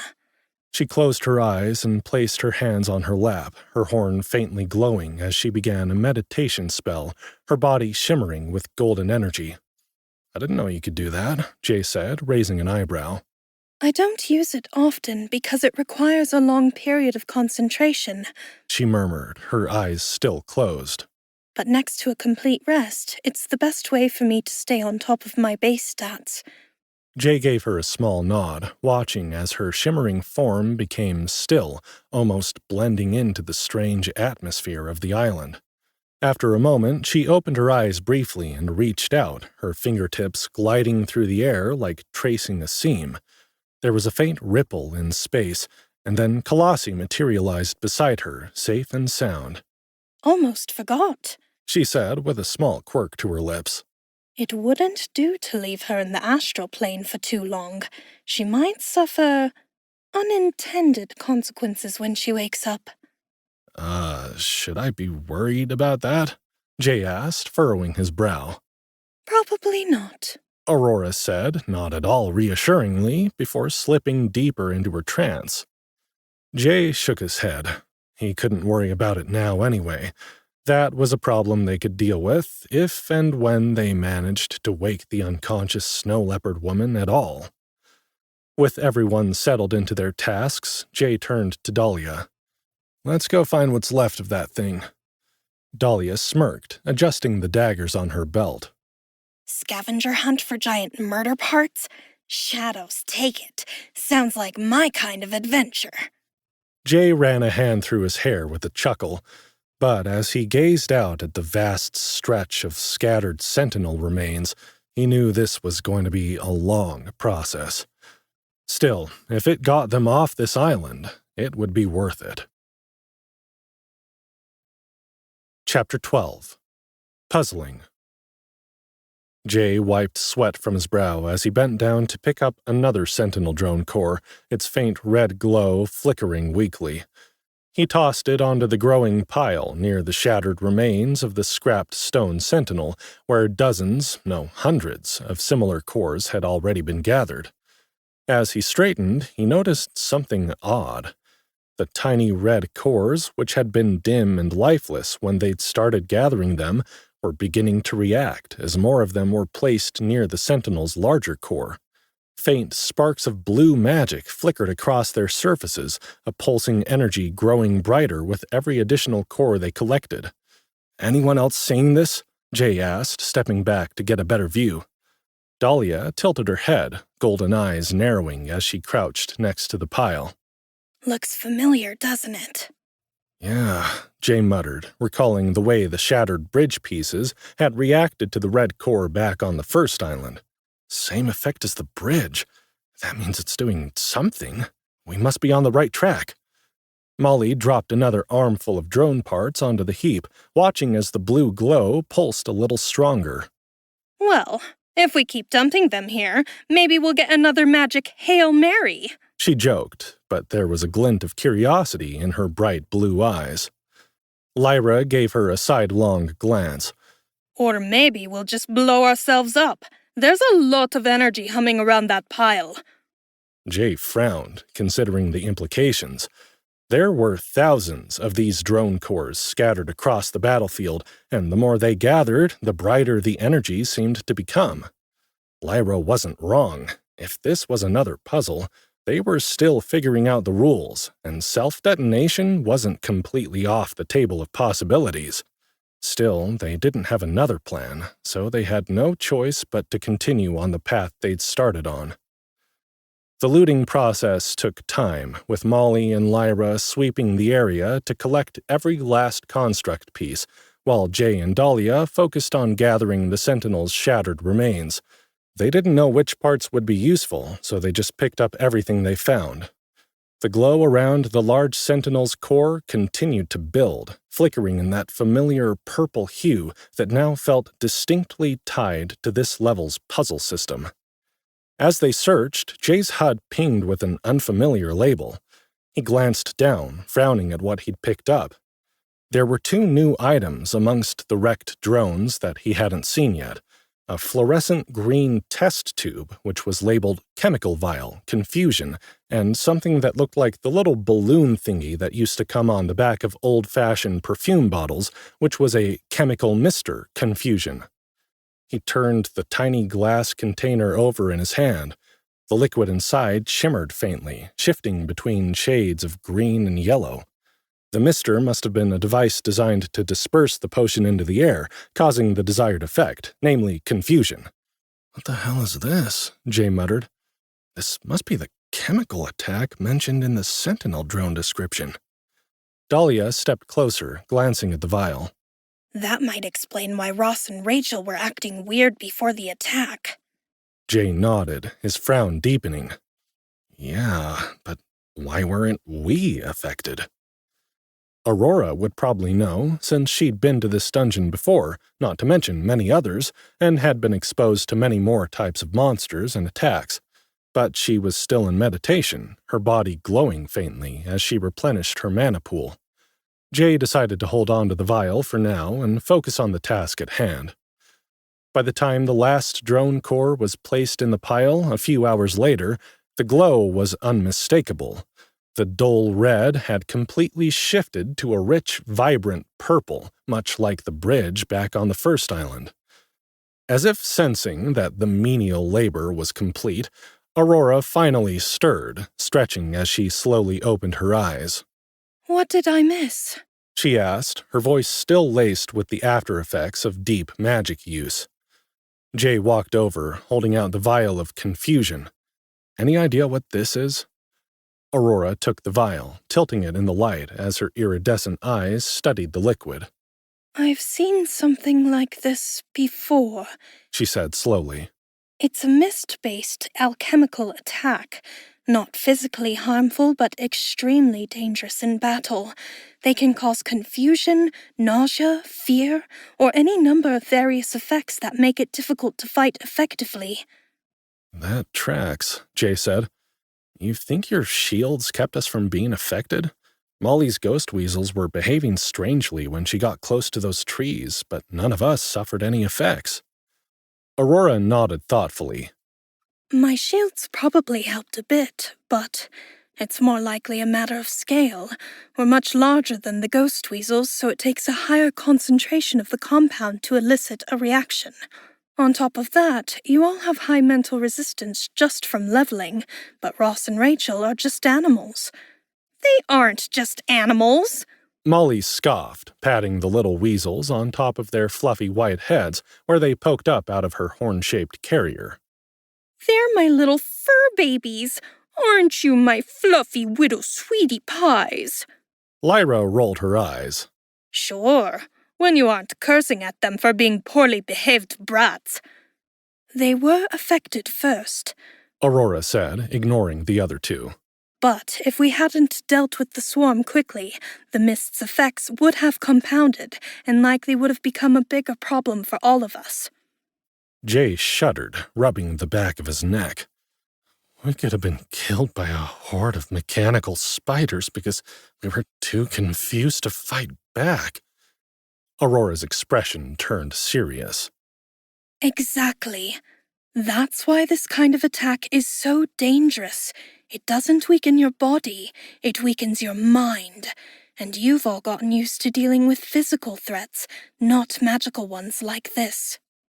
Jay exhaled, filing that away for future encounters. They needed to be prepared for all types of dungeon challenges, not just the ones they could fight head-on. Before he could dwell on it further, Dahlia suddenly gasped. Guys, look! Jay whipped around just in time to see the Sentinel's large core react. The last of the drone cores had just been placed in the pile, and the combined energy surged outward in a crackling wave of purple magic. Jay's pulse quickened. Something was happening. Before Jay could react, Aurora suddenly pushed him aside, stepping up next to Dahlia. The lingering glow of the Sentinel's core flickered in her eyes as she reached for the Shadow Worker's hand. You asked me about flying runes earlier, Aurora said, her voice steady but tinged with intrigue. If we're going to get off this island, now might be the time to start testing them. Dahlia tilted her head, golden eyes narrowing. You think the magic from the cores can amplify them? Aurora nodded. It's worth trying. I don't think we're going to be able to make a bridge, given how far away the next island is. As the two magic users began their experiments, Jay took a step back. This was their area of expertise. If Aurora and Dahlia could find a way to channel the dungeon's energy into something useful, he'd leave them to it. Molly and Lyra stood nearby, looking uncharacteristically subdued. When they saw him coming, they stood up straighter, as if trying to look professional. Their usual playful energy was dampened, and Jay knew exactly why. He sighed, already sensing where this was going. Molly shifted her weight, rubbing the back of her neck. So, Jay groaned.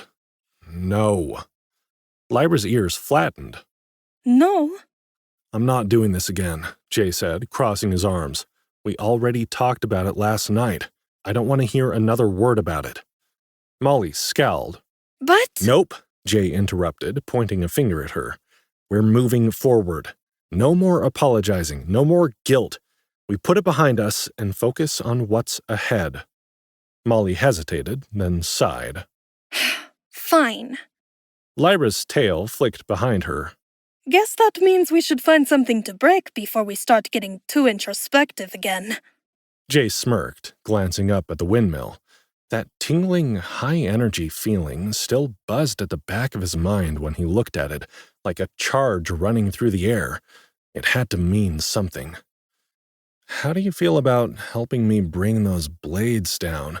He asked, nodding toward the massive windmill structure. Molly's eyes brightened instantly. Now that's a project I can get behind. Lyra squinted up at the towering structure. You want the blades? How the hell do we get them down without bringing the whole thing on top of us? Jay tapped his chin, thinking. We use the Magicynth bonding material from the wrecked scrapped stone sentinel. It's strong as hell. We can attach it to one of your arrows and tie a rope to the other end. If it holds, I'll climb up and check things out. Lyra's tail swished. Risky. Molly grinned. Stupid. Jay grinned back. You in? Molly chuckled. Obviously. The trio got to work, scavenging Magicynth strips from the Sentinel's shattered remains. The glowing red material was surprisingly pliable when handled correctly, yet impossibly strong when hardened. Once they had a length of it, Lyra knocked an arrow, affixing the Magicynth to the tip and a length of rope from her inventory to the fletching with practiced ease. Gonna have to get the shots just right, She murmured, taking aim at the windmill's framework. If it's not secured well, your safety net might just end up being a hangman's noose. No pressure, Jay muttered, but I do prefer option A from that selection. With a sharp twang, Lyra released the arrow. It streaked through the air, embedding itself into the side of the windmill with a solid thunk. The Magicynth bonding material held firm when Jay tested it, its red glow pulsing slightly. Molly gave it an experimental tug, then yanked harder. Damn, that's solid. Jay grabbed the rope, giving it a quick test before nodding. All right, let's see what's up there. He hoisted himself up, with his feet against the wall of the structure, scaling the crumbling windmill hand over hand. Jay remembered having to climb ropes in gym class when he was a kid and always being one of the weakest in the group. Now it was easy. He was amazed at the changes his body had undergone thanks to the dungeon's magic every time he stopped to think about it. The structure groaned beneath his weight, but the Magicynth rope held strong. As he neared the top, he caught sight of the massive fabric-covered blades up close. Something up here was pulsing with power. The humming sensation he'd felt on the ground was much stronger now, and he was about to find out why. Chapter 13. A Flying Shame. At the top of the windmill, Jay carefully adjusted his footing on the crumbling wooden beams, his fingers brushing over the metal framework that held the massive blades in place. The fabric-covered blades were worn and weathered, but surprisingly intact. More importantly, they were attached to what looked like a motorized mechanism, rusted but still humming faintly with dormant energy. Jay narrowed his eyes. Looks like this windmill wasn't just decorative. It powered something once. Is that where the sense of energy is coming from?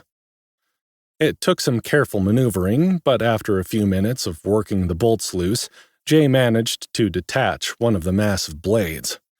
"Heads up!" he called down, tossing it over the side. Molly and Lyra stood below, arms outstretched to catch it. They did not catch it. The blade was far heavier than they'd anticipated, and the moment it hit their hands, it slipped through their grip, dragging them both backward in a tangle of limbs before landing flat on the ground with a heavy thunk. Molly groaned, rolling onto her side. Ugh, okay, that was dumb. Lyra sat up, shaking her hands as if they still stung. I blame gravity. Molly pushed herself to her feet, brushing dirt off her clothes. Then she put her hands on her hips and glared up at Jay. Why don't you just put those in your inventory? Are you trying to make us look stupid? Jay froze. Oh, right. He could just put them in his inventory.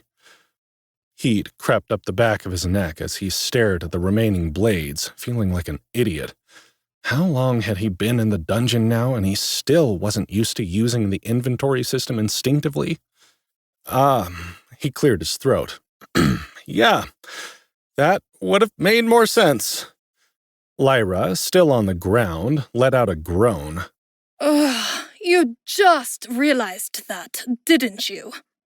Jay ignored her and quickly stored the rest of the blades in his inventory before anyone else could comment on his moment of idiocy.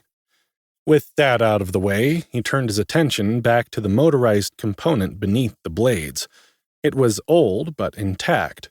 The hum of residual magic vibrated beneath his fingers as he traced the outer casing. Whatever this powered, it wasn't just a regular windmill. Intrigued, Jay worked at the bolts until the motor came loose. He stored that, too, figuring it might come in handy later.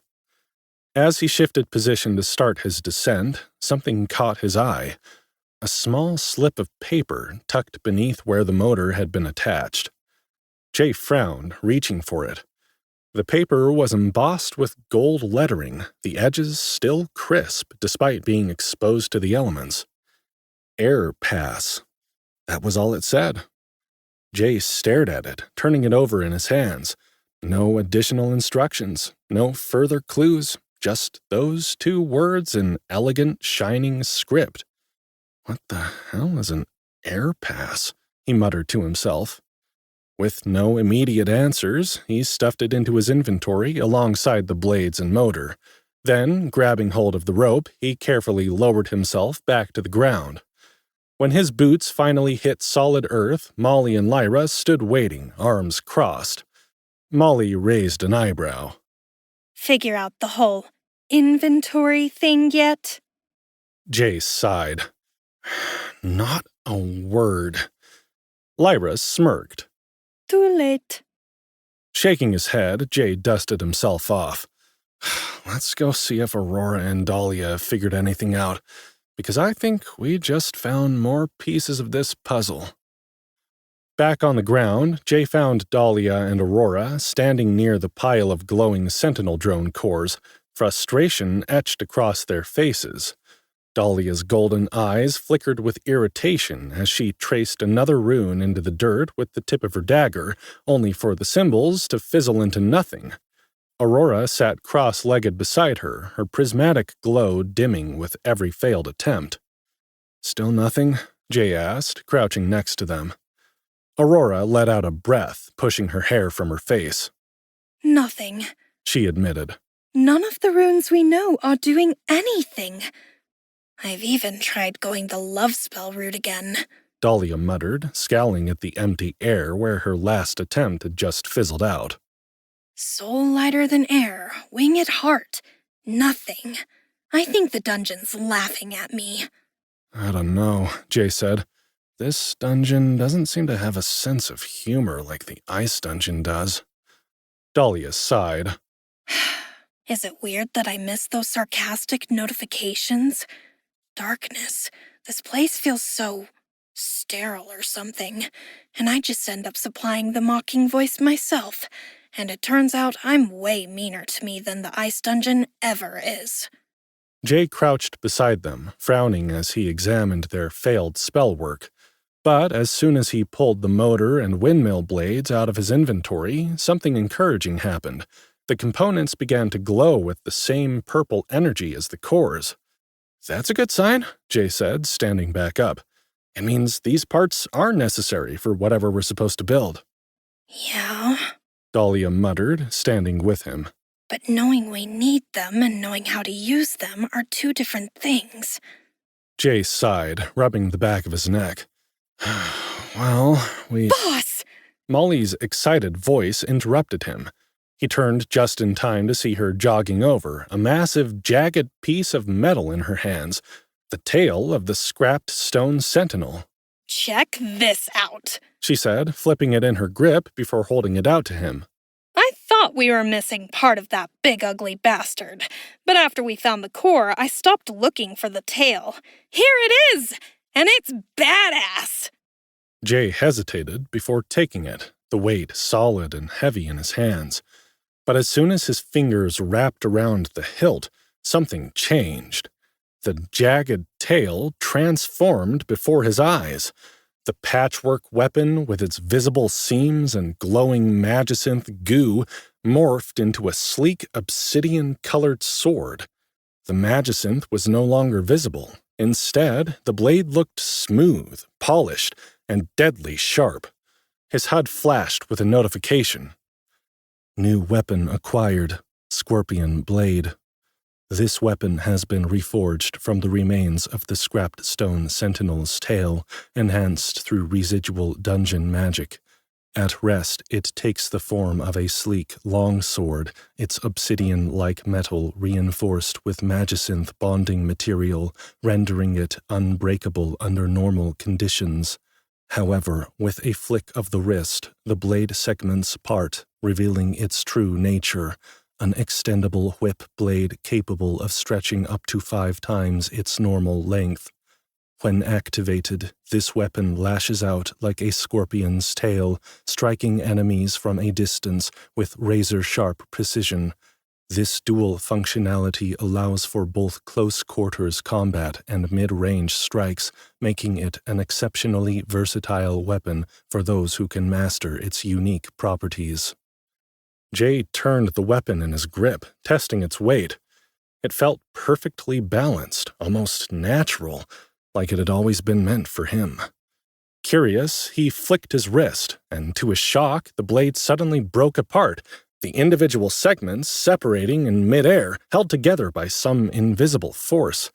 They stretched outward 15 feet, snapping forward in a deadly whip-like lash, before seamlessly reforming into a solid sword again. "Holy shit," Jay muttered, staring at the weapon in awe. Molly grinned. Way better than your big stick, huh? Jay flexed his grip, the blade shifting effortlessly with his movement. It was, without a doubt, a massive upgrade. His HUD confirmed as much. This weapon had an epic attack bonus that more than made up for his inability to use Molly's Pound-It ability with it. He glanced around at the others. "Does anyone else want this? I mean, it's a unique drop." Dahlia smirked. Oh, please.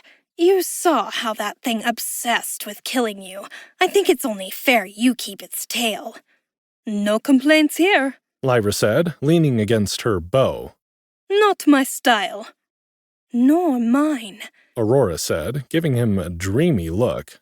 It appears the path unfolds before you, Jay. By the veil's grace, step along it. Jay wrinkled his brow. Huh? It was made for you.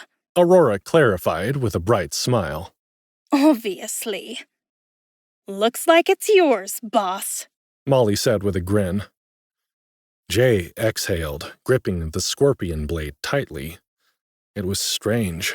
He'd had to disenchant the last unique weapon he'd had, the etched bolo sword, on the last level in order to create an unbreakable rope.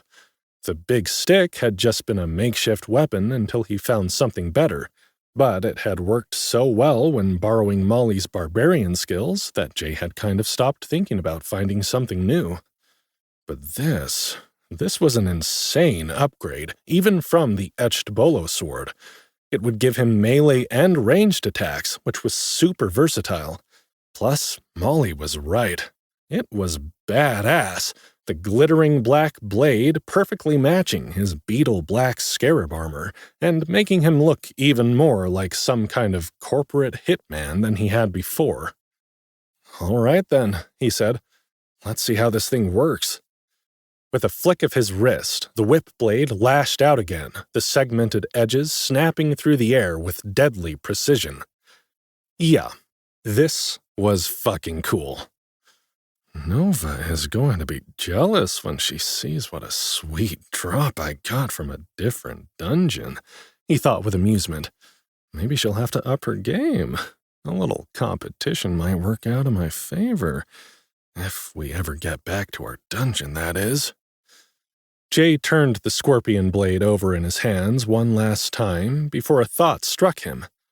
"Oh shit, the air pass," he muttered. "I forgot about this." He pulled the slip of paper from his inventory and held it up for the others to see. Dahlia snatched it from his hands before he could blink, her golden eyes widening as she scanned the intricate design. "Where did you get this?" she murmured, tracing the golden filigree along the edges with a delicate fingertip. "Jay, I don't know if I should smack you or kiss you." "What?" Jay looked bewildered. "Why?" Aurora stepped closer, her iridescent gaze flickering with recognition. "This is exactly what we were missing," she exclaimed. "See the marks in this decorative edge?" Dahlia asked, pointing to the gold filigree. "That design, it's a rune, and unless I'm very much mistaken, it's exactly the rune we need to complete this flying machine of yours. How long have you had this?" Her tone was irritated, which Jay could understand, given how long they'd been racking their brains to find the right pattern for their spell.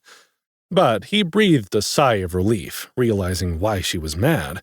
She thought he'd had it all along.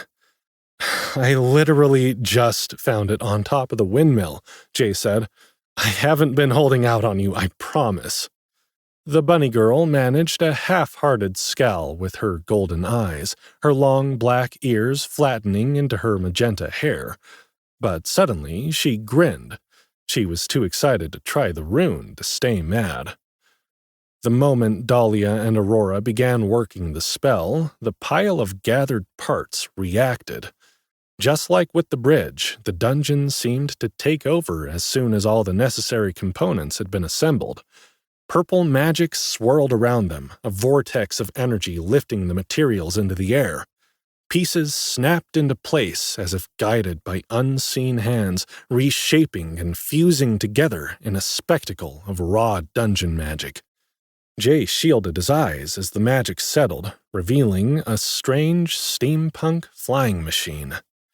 The wicker basket Molly had found stretched and reshaped until it resembled a boat, wide enough to comfortably fit the whole group. The windmill blades shrank and thinned, transforming into rotor blades, now attached to the motor Jay had found.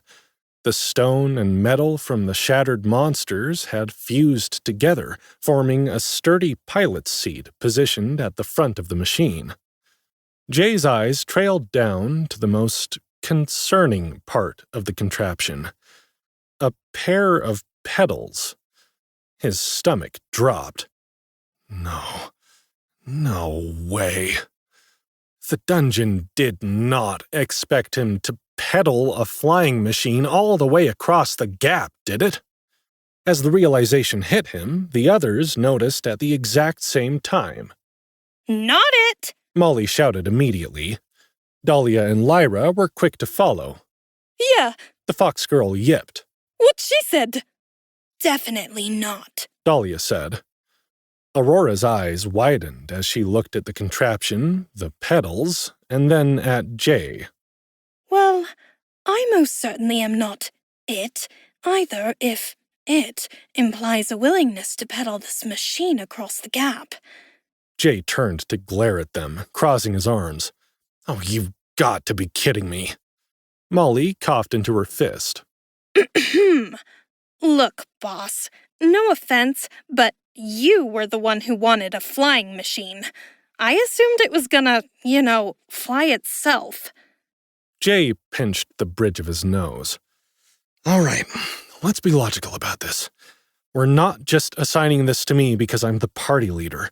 If the goal is to survive this operation, we should compare stats and make sure the job goes to whoever has the highest strength and stamina scores. The others grudgingly agreed and pulled up their stat menus, scanning the numbers with grim determination, none of them wanting to be the one in charge of flying the rickety-looking contraption across the gap. It didn't seem to matter to any of them that they would all fly or fall as a team, regardless of who the pilot was. Nobody wanted the responsibility. Molly naturally had the highest strength, but her stamina was abysmal. She'd burn out before they even got halfway. Lyra had the best agility and decent stamina, but not nearly enough strength. Dahlia and Aurora, both magic-based, weren't even in the running. And then there was Jay. Good strength, great stamina, and, unfortunately, the best overall candidate. He groaned, already regretting the entire idea. Molly clapped him on the shoulder, grinning ear to ear. Looks like it's you, Jay.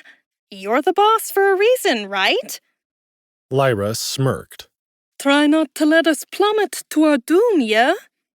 Jay scowled at the pedals, his shoulders sagging. No pressure or anything.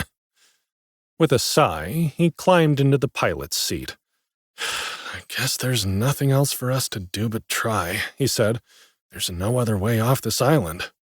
It does look a little sketchy, Dahlia said, her ears drooping as she realized they were actually going to have to get in the basket. but I'm pretty sure those runes will hold. By the light eternal, we will be shown through the veil's grace. Aurora murmured, her voice low enough that Jay imagined she was praying rather than trying to reassure him. Yeah. You know the phrase a crying sham? Molly asked, her bright blue eyes blazing with barely repressed nerves. We should name this hunk of junk the Flying Sham. Well, Jay said, shaking his head, I can't say I disagree with you. But if this is the device the dungeon wanted us to use, I guess it must be able to work. Everyone ready to go? Nope. Molly said, giving him a thumbs up. But we'll go, because you say so, boss. The others nodded, looking scared but determined to see the job through. Jay felt a flicker of pride at their ability to maintain a stiff upper lip in the face of a daunting task. They really were a great team. And he was going to do his best not to let them down. Way, way down. If he screwed this up, they were all going straight into the void. He swallowed hard. Here goes nothing. Chapter 14. Aerial Maneuvers. Jay stared at the contraption in front of him, still half convinced this was the dumbest thing they had ever attempted. The flying shame, as they had so graciously dubbed it, didn't look nearly stable enough to be entrusted with their lives, but they had run out of other options.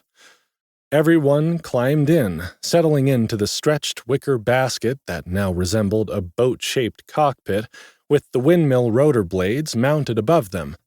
The stone and metal seat at the front was clearly the pilot's chair, complete with 2 levers on either side that tilted the blades.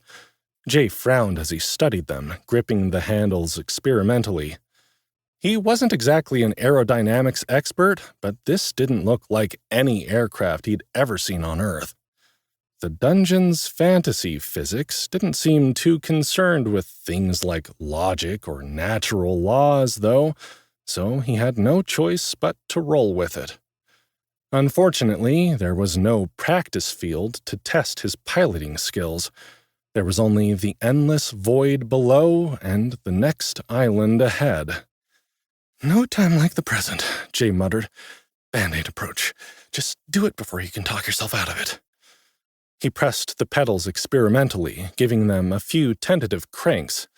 To his surprise, each pump of his feet sent the rotor blades spinning rapidly, as if the motor had some kind of energy amplifier built into it. The flying shame lifted off the ground. Jay let out a slow, controlled breath, then inhaled with the same control. Don't panic. Don't panic. Don't panic. Okay, inside he was panicking. Of all the things they'd done in the dungeon, this was the most fucking terrifying thing they'd been required to do. But the aircraft hovered surprisingly smoothly, the dungeon's magic doing most of the work. Keeping it aloft wasn't going to be the problem. Steering, however? He glanced over his shoulders at the others. Molly clutched the sides of the basket, her knuckles white, but she gave him a reassuring grin. Grimace, really. She looked like she was trying not to puke, which was a sentiment Jay empathized with immensely. Lyra sat next to her, tail bristling, watching him like a hawk. Dahlia looked skeptical but composed, while Aurora, ever serene, held on to Kalasi's unconscious form, her gaze fixed on Jay. He should say something pithy, put them at ease, show them how in control he was, right? "Hold on to your butts," he said, letting out an awkward laugh that sounded a bit like a choked sob if he was being completely honest with himself. No one so much as blinked. They were all frozen in terror. Before anyone could muster an objection, Jay shoved the pedals forward. The flying shame shot off the edge of the island. Lyra screamed. Molly swore. Dahlia let out a startled "oh darkness" as they lurched forward, the wind whipping past them. Aurora began to pray under her breath.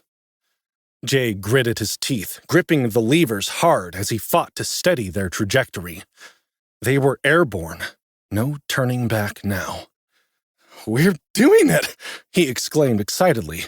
"We're really doing it! We're flying! We're... Jay barely had time to process the feeling of weightlessness before the flying shame plummeted. The moment they left the safety of the island, the entire craft dipped like a rock thrown into the abyss. The sudden drop sent everyone's stomachs into their throats. Molly screamed. Lyra shrieked. Dahlia cursed in a language Jay didn't even recognize. Aurora continued to pray. Heart hammering in his throat, Jay's survival instincts kicked in, and he pedaled as hard as he could, desperate to keep the aircraft aloft. The rotor blades above them spun wildly, straining to counteract the fall. The flying shame jolted side to side, nearly throwing Molly overboard as Jay fumbled for controls of the levers next to his seat. "Hold on!" he shouted, but his voice was lost beneath the panicked yelling. He yanked one of the levers too hard, and the entire craft tilted dangerously to the right, sending Lyra tumbling into Dahlia. He overcorrected, and the flying machine lurched violently to the left, nearly knocking himself out of his seat. "Stop yanking it around like a madman!" Molly bellowed, grabbing onto the basket's edge for dear life. "Do you want to fly this thing?" Jay snapped, fighting to control his panic. It seemed every movement of the levers caused an exaggerated, chaotic shift in the propeller's tilt. He had to force himself to ignore his fear and focus, making smaller, more precise adjustments instead of his wild flailing. Gradually, the flying shame stopped careening like a drunk bird and leveled out, hovering more smoothly. Jay let out another slow breath, but this time it was less controlled. His lungs shuddered like a worn-out transmission jumping between gears. He forgot to breathe back in. His heartbeat was so loud in his head he almost couldn't hear the rotor blades whooshing through the misty air, or the terrified screams of his party members. For a brief moment, it seemed like they had the situation under control. And then the singing started. Jay froze, his foot hovering over the pedal. The sirens. They'd forgotten about the sirens. Fuck. He had just enough time to realize this was a very bad thing before his worries evaporated into a haze of warm, fuzzy pleasure and yearning. Just like when they crossed the bridge, the melody wrapped around his mind, pulling him into its haunting, beckoning grasp. His vision blurred slightly as the world seemed to tilt, soften, stretch. Jay! Dahlia's voice rang out, sharp with alarm. From the front of the basket, Lyra clapped her hands over her ears. Oh, frick! Not again! To the girls, the siren's song sounded like the wails of banshees, an unbearable screeching that cut into their skulls like knives. But Jay, to him, it was irresistible. His hands loosened on the controls, his legs stilled on the pedals. And they dropped. The flying shame plunged once more, the island above creeping dangerously close to being out of reach. Molly! Aurora shouted, already moving. Molly lunged behind Jay and clamped her hands over his ears, pressing them tight against his head. At the same time, Aurora cast a protective shield, shimmering gold, as it wrapped around him like a dome. Jay gasped, sucking in air as if he'd been drowning. The spell shattered, the siren's influence snapping like a broken thread. His mind cleared instantly, and he became painfully aware of how far they had already fallen. Jay, pedal! Molly barked. He slammed his feet down on the pedals, pushing with everything he had. The rotor blades roared to life again, fighting against gravity. The flying shame clawed its way upward, but the drop had cost them. They were dangerously low. The island they were trying to reach was now far above them, and they'd have to circle back and try for a second landing if they missed the first pass, which, given the imprecise nature of Jay's piloting skills, was a hell of a lot riskier than attempting a straight line. Jay's legs burned despite his boosted stats, his muscles screaming in protest. It was like he could feel the dungeon actively trying to make the passage across the chasm more difficult. It was then that Jay realized building the flying machine was only the first part of the challenge. They would also have to survive using it. "Hold on!"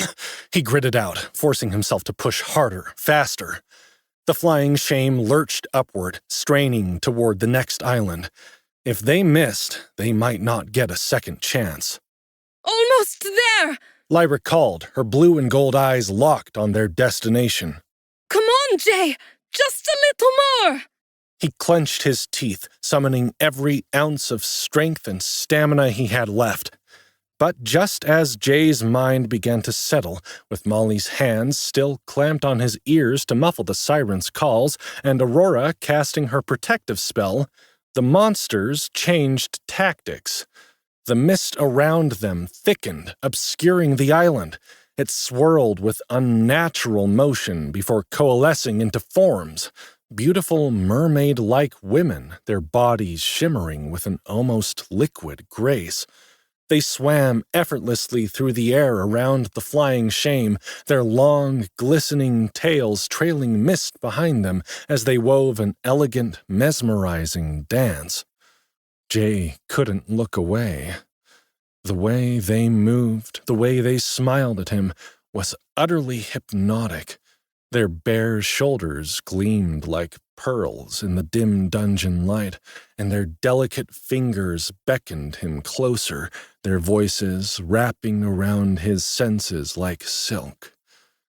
Jay barely registered the shift in the atmosphere, too entranced by the graceful forms weaving around the flying shame, but somewhere at the edge of his awareness, the girl's reactions didn't match his own.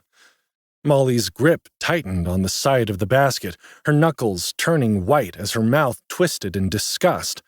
Lyra's ears flattened against her silver hair, her tail bristling as she reached for an arrow with trembling hands, her wide blue and gold eyes locked onto the creature with open horror. Dahlia had gone rigid, her golden eyes narrowed as if she were staring at something unnatural, something wrong, her fingers twitching toward her daggers but seemingly too repulsed to act. Even Aurora, always composed, looked shaken, her iridescent glow dimming as she pressed a protective hand against Kalasi's unconscious form, as if shielding her from something unspeakable. Their expressions were a stark contrast to the divine, mesmerizing beings Jay saw before him.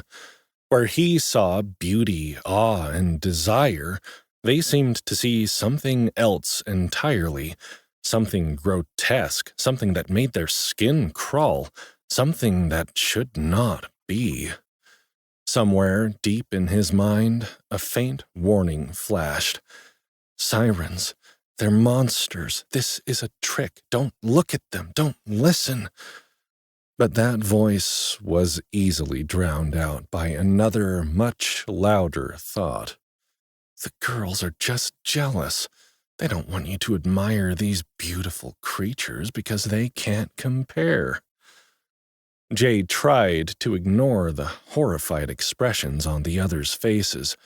They weren't awed by the sirens like he was. No, they were staring at them with open terror. They must be blind. Something wasn't right.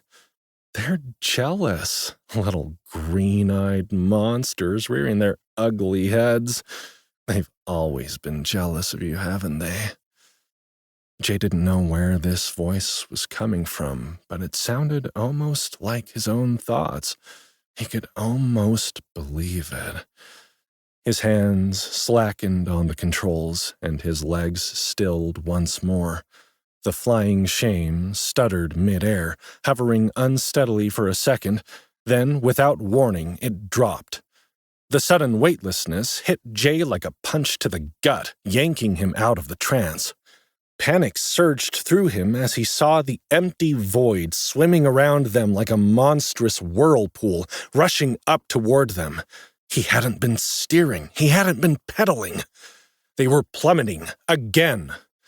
With a strangled curse, he slammed his feet onto the pedals, pumping them as hard as he could. The rotor blades roared to life, and the aircraft jerked violently, narrowly pulling them out of freefall. The sirens, caught off guard by the sudden maneuver, were left floundering behind as the flying shame shot ahead. Lyra gasped. That actually worked? Molly let out a low, relieved laugh. Okay, boss. I take it back. You can fly this thing. Jay forced a smirk, playing along. Yeah, that was totally on purpose. There was no way in hell he was admitting that their evasive maneuver had been nothing more than him almost killing them all because his brain had been hijacked by magical thirst traps. Now that his mind was temporarily clear, he grabbed onto the controls and shouted, "Dahlia! Get the confusion potion and the misters from the party warehouse! Start leaving a trail behind us!" Dahlia, quick on the uptake, pulled the vials from inventory and immediately understood what Jay was thinking. Without hesitation, she uncorked one of the misters and sprayed the air behind them, releasing a fine, shimmering mist into the sirens' path. The effect was instant. The sirens reeled back, their elegant movements faltering. The magic in the air around them rippled as they thrashed and shrieked, their forms flickering like candlelight in the wind. Whatever enchantment they had been using to maintain their presence broke apart, and one by one they vanished into the mist. They're falling back! Dahlia called. Aurora exhaled, shaking her head. That was too close. With the sirens deterred, Jay focused on getting them the hell to safety. Lyra called out more directions from the front of the craft, guiding him toward the island. His legs burned with effort, but the thought of another free-fall incident kept him moving. They were there. They'd made it. They were safe. Jay's heart lifted as relief flooded through him and a calm washed over his mind and body in a blissful wave. The landing, however, was another story. The flying shame hit the ground with a violent jolt, skidding forward before coming to an abrupt, bone-rattling stop. The impact knocked everyone off balance, sending them sprawling into each other. Molly groaned, rolling onto her back. Ow! Lyra, face down in a pile of grass, muffled. We're alive, right? Jay peeled himself off the side of the basket, rubbing his bruised ribs. Yeah, barely. Dahlia, despite looking just as battered as the rest of them, flashed him a teasing smirk. Nice landing, Captain. Next time, maybe I'll try to find a steering rune to go with the flying ones. Okay, I deserve that, Jay groaned. If I never fly this thing again, it'll be too soon. Aurora snorted an uncharacteristic laugh, causing Jay to look in her direction. The flying shame was mangled beyond repair, looking like they'd just taken a detour through a trash compactor before landing. Somehow, She said, her iridescent eyes glimmering with amusement. I don't think that will be a problem. Chapter 15. Skyhold.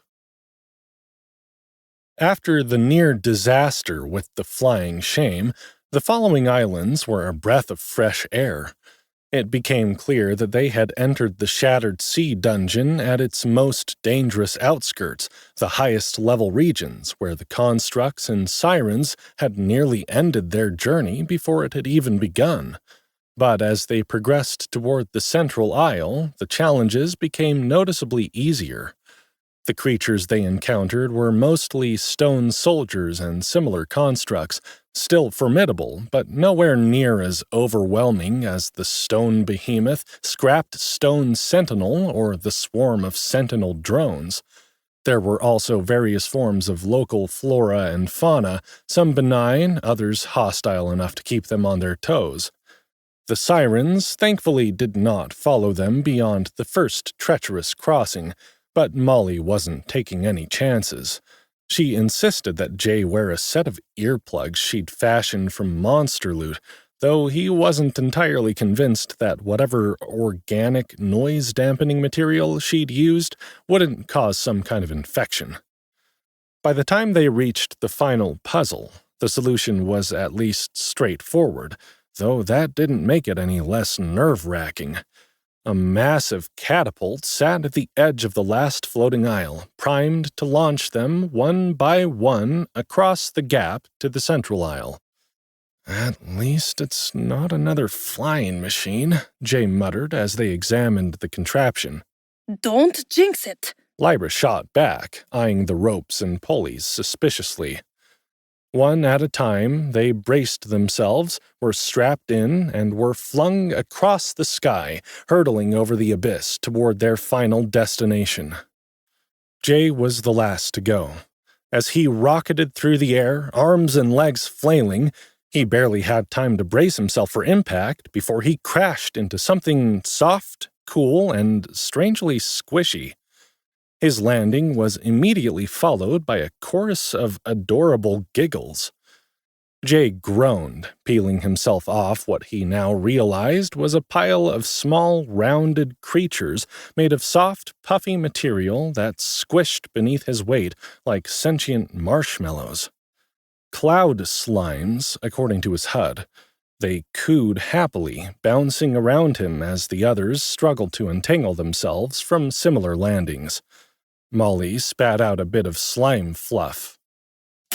I swear to God, if we have to bounce our way through another puzzle, I'm turning around and taking my chances with the sirens.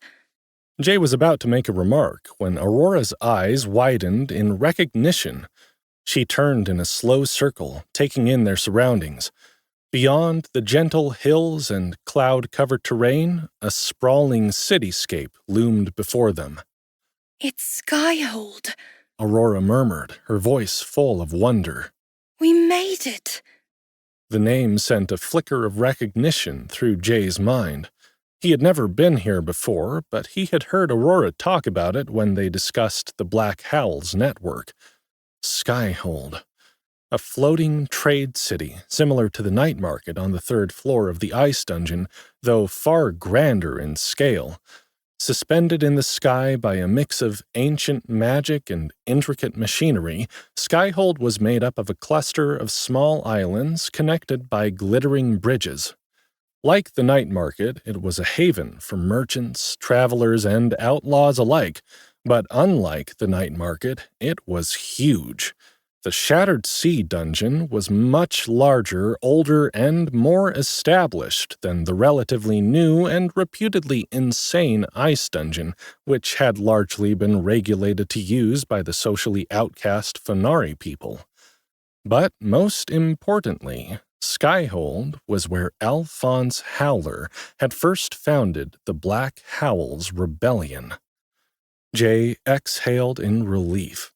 Finally, civilization. For the first time since entering this foreign dungeon, they were somewhere safe, somewhere they could regroup, recover, and, most importantly, find a way back to the ice dungeon. He turned to Aurora. "You know this place? Care to give us a tour?"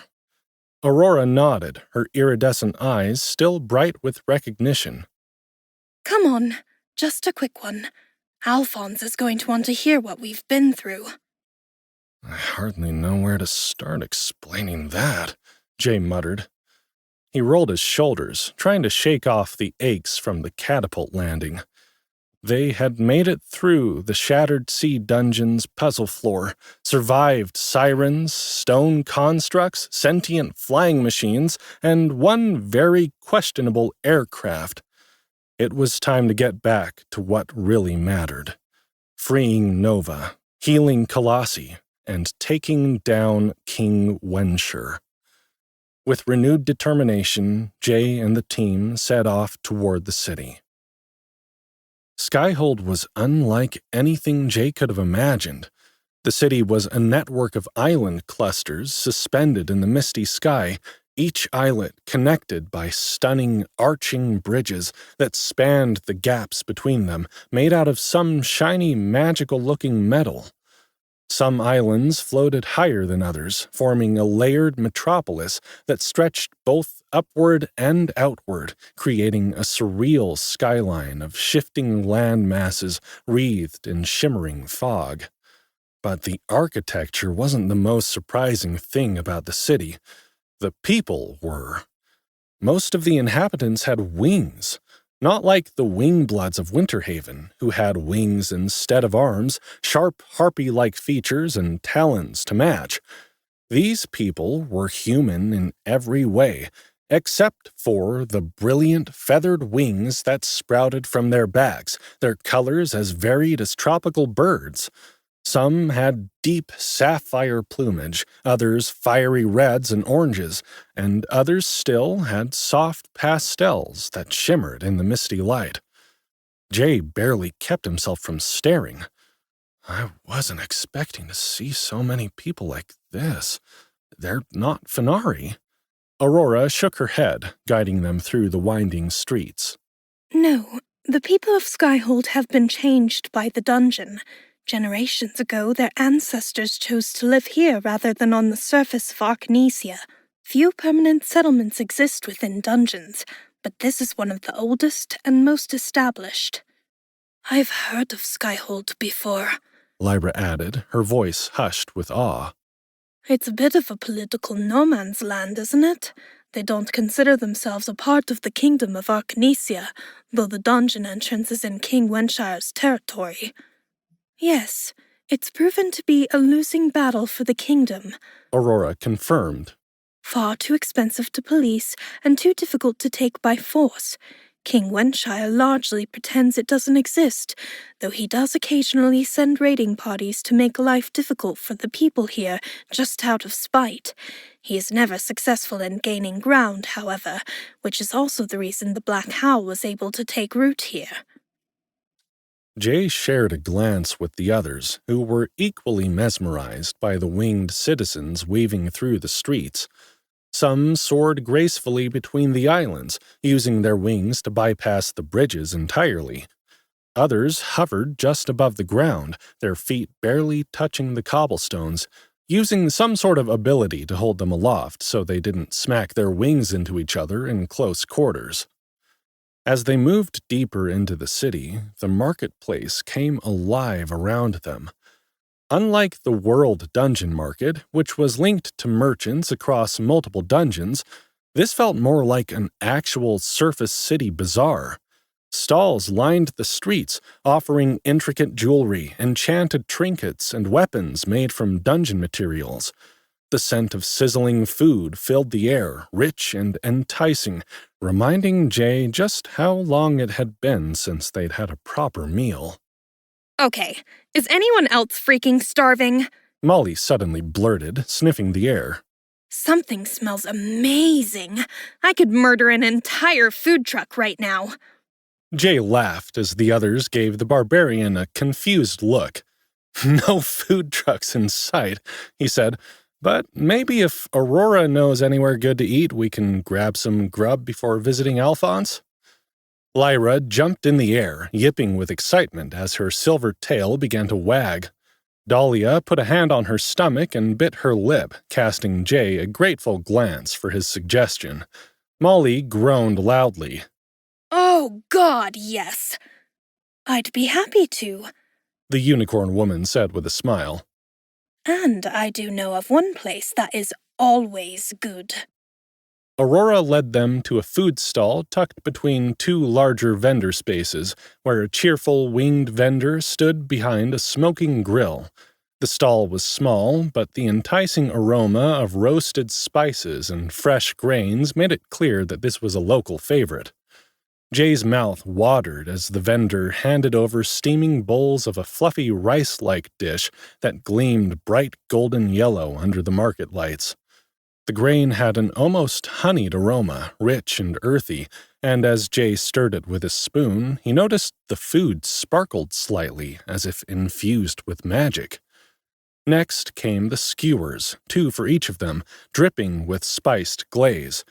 The meat was seared to perfection, charred at the edges but still glistening with juices, threaded between pieces of roasted bright green peppers and red blistered vegetables that Jay didn't recognize but smelled incredible. Aurora and Dahlia received vegetarian versions, their skewers threaded with mushrooms, grilled fruit, and spiced roots that gave off an almost caramelized scent. Jay took a hesitant bite of the golden rice first. The texture was soft but not mushy, with a slightly nutty taste that melted on his tongue. There was something else, though, a warmth that spread through his chest like the feeling of drinking something spiced on a cold night. A notification flickered in his vision. New buff activated. Well fed. The well-fed bonus increases strength, agility, and endurance by 5% for the next 12 hours. Jay let out a low whistle. We got to learn how to make this stuff ourselves. Molly, already halfway through her first skewer, groaned in satisfaction. I don't know what's better. The fact that this tastes amazing, or the fact that I can actually feel it making me stronger. Lyra nudged Jay's arm, popping a roasted pepper into her mouth. I was ready to riot if we had to eat another bowl of dungeon leftovers, but this I could get used to. Aurora smiled knowingly. Skyhold is the only dungeon cities where the people have fully adapted to living inside a floor rather than just passing through. They've learned how to cultivate dungeon flora and fauna for food, which is why their meals are so rich in magic. The vendors selling enhanced dishes likely have a merchant class with cooking-related tier upgrades. You might occasionally chance upon a recipe that gives a similar boost without their class options, but it will almost always come with a debuff or be much more temporary.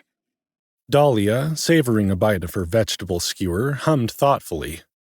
I can honestly say I have never eaten so well, not even when I lived in the castle. I'm glad. Aurora's lips curved. We have important work to do, and it won't do for us to be wandering around half-starved while we're trying to save the kingdom. Jay chuckled, taking another bite. The warmth from the food pulsed through his limbs, and he already felt more energized. Between the temporary stat boost and the fact that it was the best thing he'd eaten ever, he couldn't complain. As they finished their meal, Jay leaned back against the stall's wooden counter, savoring the moment. But their mission wasn't over yet. It was time to find Alphonse Howler and figure out their next move. Jay wiped his mouth with the back of his hand, still savoring the lingering warmth of the meal. Rejuvenated and feeling stronger from the lingering effects of the well-fed buff, he turned to Aurora. Is there somewhere around here where you can pick up your power sink? Aurora shook her head. Not here. This market has nothing to do with the dungeon, other than the fact that it exists inside of it. She gestured toward the bustling stalls around them. The people here prefer to live as independently of the dungeon's system as possible. They don't rely on delvers' markets at all. Everything here is cultivated or crafted manually. Even their currency is different, though they will accept dungeon gold since there are enough delvers coming through here that it's easy enough to convert. Jay frowned. One of the reasons they'd needed to get to the Central Isle was that Aurora needed access to the World Dungeon Market in order to get her power sink. So how are we going to do this? The Black Howl base will have everything I need, Aurora said.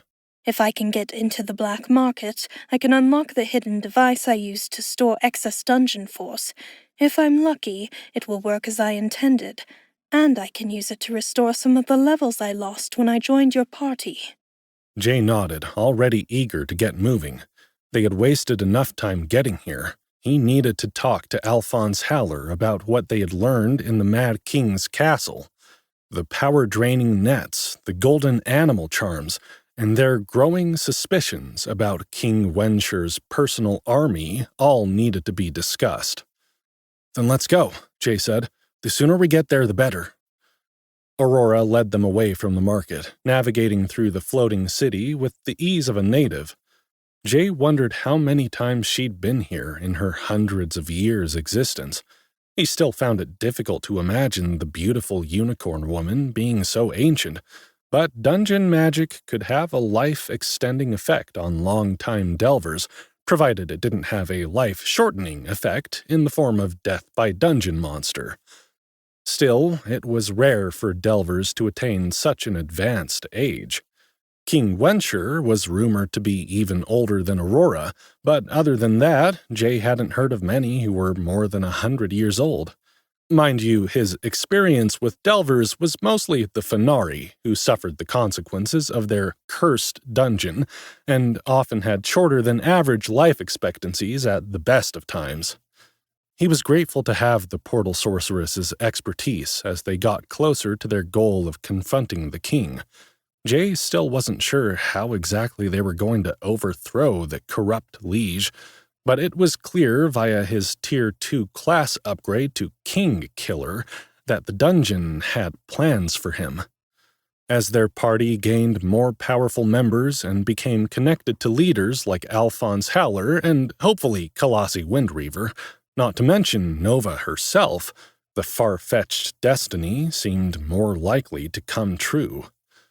Aurora led them from island to island, crossing arched bridges that spanned the sky, descending lower and lower with each crossing. The atmosphere gradually changed as they went. The lively, colorful vibrancy of Skyhold dimmed, replaced by something colder, quieter. The people were different here. Gone were the angel-looking people with their tropical colors, bright wings, and flowing robes.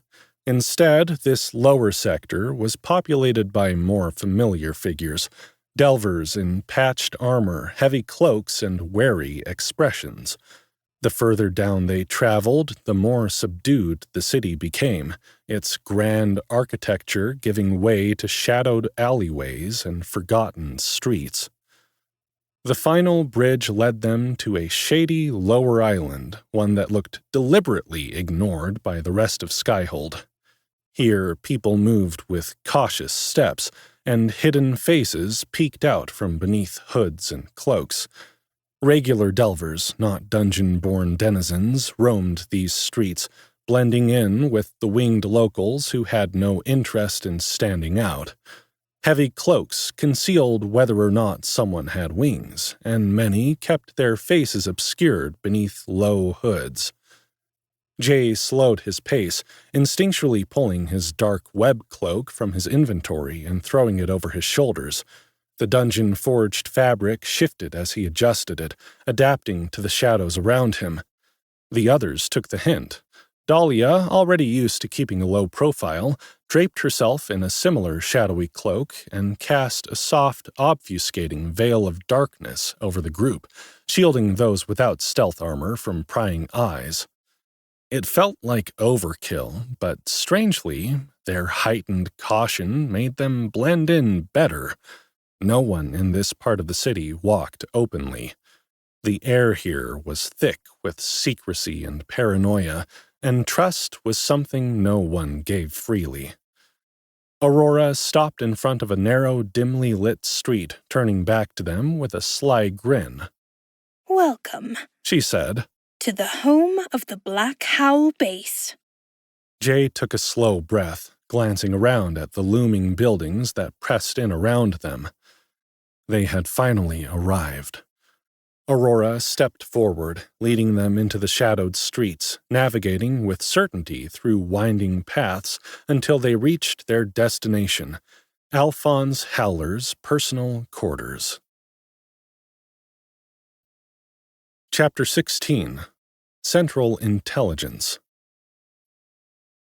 Aurora led them down the narrow, twisting alleys of Skyhold's lower quarter, the bustle of the black market fading behind them as they approached a small, unassuming doorway wedged between two particularly shady-looking merchant stalls.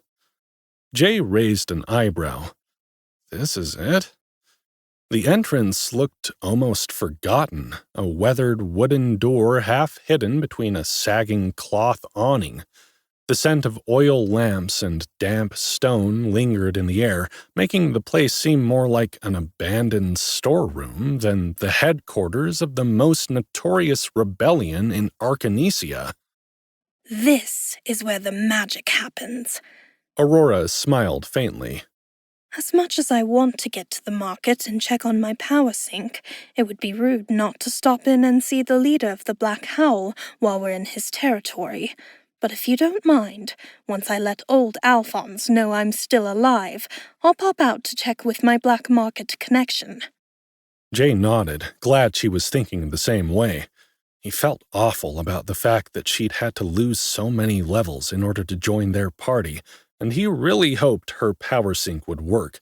But there wasn't much he could do to help her with that. In the meantime, though, Jay had questions for Howler, a lot of them. The power-draining nets, the golden animal charms, the implications behind King Wensher's elite soldiers vanishing without a trace. But the most disturbing theory had been gnawing at him since the Mad King's castle. What if Wensher isn't just draining power from his soldiers? What if he's using that power to create puppets he can send out into the world? Nowhere would be safe from his spies. The thought made Jay's stomach turn. The king had the resources, the dungeon influence, and, if the golden charms were tied to this, an unnatural reach beyond what should be possible. If he was creating magical clones of his strongest fighters, that meant his army wasn't just a fleet of highly trained, dangerous warriors. It was potentially endless. Shoving that thought aside for now, Jay followed Aurora inside. The modest interior did little to inspire confidence. The quarters were small and dimly lit, flickering oil lanterns casting long shadows across bookshelves lining every wall. The space was cozy, and with all of them piled inside, it felt even closer, though the high ceilings prevented it from feeling completely claustrophobic. A second floor extended into the neighboring buildings, opening the area further, but the room itself was surprisingly humble for the leader of the Black Howl Rebellion. Jay had expected something grander, a war room maybe, or a bunker lined with weapons and strategic maps. Instead, books dominated the space, stacked in neat but overwhelming rows along the walls. In the center of the room sat a sturdy wooden desk covered in ancient-looking maps and handwritten notes scattered in what looked like careful disarray. An unlit fireplace was nestled between two bookshelves, above which hung a richly framed painting. The image caught Jay's attention immediately. It depicted a handsome man with glossy black wings kneeling before an older, sterner figure seated on an ornate throne. The kneeling man had a look of devotion or submission, while the one sitting exuded an imposing authority. Jay's stomach twisted. Something about the painting felt off, though he couldn't put his finger on it. Maybe it was just that the figure of the king reminded Jay of the fact that he was tasked with killing King Wenshur. He wondered if that's who the painting was supposed to depict, or if it was of an older, long-forgotten ruler of the realm. There was no sign of Alphonse Howler in the room, no movement, no greeting. Just the quiet presence of history in the stacked books and worn maps. Well, come out then, Alphonse, Aurora said, raising her voice just behind Jay's shoulder. I haven't got all day, you know. Jay flinched as a grimy, soot-covered man crawled out of the fireplace, dusting off his coat with a wry grin. What the fuck? I didn't think I'd be seeing you lot so soon, Alphonse Howler said. A sharp golden eye gleamed beneath his dark, scarred brow. He wiped a streak of ash from his jaw, grinning through his gold tooth. I ain't often wrong about these things, but in this case I can't say I'm disappointed. Jay took in the sight of the Black Howl leader, his rough, patched clothing, the knowing smirk. He moved with the ease of someone who owned every space he stepped into. Even covered in soot, Alphonse carried himself with an unshakable charisma, like a king in exile rather than a man leading a rebellion from the shadows. Even his stooped shoulders and slightly hunched back did nothing to dull his confident air. Jay crossed his arms. You were expecting us, then? Alphonse chuckled, brushing the remaining ash from his sleeve. Let's just say I had a feeling I'd be seeing your face sooner rather than later, Alphonse said. There are whispers floating around about you and your party. Don't have much use for whispers or whisperers myself, yet having met a couple of these lovely ladies and seen you found my missing portal sorceress, I'm newly inclined to believe them. Jay's jaw tightened. What kind of whispers? Not the sort you need to worry yourself about, my lad. Not at all. The back of Jay's neck tingled as the strange man surveyed him unabashedly. Alphonse Howler was a man who didn't need to try to command a room. He just did. Jay could see how he'd become the leader of the rebel faction. What he couldn't see was any indication of where the man's charm, charisma, and sheer presence came from. Alphonse wasn't a handsome man, at least not anymore. There were hints of a noble structure to his face, hidden beneath the scars and grime, such that he could have been the much older, haggard, and likely homeless brother of the winged man in the painting above the mantel, without the wings, of course. Yet, even covered in soot, dressed in patchwork black and emerging from a fireplace like he'd just taken a wrong turn in a chimney, he exuded an effortless authority that set him apart from the other delvers Jay had met. His one visible eye, sharp and gold, glinted with calculation as he assessed them, taking in every detail with an ease that made Jay suspect he already knew more about them than they knew about him.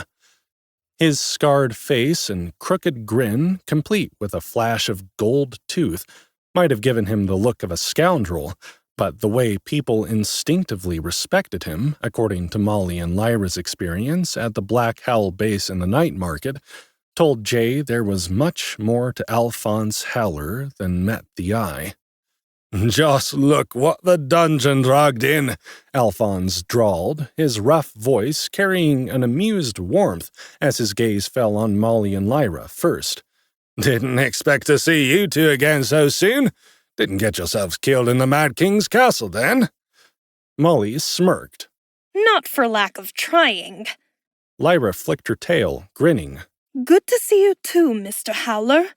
Alphonse chuckled, then his gaze snapped to Aurora, and his expression shifted into something sharper. He gave her a slow once-over, eyes narrowing. "Now you," he said, tilting his head. "I'll admit I'm frankly shocked by the company you're keeping." His lips twitched in amusement. "I was wondering where you'd gotten off to." Aurora smiled, unruffled as ever. I suppose I've been expanding my horizons. Alphonse huffed a laugh, but didn't press further. "Far be it from me to limit the horizons of my most talented allies. I'm relieved you're all in one piece." Then he turned to Jay and Dahlia, his sharp eye flicking between them. He gave a slow nod, something pleased in his expression. "I've heard about you from our mutual acquaintances, but it's a pleasure to meet you properly." Jay stepped forward, offering his hand. "Jay Morgan, and this is Dahlia Shaderunner." Dahlia inclined her head slightly, watching Alphonse with careful curiosity. Alphonse clasped Jay's hand in a firm grip, assessing him with the same quiet calculation that never left his gaze. Jay took the opportunity to speak. "I wanted to thank you for helping Molly and Lyra when we got separated in the night market, not to mention for everything the Black Howl has done for Winterhaven recently." Alphonse's grip lingered for just a moment longer before he let go, a flicker of something unreadable in his expression. "Well," he said, brushing some of the remaining soot off his sleeves, "you've got good people on your side. I'll try to make sure good people don't get buried before their time." Jay nodded, but before he could say more, Alphonse leaned against the desk, folding his arms. "Speaking of which, have you heard anything from Raina Frostmane?" His eye darkened slightly. "She was supposed to check in some time ago, but I haven't been able to get hold of her." Jay felt a weight settle in his chest. "Yeah," he said, rubbing the back of his neck. King Wenchard sent thugs after her. I think she was killed." Alphonse's expression didn't change much, but there was a slight shift in his posture, something more still about him. "You think?" Jay exhaled. "It's complicated." He glanced at the others, then back to Alphonse. "I don't know how to explain it, but I still have some communication with her. It's like the ice dungeon preserved her somehow. I don't know if it's actually her or if it's something else, but I have a skill that allows me to talk with her through my party menu. It's inconsistent, though, and seems to exhaust her for long periods of time after we talk." That was the best way Jay could put it without sounding completely insane. Alphonse raised an eyebrow, his lips quirking slightly. "That is a first," he admitted, "but still."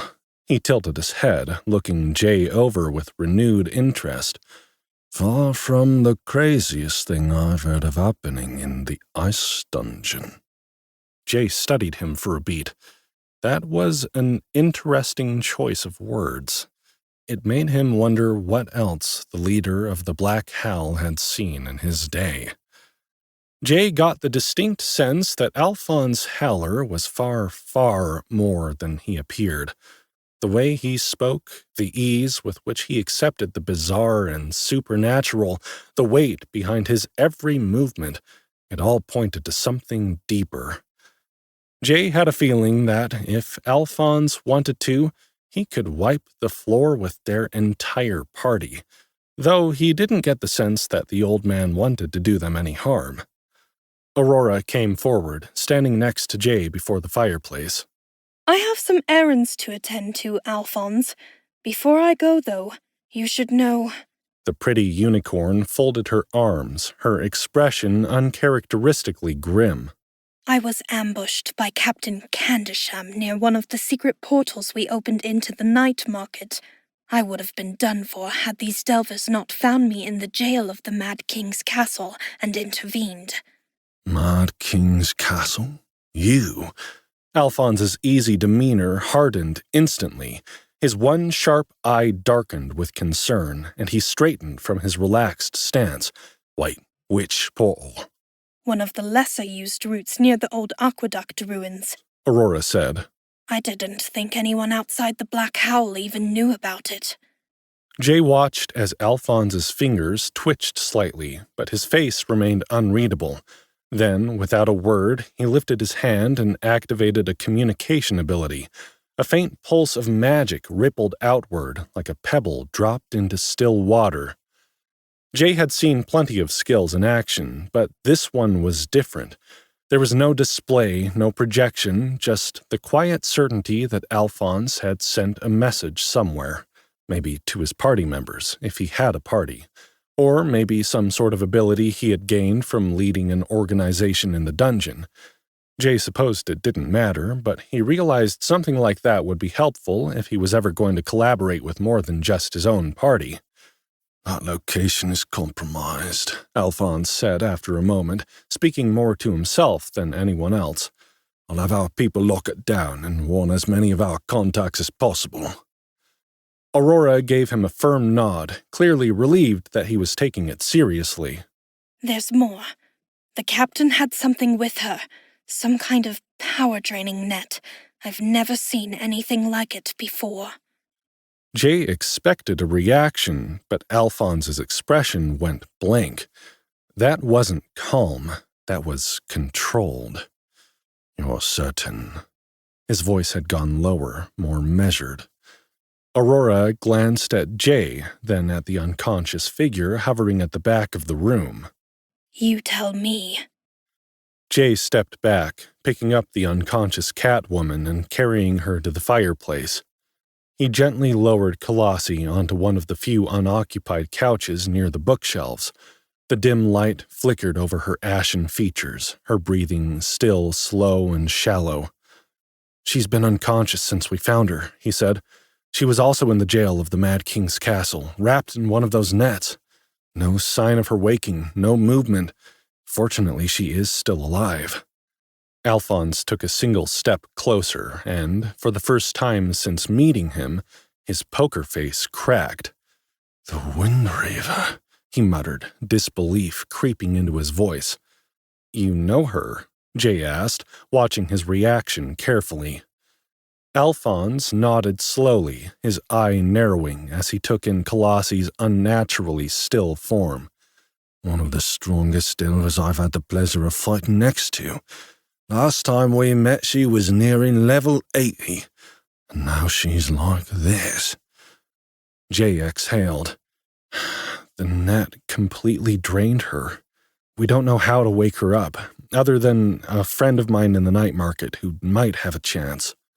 He briefly explained how Felicity had used her unique healing skills to neutralize a poison Candisham had used on him with a similar effect to the nets. Alphonse's fingers curled slightly at his side. He looked at Kalasi again, his eye sharp and calculating, and Jay could tell he was reevaluating everything he thought he knew about the enemy. If those nets can bring down someone as strong as Kalasi Wind Reaver, Alphonse's voice trailed off, his jaw tightening. Jay exhaled, running a hand through his hair. It gets worse, he said, leveling his gaze at Alphonse. When we were inside the Mad King's throne room, we found Captain Canisham and her guards, or what was left of them.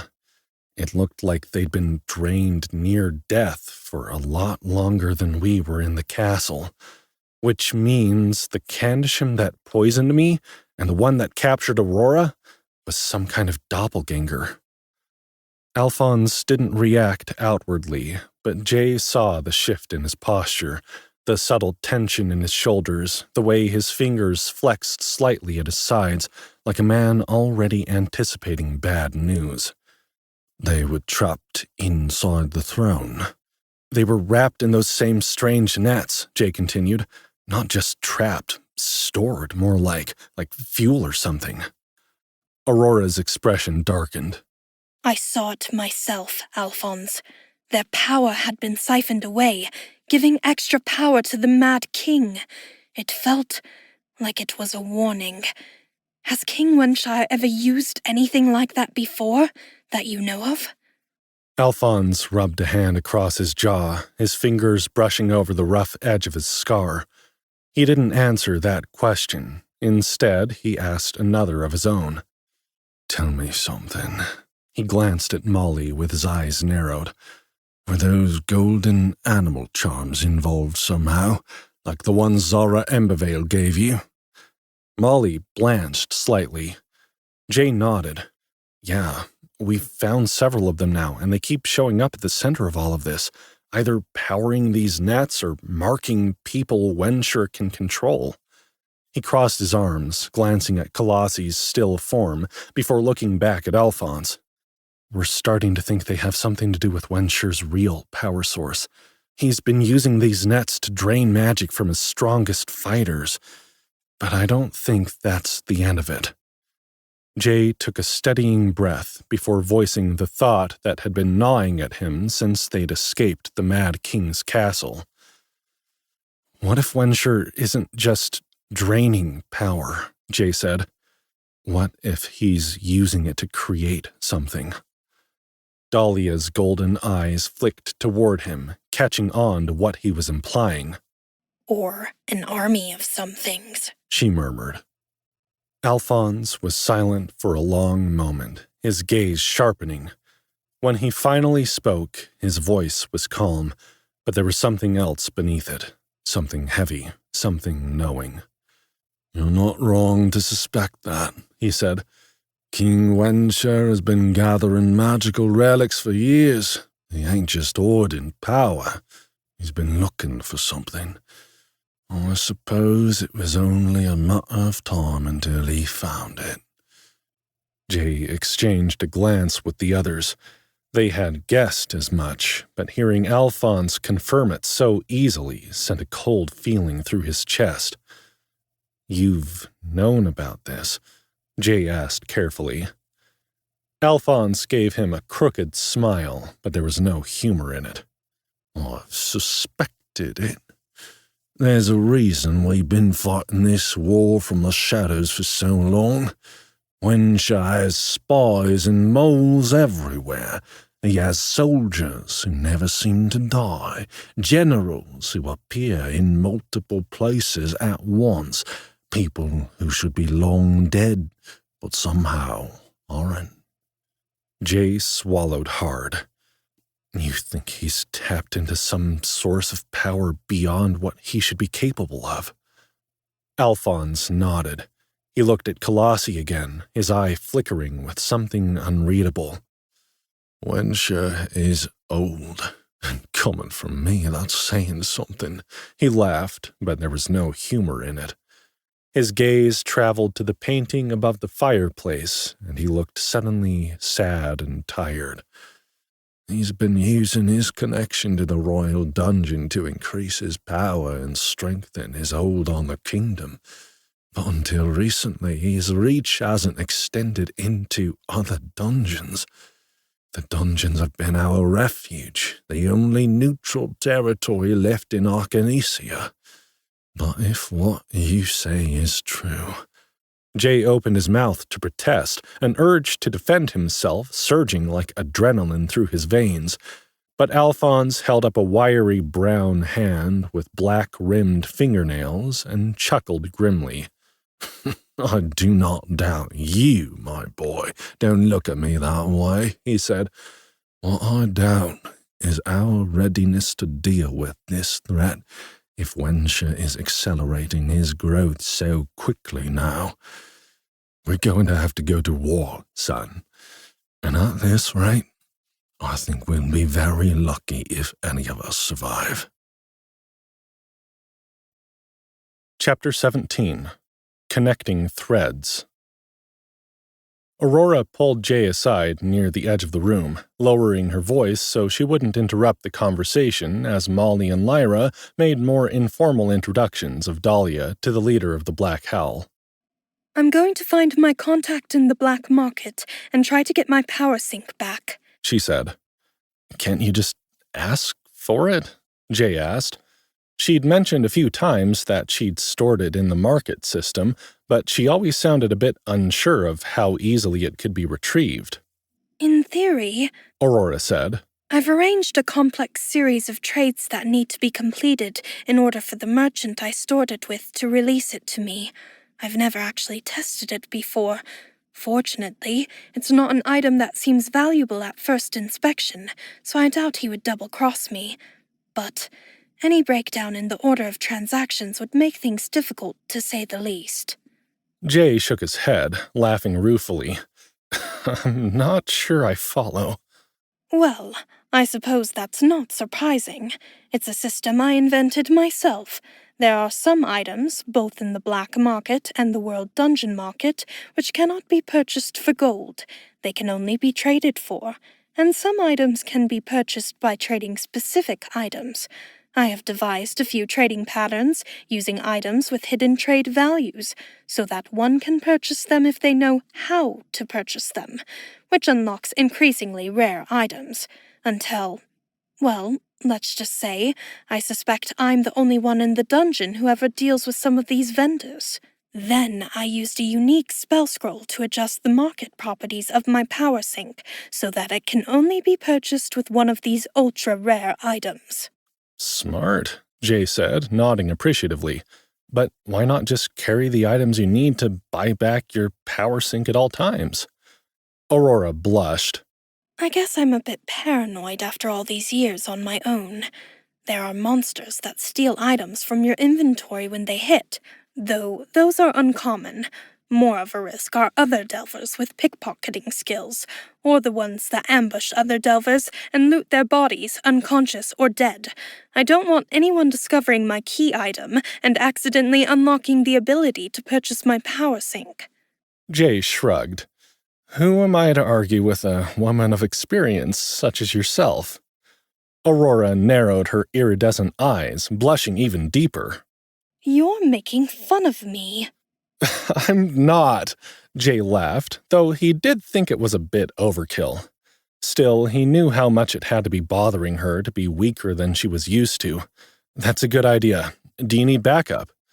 She shook her head, smiling faintly. I can handle myself. But while I'm out, I can also send word to the night market to let it be known that you need the services of Pardis and Felicity as soon as possible. Jay let out a breath of relief. That would save them time. That'd be great. I didn't even think of it. Thanks, Aurora. She gave him a small nod before slipping back into the street, her shimmering presence vanishing into the dim light of Skyhold's lower levels. Her melodic voice floated through the door as she called over her shoulder at him. I'll be back soon. Once she was gone, Alphonse took charge of arranging accommodations. He led them upstairs to the larger upper level of the Black Howl base, where the space was more open and far less cramped than the small hovel below. Jay carried Kalasi upstairs, placing her in one of the larger rooms where she would be safe and undisturbed while they sorted out a way to wake her.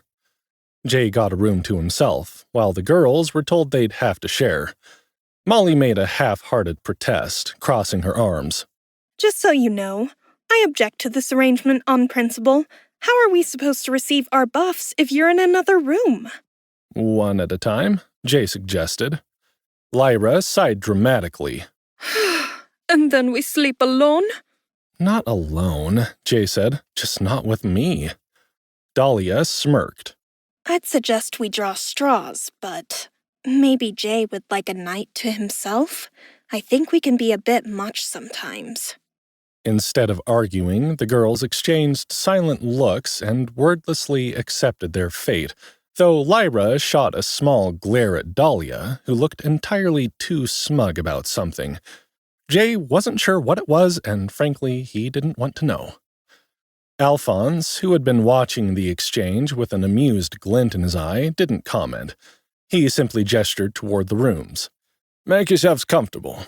You're safe here, at least as safe as you can be in Skyhold. The room carried a temporary safe zone effect, a welcome surprise after the constant dangers they had faced in the floating aisles once the party tent had run out of charges. Jay could see the faint shimmer of magic in the air, the telltale sign of dungeon energy woven into the space. Alphonse caught his glance and gave a knowing smirk.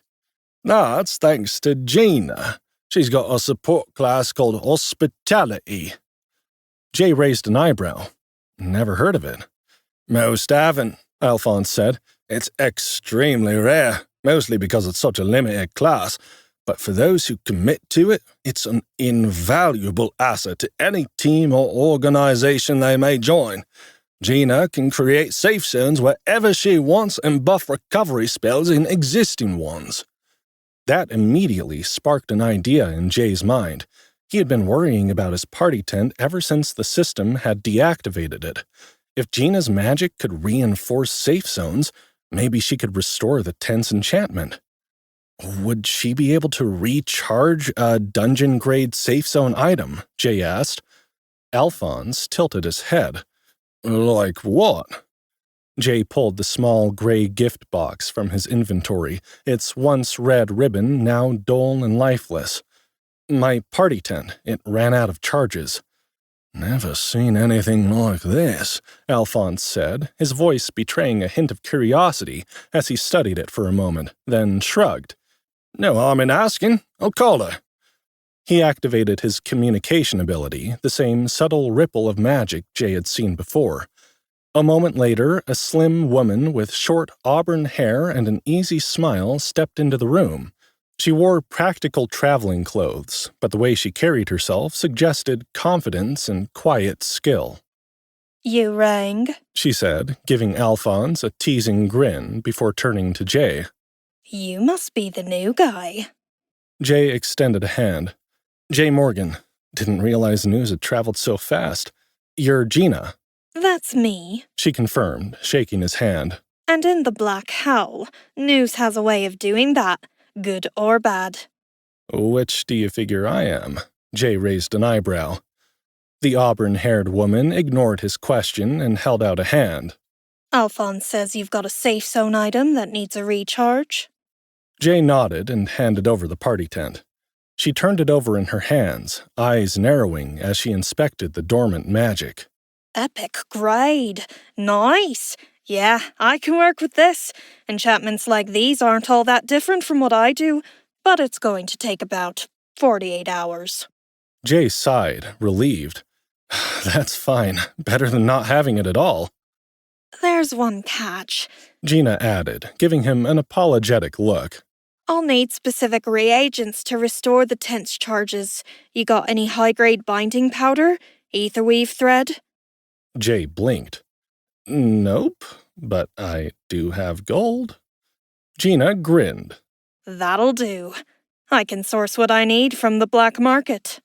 Jay handed over the required payment, and Gina tucked the party tent into her bag. All right, I'll get started on this. Check back in 2 days and you'll have your tent back, good as new.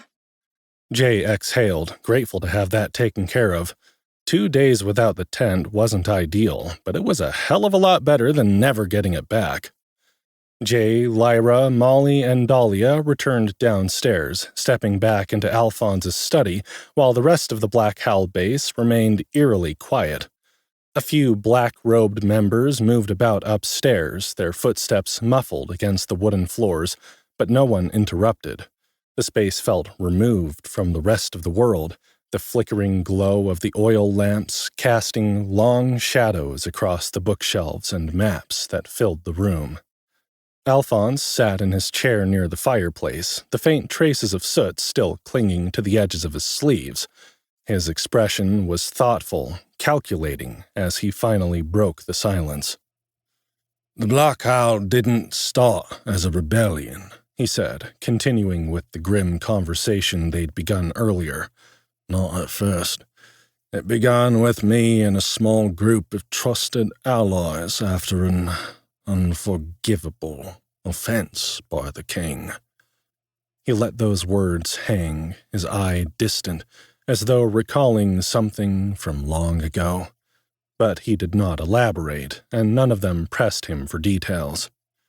"Since then, we've spread across Arcane," he continued, leaning back in his chair. "Each faction operates independently, but our goals remain the same. We become a kind of central intelligence, gathering everything we can about Wencher's abuses of power. We don't just fight in the shadows.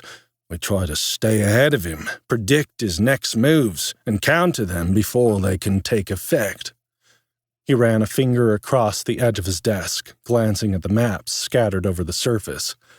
"When the king planned to raise taxes on bread in the Shattered Sea, the people of Skyhold banded together to provide alternatives to those on the surface. Dungeon-exclusive grains, cheaper imports." He gave a slight shrug.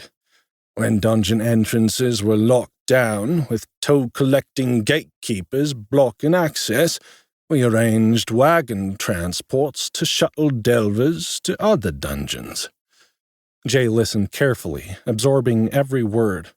The Black Howl had helped the people of Winterhaven as well, giving them access to the black market when King Wencher declared the goods they harvested from the Ice Dungeon to be illegal for the Fenari people to sell on the World Dungeon Market, effectively destroying their economy.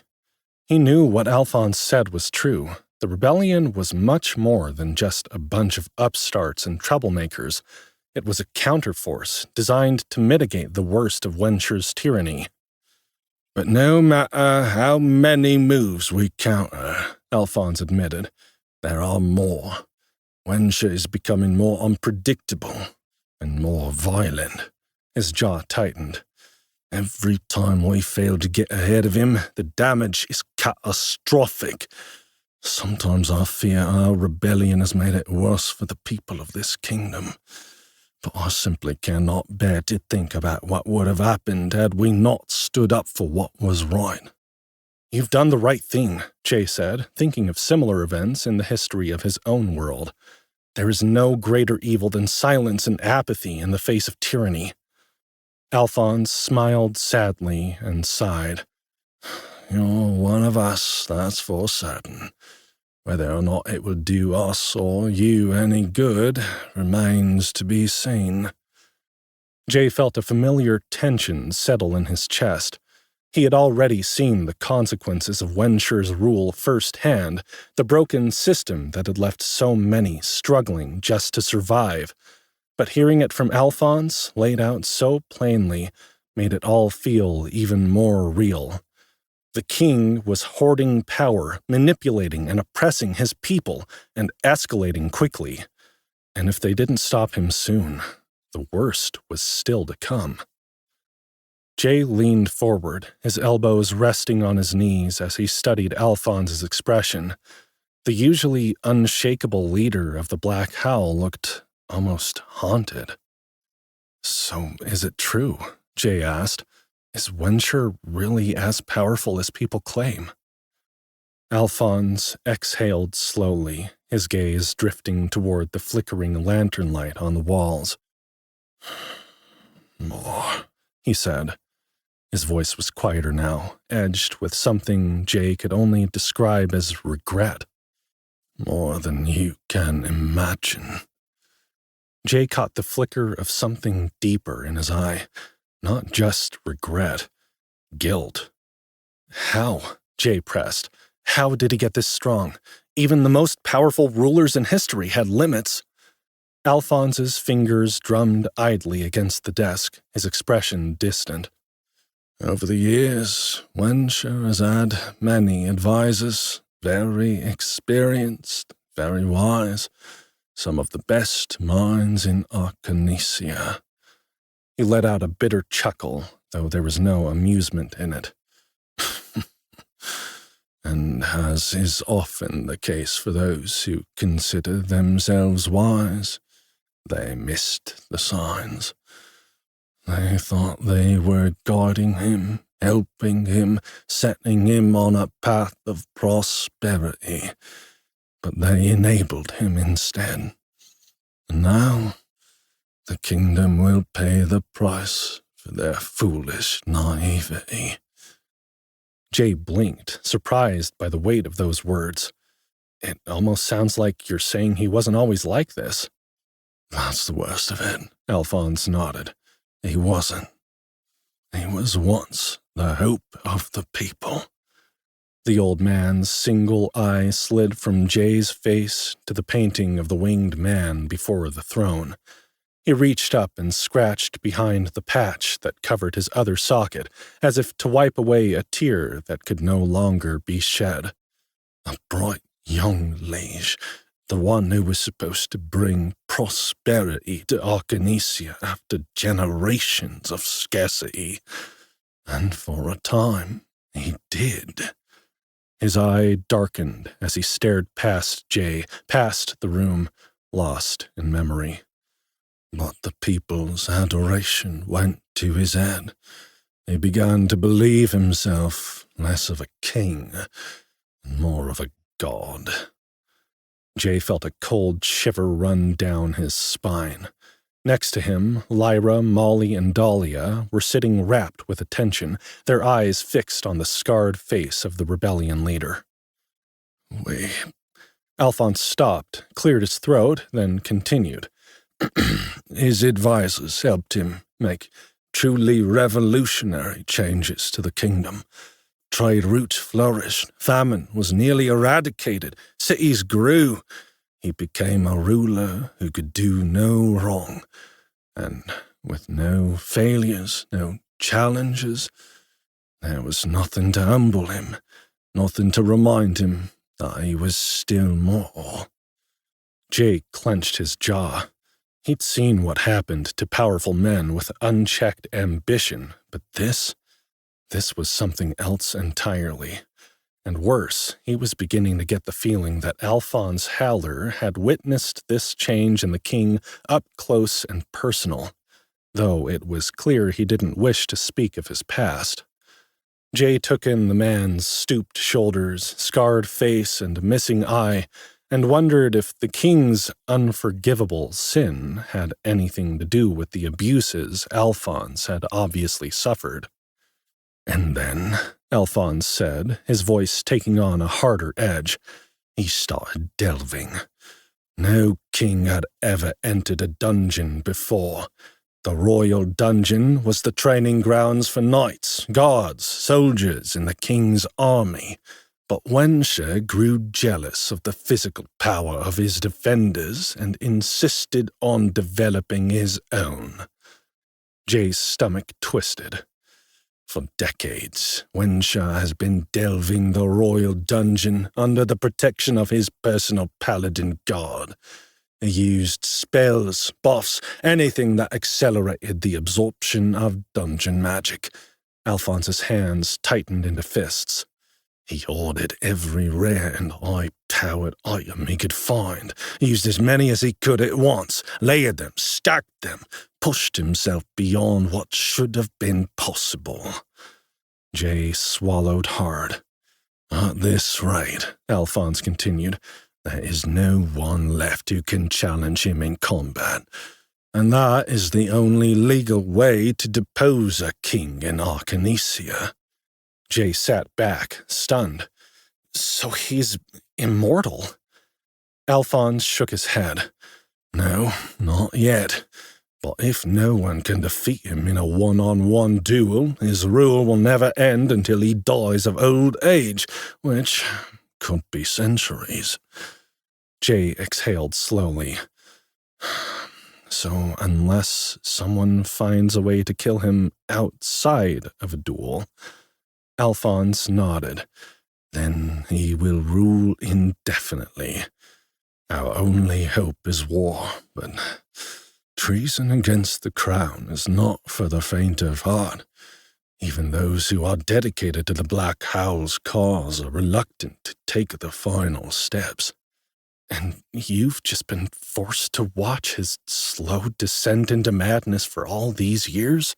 Jay asked, feeling cold at the thought. For a fleeting moment, the old man said. Many years ago, there was hope. One of the king's most trusted advisors had devised a plan, one last attempt to curb his growing lust for power, Alphonse explained. They had used an ancient summoning technique to bring him a helpmate from another world, a woman they believed could temper his ambitions and offer him a new perspective.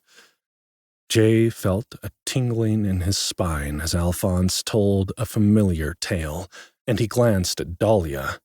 They both thought of Xenovara, the young queen that the hair-blood woman's mother had foreseen as King Wensher's bane. For a time, it had seemed like it might work, Alphonse said, not noticing the shared look between his audience members, his voice quiet. But then a seer prophesied that his young wife would be his downfall. He exhaled, rubbing his knuckles across his jaw. Not long after that, she became ill and died. A cold silence settled over the room. Bullshit, Molly muttered, just loud enough for Jay to hear. Jay felt something heavy press against his chest. Nova. All the evidence they had gathered suggested that the rogue dungeon's insane mind was actually under the influence of a woman whose consciousness had been absorbed when the king had dumped her corpse in the ice dungeon in order to hide the evidence of his crime. Dahlia's mother, the seer, had been thanked for her warning by being labeled a traitor and publicly executed. Hearing the same story from a different angle only solidified Jay's instinct that Nova was somehow key to ending Wensher once and for all. He yearned to get back to the ice dungeon, to hear her crazy voice in his head once more. Even if she was a little loopy, he'd learned to trust her in an oblique sort of way. There was no doubt she'd helped Jay and his party grow far more powerful than they should have been able to do in such a short period of time. Perhaps she was giving Jay the same kind of power boosts that King Wensher had given himself through his stolen artifacts. Alphonse glanced toward the fireplace, his expression unreadable. Some speculated that an enemy of the king had Queen Xenovara killed, but many others, those closest to him, whispered that he himself was responsible. They made up a lie about her illness to cover his cruel, cold-blooded murder. Jake clenched his fists. We know the truth. He did murder her, and he buried her in the ice dungeon so that no one could ever use her against him. Alphonse turned back to him, his eye dark. Since the death of Queen Xenovara, the king's paranoia and thirst for power have only worsened. He's tightened his grip on everything, his people, his armies, his hoarding of magical resources. He doesn't just want to rule. He wants to control everything. Jay exhaled. Well, he's not going to get it. Not if I have anything to say about it. Alphonse leaned forward, lacing his fingers together. The Black Hell was never meant to be a military force, son. We were rebels, informants, a network designed to protect the people of Arcanesia. His voice was quieter now, but it carried the weight of a man who had seen war coming long before anyone else. But now it seems the only way to stop the king is by civil war. Jay met his gaze, the finality of those words sinking in. The Black Owl, Alphonse said, is the only group organized enough to take on the challenge. But I fear that I am not the leader we need to take up the cry. I am old. My greatest years are behind me.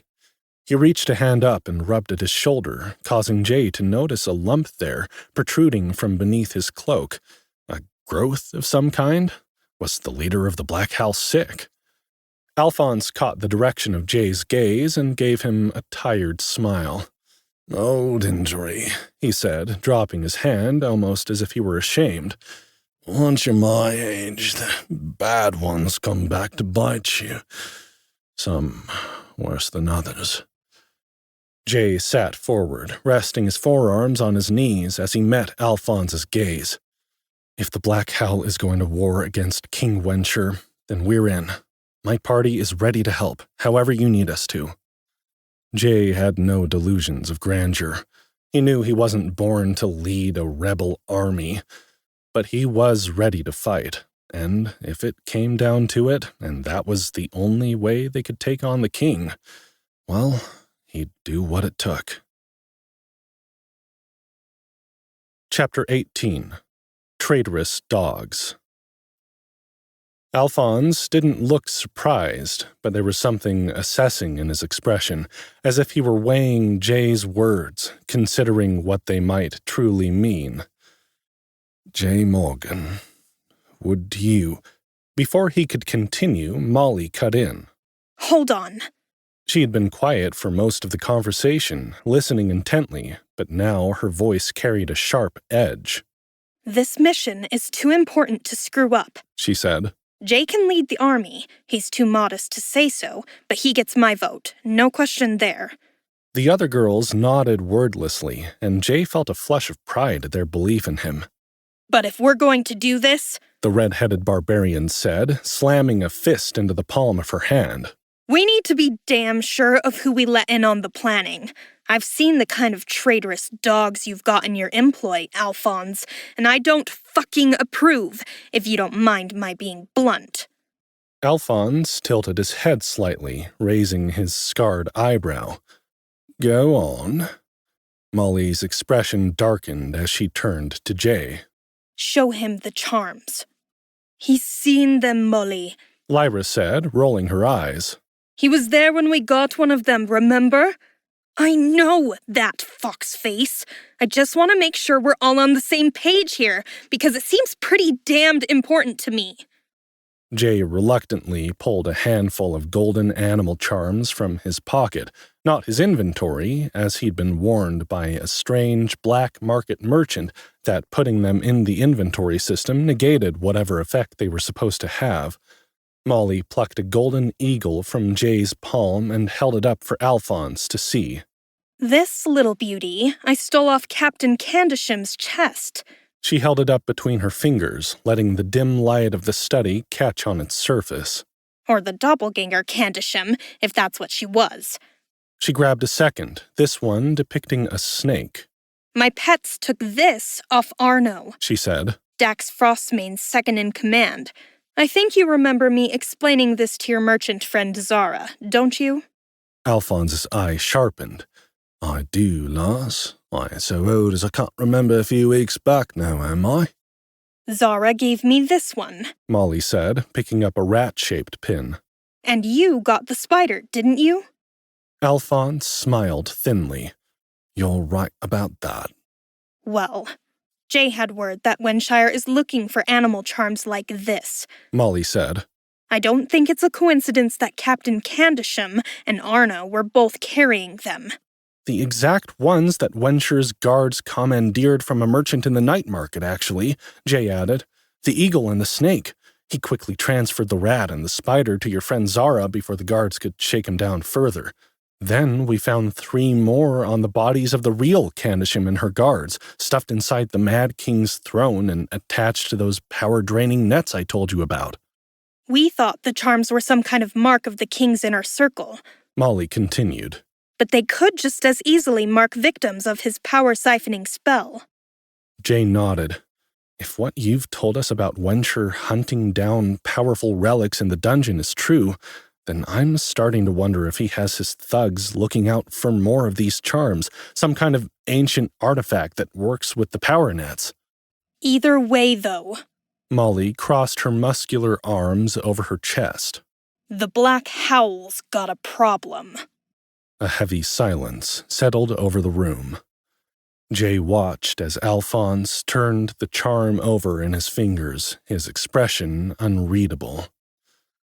I was afraid of this, he said, looking suddenly old, though I must admit I'd hoped my instincts were wrong.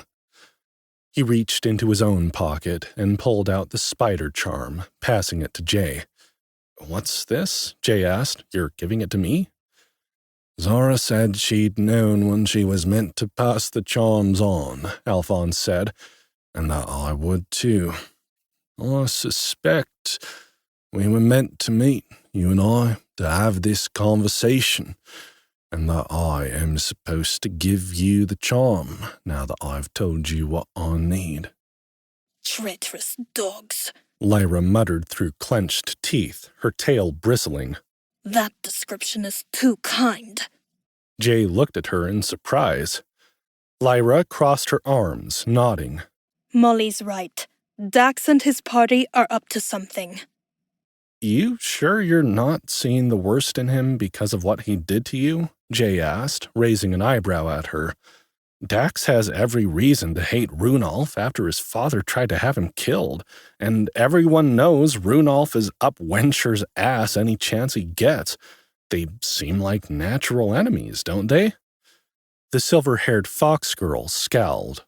You don't know Dax like I do. He's willing to play the long game to get what he wants. Just look at the way he managed to fake the death of his entire party. Minus me, the scapegoat, after finding out his father's plan. She growled and let out a strained yip of indignation as she fought to keep control of the old anger. On the surface, his reasons for joining the Black Howl seem solid enough. He hates his father, and Runolf is one of King Wenshire's most loyal bootlickers. But I don't trust him. He's the kind of guy who always lands on his feet, no matter what side he's playing. Still, Jay said. She exhaled sharply, her blue and gold eyes narrowing. Think about it, though. His vendetta is against his father, not Wenshire. Follow the power. Understanding dawned on Jay like a bolt of lightning. The scorned son. You think his goal is not to kill Runolf, but to usurp his place at Wensher's side? Lyra nodded slowly. Revenge for his pride before his life. That's exactly what I think. And it's clear Arno has some connection to Wenshire, or he wouldn't have had that pin. Either he heard the king wanted them, and he was planning to use it to suck up on behalf of his boss. Or Wensher's already controlling him, Jay finished. Jay felt a chill at that thought. Dax had always seemed cocky, self-assured, and too confident for a man who had supposedly lost everything, at least according to Lyra's admittedly biased opinion. But if he was playing both sides, it would make sense. Alphonse turned a golden charm over in his fingers, his expression unreadable. After a long pause, he finally spoke. I've had the same suspicions about Dax Frostmane, he admitted. I allowed him to assert himself as the head of the Fenari faction of the Black Owl without challenge, because I wanted to see how he handled power, what he would do with it. So far, his mouth curved downward. I ain't liking what I see. Why keep him around then? Jay asked. Alphonse grinned slowly. Well, once you're as old and ugly as me, son, you start seeing opportunities in funny places. Sometimes it pays to sit back and observe, and I have observed some interesting things recently. Jay exchanged a glance with Molly and Lyra. Keep your friends close and your enemies closer, he said. Wise words. Alphonse set the charm down on the desk beside him. And it ain't just that. Corruption is like a contagious disease. Once it sinks its teeth in, it spreads. His voice was quiet but firm, like a man who had been waiting for confirmation of something he had long suspected. Before we move to the next stage of the rebellion, before we march to all-out war, we have to root them out. But not, I think, before we find a use for them. What possible use could there be for a traitor? Jay asked, shaking his head. Dahlia sat forward, speaking for the first time since they'd sat down. To follow the dogs back to their lairs. Let them root each other out. That's a clever lass, Alphonse replied, leaning forward slightly to meet her. His eye flickered with something sharp, something calculating. And I have a plan. Jay and the girls shifted closer, waiting for him to continue. A crash from above caused them all to look up, and a huge black shape dropped from the ceiling right in the midst of their group. Jay barely had time to react before the shadowy figure crashed down on top of Alphonse, knocking him backward. The force sent him sprawling across the desk, papers and maps scattering in every direction. Then came the blood. A deep, gushing wound opened at Alphonse's throat, a dark line of crimson spilling across his coat. His body twitched once, twice, then went still. Jay's breath caught as he saw Alphonse's blank, unseeing eyes staring upward. His golden eye, once so sharp and knowing, was now lifeless. The leader of the Black Howl had just been assassinated. And now the assassin was turning to Jay. Chapter 19. The Blackest Howl. The moment Alphonse hit the ground, the room exploded into motion. Dahlia moved first, her fingers snapping outward as a swirling darkness filled the space, cloaking the assassin in a rolling fog of black magic. The shifting shadows made it impossible for their enemy to see, but Jay and his party could see through it perfectly. The assassin's huge black wings unfurled, scattering loose papers into the air.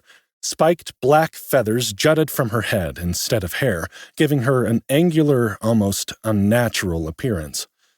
For a brief second, Jay assumed she was one of the winged humans of Skyhold, but unlike the natives of the Shattered Sea dungeon, this woman didn't have arms. Her face was sharper, more bird-like, and her feet ended in vicious talons rather than human legs. A winged-blood. Jay's pulse pounded. What the hell is one of the Fenari doing outside the ice dungeon? While human delvers occasionally came to challenge themselves in the supposedly insane ice dungeon, the Fenari were rarely welcome outside their own delving area. The assassin let out a sharp, screeching cry and beat her wings, attempting to launch herself into the cold air and escape. Lyra's bowstring thrummed. An arrow streaked through the darkness, striking the assassin's wing mid-flight. The impact sent her spinning sideways, her wing folding awkwardly as she crashed to the floor. Before she could recover, Molly was already moving. The red-headed barbarian swung her hammer in a brutal arc, smashing into the assassin's side and sending her flying into a towering bookshelf. The wooden frame shuddered on impact, books and maps raining down in an avalanche of paper and parchment. Jay took his opening. He uncoiled the scorpion blade, the segmented weapon flexing in his grip like a living thing. The sword extended outward, twisting and snapping through the air like a whip. With a satisfying crack, the blade coiled around the assassin's body, binding her arms, or rather her folded wings, against her sides. She thrashed, but the whip blade tightened around her, locking her in place. Jay didn't hesitate. He yanked hard, pulling the woman toward him. She crashed forward, and before she could regain her balance, Jay seized her by the throat. His grip was firm but controlled, his fingers pressing into the soft feathers at her neck. "Who sent you?" Jay demanded, his voice low and edged with fury. The assassin opened her mouth to answer, but before she could speak, a piercing howl ripped through the air. Jay froze. The sound was unnatural, deep and layered, something that didn't belong in the mortal world. Jay's breath caught as the assassin shrieked in pain, her body jerking violently in his grasp. Behind them, Alphonse Howler stood. Jay turned, eyes wide, his mind struggling to process what he was seeing. Alphonse, who had been sprawled lifeless on the floor just moments ago, was now standing tall, his eye burning with something dark and powerful. The wound on his throat was sealing before Jay's eyes. The Black Howl ability, a sonic attack that did psychic damage to its opponents via a stream of verbal abuse drawn directly from the opponent's own subconscious fears, was an infamous skill of the One-Eyed Leaders, which had inspired the rebel group's name. Jay had learned this after Molly and Lyra's encounter with the man and had promptly forgotten about it. Now, seeing it in action, Jay didn't think he'd ever forget about it again. The ability rolled off him in thick, visible waves of ebon magic, sinking into the assassin's mind like a vice. She screamed, her wings twitching helplessly as she writhed beneath the weight of his power. Jay's grip on her throat loosened slightly as he stared, not sure what was more shocking. The fact that he'd just watched Alphonse Howler assassinated by the bird woman, or the fact that the leader of the Black Howl was still very much alive. Alphonse groaned as he pushed himself all the way to his feet, brushing the dust from his shoulders. After seeing the wound on his throat heal completely, Jay expected Alphonse to shake off the attack with his usual gruff demeanor. But as the man turned, his torn cloak and undershirt revealed something that made Jay's breath catch. His back was marred with deep scars, but more than that, there were lumps, jagged protrusions of bone and ruined flesh where something had once been and healed badly. Jay had noticed the unusual shapes beneath the cloak earlier, thinking the old man was sick or maybe disfigured, but now, seeing the damage exposed, a different, far more unsettling realization crept over him. Wings. Alphonse had wings once. Jay's eyes flicked to the massive painting above the fireplace, its details suddenly sharper in his mind. The kneeling, winged man, his head bowed before a stern-faced king. It was a striking image, but what gripped Jay now was the uncanny resemblance between the painted figure and the man before him. The years had weathered Alphonse, carved his face with lines of hardship, taken one of his eyes and left him scarred. But the structure of his face, the shape of his jaw, the set of his brow, it was him, or someone close in his lineage. Jay felt an unexpected chill crawl down his spine. The leader of the Black Howl had hinted at the unforgivable act that had driven Alphonse to form the rebellion in the first place. If Wensher had done this to him, had cut off his wings, the thought was almost too brutal to contemplate. Alphonse's remaining eye locked onto Jay's, and in an instant he moved to pull his cloak around himself, obscuring the evidence. It was fast, practiced.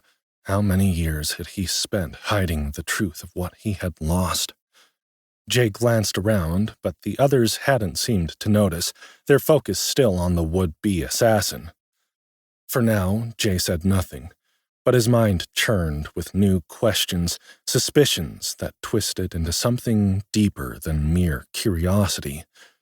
If Alphonse had once served Wensher, what had changed, and what exactly had he done to earn the punishment of having his wings ripped away? The eerie, bone-deep howling faded, leaving behind a suffocating silence and forcing Jay from his thoughts. The assassin gasped, her entire body trembling as she sagged in Jay's grip. Terror was etched into her features, her taloned feet scraped against the floor as she struggled to stay upright, her wings twitching weakly against the bindings of Jay's scorpion blade. Please? She whispered hoarsely. Please don't do that again! Her voice broke, and she swallowed hard, her wide, bird-like eyes darting between them in desperation. I didn't have a choice. Jay's fingers clenched slightly around her throat. No choice. That was never the excuse of someone innocent. Before he could press her for answers, Lyra stepped forward. Speaking of dogs, she said, voice sharp with disdain. Her silver ears were flattened back, her tail puffed up to twice its normal size. The loathing in her expression was unmistakable. Some strays don't even wait to be called before they come running, apparently. How shocking that one of Dax's curs would show up here. Lyra, She bared her teeth, cutting the bird woman off with a snarl. Jay stared in confusion between them. Did they know each other? Convenient of you to prove my point for me, Wren, Lyra said, growling deep in her chest. I was just saying how Dax and his pack of traitorous dogs couldn't be trusted. Jay stiffened. Wait, Wren? Dax? His gaze flickered to Molly, who stood next to Lyra, her expression a mix of anger and disgust. Dahlia beside him had gone eerily still, her golden eyes watching the wing-blood woman with new intensity. It clicked. This was the Stormcaster from Dax Frostmane's party. Jay had never met her, but Lyra and Molly had, and by the looks on their faces, they weren't particularly pleased to see her. His grip on Wren's throat tightened just a little. Across from them, Alphonse was grinning. Not a smirk, a wide, wolfish grin that looked just a little mad. His golden eye gleamed with something sharp and dangerously amused as he took in the scene before him. Well, he said, spreading his hands, ain't this a nice surprise? His voice was almost too pleased for a man who had just been assassinated. Jay narrowed his eyes. You don't seem very surprised. Alphonse let out a low chuckle. That's because it's also completely predictable. He stepped forward, tilting his head as he studied Wren like she was a particularly amusing puzzle piece that had just fallen into place. Dax, he said, his voice full of mock disappointment, has played right into our hands. His grin widened, his scarred face twisting with amusement. The cocky bastard has no idea how badly he's just underestimated his competition this time. Lyra let out a slow, heavy sigh, shaking her head as she took a step closer to Wren. I have to say, I'm disappointed. Wren flinched, her breath still hitching from the aftershock of Alphonse's howl. She didn't try to break free of Jay's grip, didn't even seem to be thinking about escape anymore. You were always kind to me, Lyra continued, crossing her arms, her blue and gold eyes filled with something almost like pity. Back in the old days when we ran with Dax, you were the only one who treated me like I mattered. And when we met in the night market at the Black Owl base, at least you had the decency to look ashamed about what you all did. Wren sobbed openly, her taloned feet scraping against the floor as she hung limply in Jay's grasp. I didn't want to do any of this. She choked. Not any of it. Jay felt her tremble beneath his grip, and something in her voice, genuine fear, made him hesitate. But you did. Lyra's voice carried the chill of the ice dungeon, a tone Jay rarely, if ever, heard from the feisty, playful fox girl. If he'd ever doubted how badly she'd been hurt by her past party's abandonment, he couldn't doubt it any longer. I know it's wrong. Ren gasped. Everything he does is wrong. Even when he does the right thing, it seems to be for the wrong reason. But I was too weak to... Lyra scoffed. You weren't too weak to try to kill an innocent man? But you couldn't stand up to that wolf-hearted bastard? Ren squeezed her eyes shut tight, tears streaming down her cheeks. I know. At first, I went along with it because Dax was the party leader. Ren continued, her voice raw with desperation. He had more experience than me, more skill. But lately, he's different. He started using his rogue skills and connections to kill off people he finds inconvenient. It's like he thinks the rule of law and basic decency don't apply to him anymore. Lyra's ears twitched, her tail flicking with agitation. Yeah? Well, they never really did they? Ren sniffled, wiping her face against her bound wing as best as she could. It wasn't always like this. I mean, not this bad. But after you and your barbarian friend left the Black Howl a few weeks ago...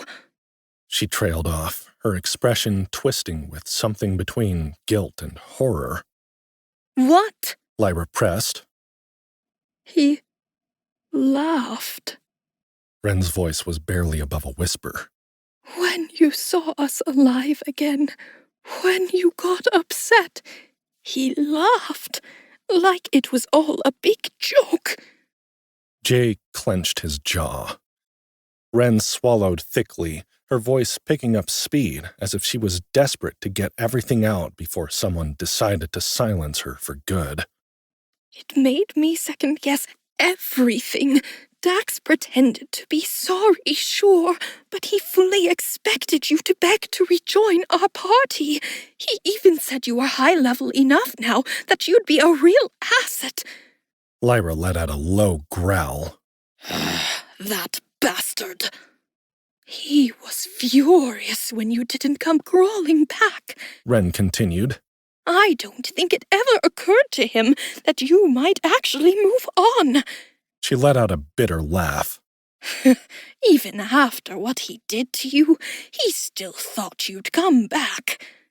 Jay exchanged a look with Molly, who was glaring at the floor, hands clenched into fists at her sides. Alphonse listened with an unsettling smile on his face, nodding along as if none of this was really a surprise. But instead, Ren went on, he found out you'd chosen a new party and a new leader. Someone you listen to, someone you respect more than him. She took a shuddering breath. I could tell it got to him, and it didn't take long before he kind of lost it. Jay raised an eyebrow. Lost it how? He's obsessed with you, Ren said, finally looking Jay in the eye. Ever since he found out you were Lyra's new party leader, your competition, he is trying to dig up as much information on you and your party as possible, but... She shook her head, confused. He can't find anything. No records, no sightings, no trail. It's like you don't exist. Jay frowned. That was odd. Dax was a rogue, a damn good one if the stories were true. He should have been able to gather at least some information on them. Unless... Jay's mind flickered to Nova. Is she wiping our trail, covering our movements whenever we leave a dungeon? It would make sense. She had access to systems that no normal delver did. If she was erasing their presence in the world dungeon market or suppressing notifications in the guild networks, Dax would be hitting dead end after dead end. He made a mental note to ask her about it later. I was sent here to kill Alphonse. Ren continued, snapping Jay back to the moment. I didn't want to, but if I disobeyed, Dax would have happily killed me instead. She gulped, her talons scraping against the floor as she tried once again to shrink herself down. I'll give you anything. Information, labor, anything you want. Just don't kill me. Jay studied her for a long moment. She was desperate, and desperate people made for dangerous allies. But they also made for useful ones. Chapter 20. A Shaky Truce. Jay folded his arms and glanced toward Alphonse. This wasn't his decision to make. As much as he wanted to weigh in, Ren was Black Howl. Jay wasn't in control of the rebel faction yet, not officially, even if Alphonse clearly intended for that to change sooner or later. "What do you think?" Jay asked, keeping his voice neutral. "She tried to kill you. That makes it your call." Alphonse grinned, showing far too many teeth for someone who had just had his throat slit. "Trust me, son, I'd be a lot more upset if I hadn't known it was coming." The room fell silent. Jay's eyebrows shot up. Molly made a noise that was somewhere between a scoff and a laugh. Lyra flattened her ears. Even Ren, still kneeling on the floor, looked stunned. You knew? Dahlia asked, her golden eyes narrowing. "Of course I knew," Alphonse said, brushing dust off his ruined cloak. "Dax isn't quite as sneaky as he thinks he is. The Black Owl was founded by a much higher-level rogue, after all." He shot Jay a pointed look, as if making a point about legacies. "I've got tricks up my sleeve that a whelp like Dax hasn't even dreamed of." Jay could almost hear the unspoken, "and neither have you yet." Ren's talons twitched, digging into the floor. You let me cut your throat? "I made sure I had a resurrection spell handy," Alphonse said with a shrug. "Second chance isn't something rogues normally get, but I'm not exactly normal, am I?" Jay had seen a lot of wild things in the dungeon, but deliberately letting yourself get assassinated just to prove a point? That was next level. Ren's mouth opened and closed as she struggled to find words. "Don't get your feathers ruffled," Alphonse said, waving a hand as if her betrayal was nothing more than a minor inconvenience. "I'm going to help you." Ren flinched, clearly not expecting that. "At least insofar as getting out from under Dax's thumb is concerned," Alphonse clarified. "I have a master apothecary on staff who can brew a potion that'll drop your health low enough that the system registers you as dead. Once Dax gets the notification, he'll assume you failed and remove you from his party. And then—" He leaned back, his one remaining eye gleaming with amusement. "You're free, so long as you're never foolish enough to cross paths with him again." Ren's expression wavered.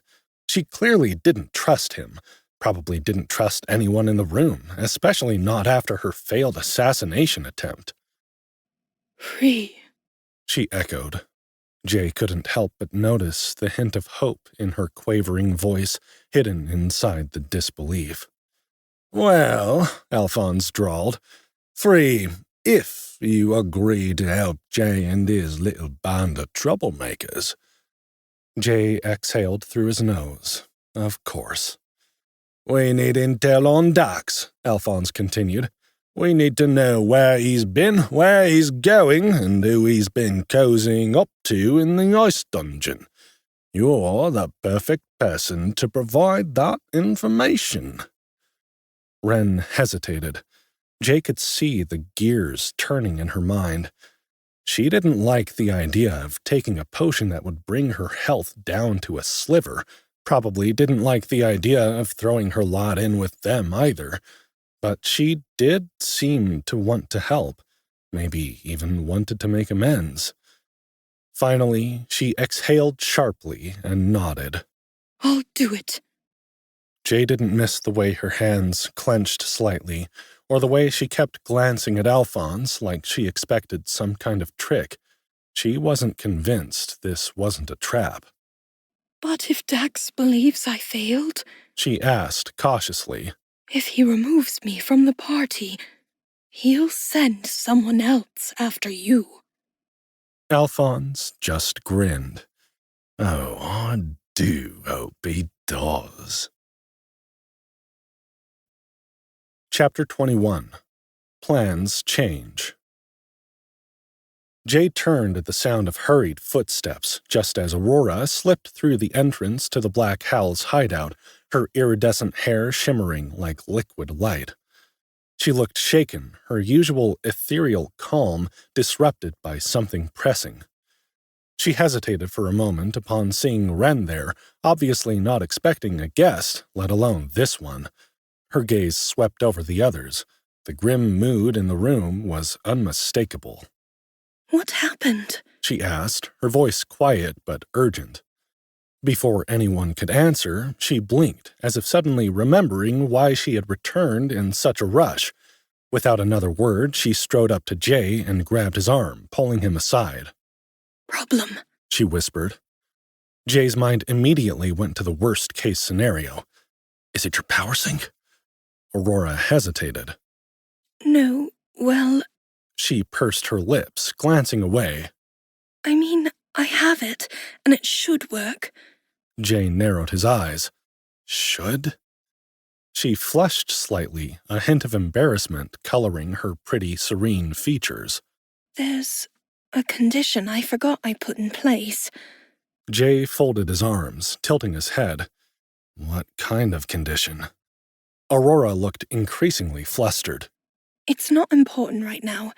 She shook herself, clearly forcing her focus back to the matter at hand. "That's not the problem I came to tell you about." Jay let it go, for the moment. Then what is? She exhaled, her expression darkening. "I checked in with my contact in the ice dungeon. They couldn't find Felicity or Pardis." Jay's stomach clenched. That was not what he wanted to hear. "Gone?" he asked, voice low. Aurora nodded. "No sign of them. No one remembers seeing them leave, but they're just missing." Jay glanced toward Alphonse, who was watching them with a knowing expression, as if he'd already guessed what was coming next. Jay felt a slow, sinking weight in his gut. This is bad. Felicity was more than just a skilled healer. Her ability to absorb ailments, to take on injuries, illnesses, and debuffs and forge antibodies against them made her irreplaceable. It was how she had healed him from the stat-draining poison he'd been stabbed with back in the night market. And more importantly, it was how they were going to save Kalasi. If she was gone, vanished without a trace. He clenched his jaw, trying to push down the frustration creeping up his spine. Why now? Alphonse, having clearly caught on to the shift in their expressions, leaned back in his chair and tapped his fingers against the armrest. "You two look like someone just cut your rations in half," he remarked, one dark brow arching. "What's the problem?" Aurora hesitated. Her gaze flicked to Ren, who still stood stiff and silent, her wings folded tightly behind her. Jay understood immediately. Alphonse didn't trust the Fenari under Dax Frostmane, and Aurora, despite her usual grace, was visibly reluctant to speak in front of the Wingblood woman. It was clear, as a friend of the old rebel leader, that she was well aware of his suspicions surrounding the Lupanari leader. Alphonse, of course, noticed this. His one eye gleamed with quiet amusement. "Relax," he said smoothly. "Wren's had a change of heart about the company she's been keeping, haven't you, Lass?" All eyes shifted to Wren. She nodded, keeping her gaze firmly downcast. Aurora's skepticism deepened. She folded her arms and studied Wren with barely concealed distrust. Why the sudden change? She asked bluntly. Alphonse's grin widened, and Jay had to suppress a shiver at the sheer coldness in it. "Because the alternative is death." Aurora's iridescent eyes flicked sharply to him. Jay stayed quiet, watching the unspoken exchange.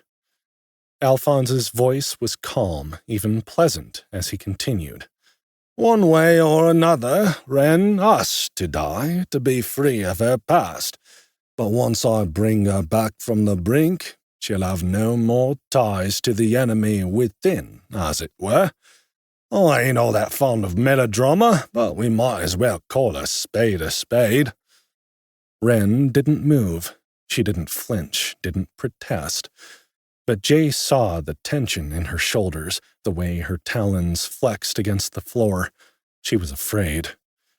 Aurora, now seemingly satisfied with Alphonse's explanation, if not entirely pleased, turned back to the group.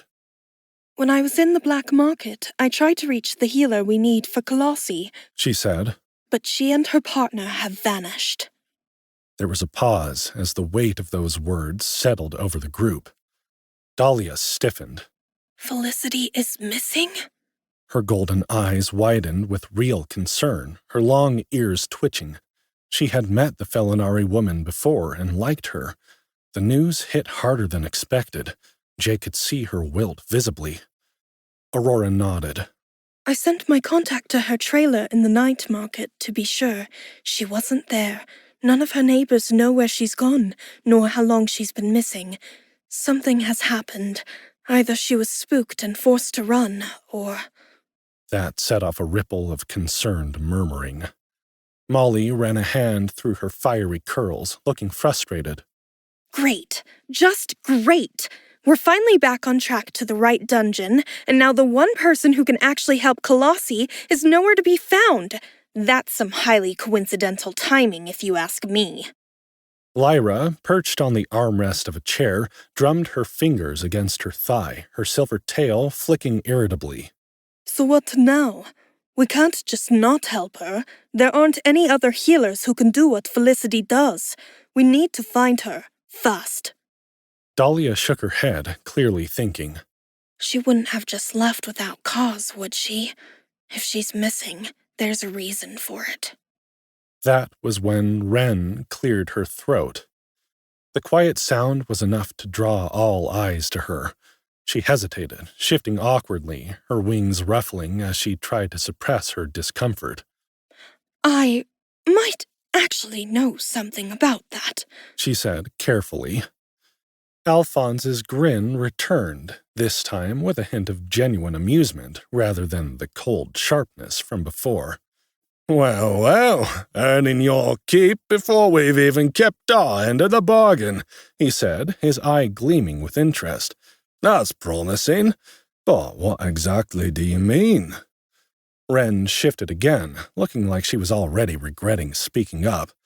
She hesitated, wings rustling behind her, before finally saying, Dax was keeping tabs on a healer from the night market. I didn't know her name, but he was interested in her because, well, I don't really know why. He kept saying she'd interfered with his directives. Jay's stomach tightened. His directives? Wren nodded. That's what he called it. He refused to elaborate, but Arno seemed to understand what he meant. Everly, our healer, was more interested in this mystery healer's skills than in why Dax cared so much. But Dax kept going on about how she was undermining the system and how she needed to be stopped. The tension in the room spiked. Jay felt alarm creep into his chest. Was she in any danger? Ren hesitated. I don't think Dax would hurt her, she said uncertainly. Dahlia, who had been quiet up until now, suddenly stood straighter, her golden eyes burning. He'd better not, she snapped. She's pregnant. Silence fell over the room. Ren paled, looking significantly more nervous than before. I didn't know that. Jay exhaled slowly, rubbing a hand over his face. This was getting worse by the second. You said you don't think he'd hurt her, but you also said he wanted to stop her. That means he needs something from her first. What do you think it is? Ren swallowed hard. I think he wants to know how she does what she does. He won't hurt her until he finds out what he wants. I don't know why it was so important to him, but I know he was almost frantic to get to the bottom of it. It agitated him, scared him almost. Jay clenched his fists. Then we don't have time to waste. If Dax has her or knows where she is, every minute she spends with him, she's in danger. And Pardis. Jay didn't like to think what might have happened to the old black-furred Felinari rogue if Dax didn't have need of him. His eyes snapped to Alphonse. We need to find him, now. We cannot, the rebel leader said, shaking his head once, sharply. You know that. Jay barely restrained his frustration, his hands still clenched at his sides. Every instinct screamed at him to storm off and find Dax now, to demand answers, to do something. But Alphonse's calm, measured voice cut through the tension like a scalpel. Because it was true, they couldn't. The reasons were inescapable. To do so would be to show our hand, Alphonse reminded them all, leaning back with a knowing look. And if we want to find out more about Dax's connections to King Wensha and his personal guard, we need him to keep operating exactly as he normally does. Jay ground his teeth, but said nothing. He hated when Alphonse was right. Alphonse turned to Ren, his expression shifting slightly. There was something almost sympathetic in it. Unfortunately, you are now deeply involved with us, whether you want to be or not. His voice was light, conversational, but the weight of the words was unmistakable. You're going to learn things that put you in danger from both sides. If Dax finds out you've crossed him, you'll be dead before you know it. And if you even think about flipping sides again, his one good eye gleamed dangerously. Well, then you'll have us to deal with. I will not be so kind a second time. Ren visibly paled. She took a step back, her wings twitching behind her as though she might bolt, except there was nowhere to go. I have no intention of turning on you, she said quickly, her voice shaking. You don't need to threaten me. If you can get me out of Dax's control, I'll be in your debt for the rest of my life. I swear it. Alphonse held her gaze for a moment longer, then smiled. Good, he spread his hands, because there's no going back now. The room was silent, the weight of those words pressing down on everyone. Then Alphonse exhaled, rubbing his jaw. If we're going to use Dax to learn more about Wensha's plans, then we can't do anything to compromise the illusion of camaraderie. Dax believes the entire Black Owl is on his side. He doesn't expect us to betray him. He's planning to betray us first. His grin was sharp. That's what makes this fun. Jay sighed, forcing himself to take a step back, both physically and mentally. So, what's the play then? For starters, Alphonse shrugged. We're not returning to the ice dungeon yet. Jay blinked. What? You're still waiting for that little party tent enchantment, aren't you? And we still have to kill and resurrect Ren, otherwise Dax will see she's still in his party and knows something's up. I'm expecting a message from Dax shortly after Ren's death, which will conveniently absolve him of any guilt in the situation. There are a lot of cards in the air right now." He gave a meaningful glance to Aurora. "And it sounds like our little unicorn has something of her own she needs to sort out before we go. Isn't that right?" Aurora flinched slightly, as if she'd been hoping to avoid the conversation. She hesitated, then sighed. Yes, but I'd rather not discuss it, if it's all the same to the rest of you. Jay pinched the bridge of his nose. "So what you're telling me is we're stuck here while Dax has Felicity and might be doing God knows what in order to discover her secrets? I don't like it, Alphonse.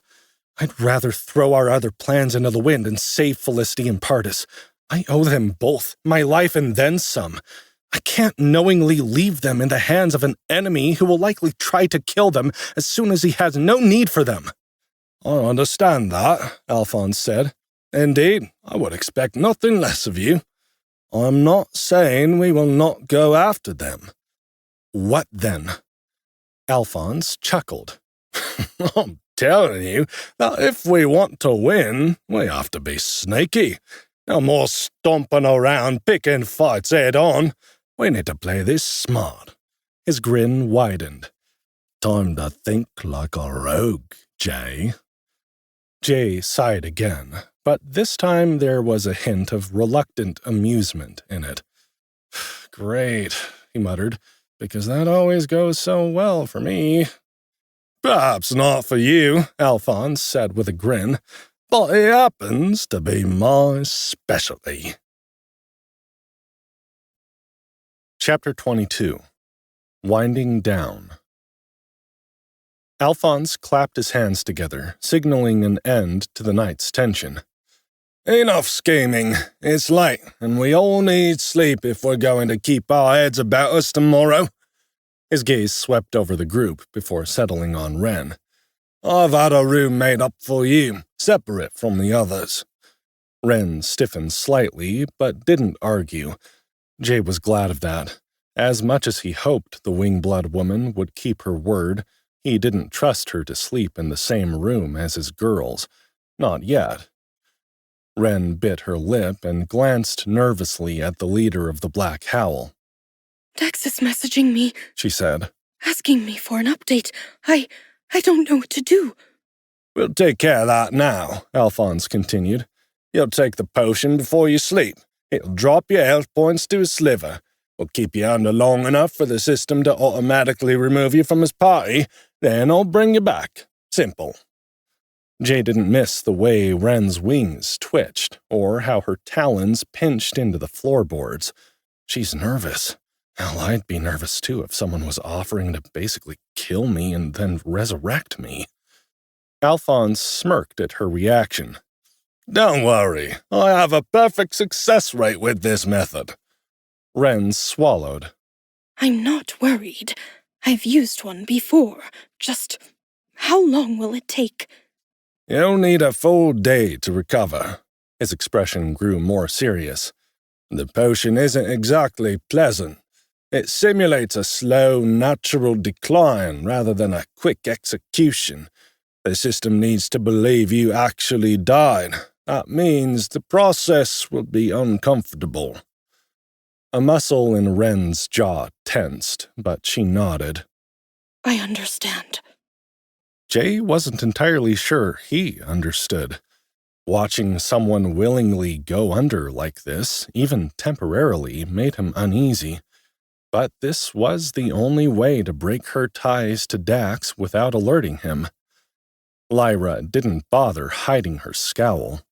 Not sure why we're going through all this trouble, she muttered under her breath. Wouldn't be the worst thing if the traitor actually stayed dead. Molly crossed her arms, nodding along with Lyra's frustration. Yeah, it's a shame to waste a powerful potion like that, saving the life of a would-be assassin. Jay understood where they were coming from. He wasn't exactly thrilled about keeping Wren alive either, not after she'd nearly slit Alphonse's throat, and he could understand Lyra's animosity too, as this wasn't the first time she'd been betrayed by Dax and his party. Any amount of trust she had for Wren was likely to be razor thin. But then Dahlia, who had been unusually quiet, shifted slightly. After a moment's hesitation, she looked at Wren and said, "Good luck." Her voice was soft, and though she didn't offer a smile, the words held an unmistakable sincerity. Wren blinked, as if surprised. She gave Dahlia a wary nod in return. Jay felt something uncoil slightly in his chest. That's Dahlia for you. She might have been dark, eerie, and unsettling at times, but beneath all that, there was kindness, a quiet, careful kindness that didn't come easily for the hair-blood shadow worker, but it was real all the same. Alphonse took the momentary silence as his cue. That's enough for tonight. Go on, get some rest. Tomorrow's another day for plotting and skulking. With a few lingering glares and one final twitch of Wren's wings, the group began to disperse for the night. Jay had just settled into the idea of finally getting some rest when Gina popped her head out of one of the rooms farther down the corridor, which he took to be her workspace. Her eyes gleamed with something between excitement and barely restrained irritation. Jay. He turned, already bracing himself. Yeah? She stepped fully into the room, wiping her hands on her apron. It's going well, she said, brushing the stray strands of hair from her face. Your party tent enchantment should be done sooner than I thought. That's great, Jay said, relieved. Gina, however, wasn't done. She crossed her arms, tilting her head as she scrutinized him. So, where'd you get this thing? Jay hesitated for a fraction of a second before forcing a casual shrug. Picked it up in the ice dungeon. Gina snorted. Yeah, no shit. She rolled her eyes. But I've never seen enchantments like this come from that dungeon. Or any dungeon, for that matter. The magic in this thing is different. Jay knew that was probably true. After all, the tent was different, because Nova had made it especially for him. But that wasn't something he could exactly explain. So instead, he played dumb. I don't know what to tell you. It was just a dungeon drop. Gina's eyes narrowed. Bullshit. Jay kept his face blank. She took a step closer, her fingers twitching at her sides. The waving on this enchantment is layered in a way that shouldn't be possible inside the Ice Dungeon's standard drop system. This magic doesn't match anything I've ever studied from its loot tables. It's almost like, I don't know, like it came from another world. Jay forced a laugh. Gina, you're giving way too much credit to a glorified piece of camping gear. She scowled at him, tapping her fingers against her elbow as if debating whether to push harder. I'll figure it out, you know, she muttered. You're hiding something, and I will get to the bottom of it. Jay smirked. If you do, let me know, because whatever it is would be news to me. She let out a frustrated huff and stormed back to her workspace, throwing one last glare over her shoulder. Jay watched her go, exhaling slowly. He wasn't certain that anyone besides King Wensher would care that the ice dungeon had a split personality and that it favored him with accelerated growth and custom drops, but he wasn't eager to share that information either. At the very least, keeping Nova a secret would prevent a bunch of people asking him a bunch of questions he didn't know the answer to. Alphonse Howler seemed to suspect something, too, and Jay wouldn't put it past the old man to have put Gina up to her questioning. If the leader of the Black Hell had asked Jay directly about his relationship with the ice dungeon, he'd probably have been inclined to tell him, since they were fighting on the same side, but he was leery of giving anyone else extra details about Nova. Jay watched as Lyra, Molly, Dahlia, and Aurora made their way toward their shared room, where Kalasi still lay in her deep, unnatural sleep. The three women who had already staked their claims on him were still noticeably prickly about the fact that he was going to bed alone. It was a farce, of course. They might go to bed first, but he had no doubt that each of them would pay him a visit before the night was over. The excuse, as always, was that they had to reset their buffs, and so did he, a cleverly orchestrated necessity that Nova had designed just to make sure he kept up with his regular intimate encounters with his party. At least, most of them. Aurora had expressed interest, that much was clear, but she had yet to initiate anything with him. Jay had noticed how flustered she'd gotten after Lyra and Molly's teasing earlier, how the unicorn woman had shut down in that quiet, almost imperceptible way she had when she felt out of her depth. He wasn't about to push her. She might be over 200 years old, but in many ways she was just as inexperienced as if she were new to the world. She'd spent most of her time in the dungeon alone, only interacting with others when she worked with Alphonse and the Black Howl, which meant that when it came to romance, she was completely untested. As the woman disappeared into their room, Jay caught the way Aurora kept glancing at him, her pale cheeks dusted with pink. He wondered what she was thinking about. Was it about the condition she'd put on her power sink, the one she'd forgotten about? Jay was curious. He wanted to ask, but she clearly wasn't ready to talk about it, and forcing a conversation with Aurora was a surefire way to make her retreat even further. So he let it go. For now. Shoving the lingering questions from his mind, Jay entered his own room and closed the door behind him. To his surprise, the space was far larger than he'd expected. The Black Howl base had seemed small and utilitarian from the outside, but inside they had made excellent use of what space they had. The room was paneled in rich, dark wood, lending a warmth that contrasted with the cool navy blue paint that covered the upper walls. In one corner sat a double bed, its sheets crisp and neatly folded. A thick, plush rug lay in the center of the floor, softening the dark wood beneath his boots. There were 2 chairs placed near a small fireplace, the embers still glowing faintly from earlier in the night. It was comfortable, but there wasn't much else to it. Jay sighed. No distractions, no mysteries to solve, no immediate threats looming. Just him, exhaustion pressing down on his shoulders. He was tired. Stripping off his gear, he moved toward the bed, sinking onto the mattress. It was soft, surprisingly so. He let himself relax against it for a moment, letting out a breath. Of course, relaxing would only last so long, because if he knew Lyra, Molly, and Dahlia at all, his night was far from over. Jay had barely pulled his shirt over his head when a knock sounded at the door. He smirked to himself. That was fast. Lyra, Molly, or Dahlia, one of them was already eager for their private time.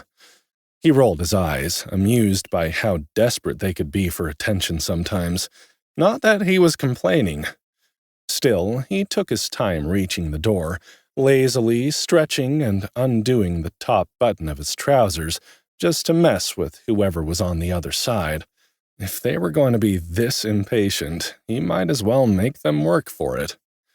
He swung the door open.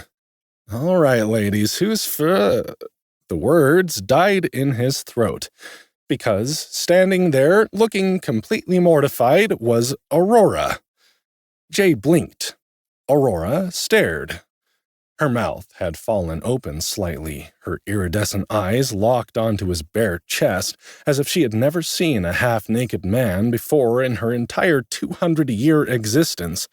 Her pale complexion flushed a brilliant shade of pink, her pointed ears twitching at the tips as she tried and failed to look away.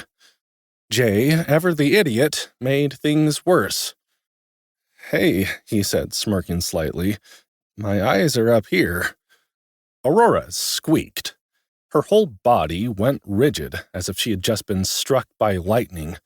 The color in her face deepened from pink to scarlet, and for a brief moment Jay thought she might actually faint right there in the doorway. Shit. Jay immediately regretted the joke. He'd been around Lyra and Molly too much. He wasn't used to handling someone as delicate as Aurora in situations like this. He hurriedly turned back into the room, grabbing for the nearest shirt so she wouldn't feel like she had to keep standing there looking scandalized. Behind him, he heard her take a deep breath, then another. He barely caught the quiet muttering. It's fine.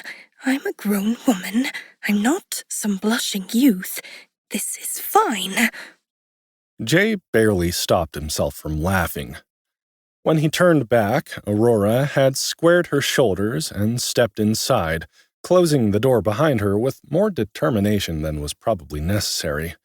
She still looked flustered, but she was clearly trying to compose herself.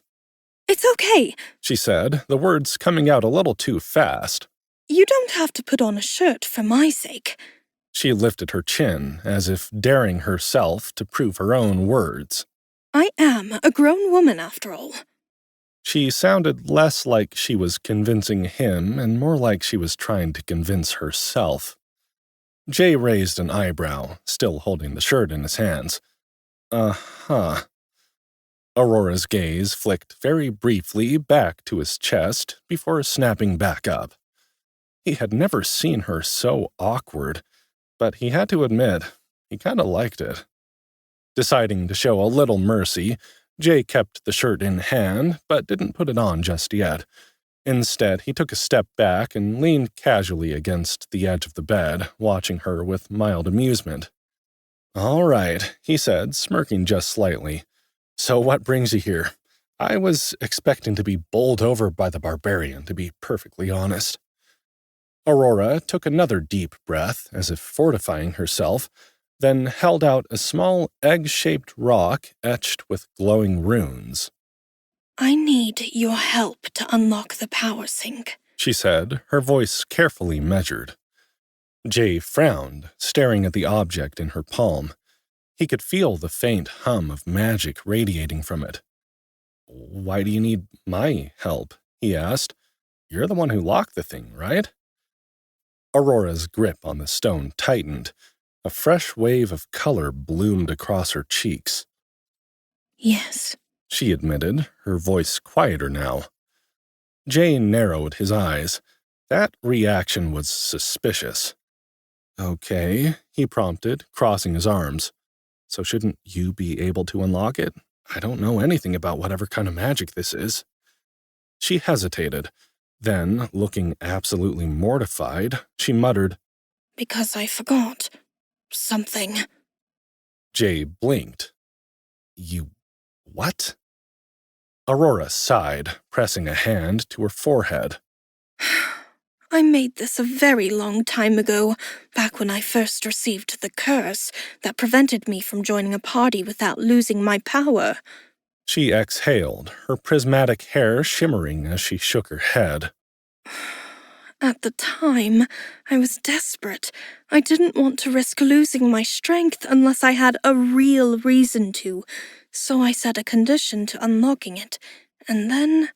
She sighed again. I forgot about it until now. Jay wasn't sure whether to be amused or concerned. "So, let me get this straight," he said, tilting his head. "You've been able to store power in this thing just fine, but to actually use it?" He trailed off, watching as her blush deepened. Aurora bit her lip, her horn glowing a faint shade of pink that matched her cheeks. Jay's curiosity sharpened. What's the condition? She looked at him, opened her mouth, then immediately looked away again. I swore. She hesitated, clearly regretting every decision that had led her to this moment. I swore that I wouldn't join a party unless I fell in love. Chapter 23. Power Sync. Jay blinked again. What? Aurora groaned, visibly wanting to sink into the floor. At the time, She said, shoulders tensing. it was the only situation I could imagine where I'd be willing to risk giving my power up for someone else. I thought it was foolproof. Jay stared at her, then at the glowing rock, then back at her. Are you saying you want me to fall in love with you? Aurora visibly twitched. No, She burst out, eyes wide with alarm. I don't expect that from you, or from anyone. Jay arched his brow. Then what exactly is the missing ingredient here? Aurora took a breath, then, clearly wishing she was anywhere else, she admitted, A kiss. Silence. Jay processed this. He opened his mouth, closed it, opened it again. Are you making fun of me now? Jay asked, getting back at me for teasing you about that weird black market pyramid scheme of yours? Aurora groaned. I wish I was. Jay ran a hand down his face. Of all the ridiculous magical conditions he'd come across in this dungeon, for some reason, this was the funniest. It was like something out of a fairy tale. Let me get this straight, he said slowly. You locked away a huge chunk of your power, possibly the key to regaining your Tier 3 abilities, and the only way to get it back is if someone kisses you. Aurora, blushing furiously, nodded. While I'm holding stone, yes. Jay let out a long, slow exhale, rubbing his temples. Did you really forget, or did you just think I wasn't going to want to do it? I told you. She mumbled, looking utterly humiliated. I never thought I'd be in this situation, and I was very young and naive when I invented this spell. I didn't realize. Jay wasn't sure whether to be impressed or exasperated, but he was kind of enjoying how frazzled the usually restrained and proper unicorn woman was at the moment. Couldn't you ask one of the girls? Aurora's jaw dropped. I don't think... I'm sorry, Jay. I know this is awkward, but I would not be comfortable kissing another woman. That's just... I know some women like that sort of thing, but I... Don't worry about it, Jay said with a laugh. I was joking. I don't mind. You don't? Sure, but he cleared his throat. Just to be clear, this isn't some soul-binding magical contract, right? Just a regular... Yes. Aurora cut in quickly.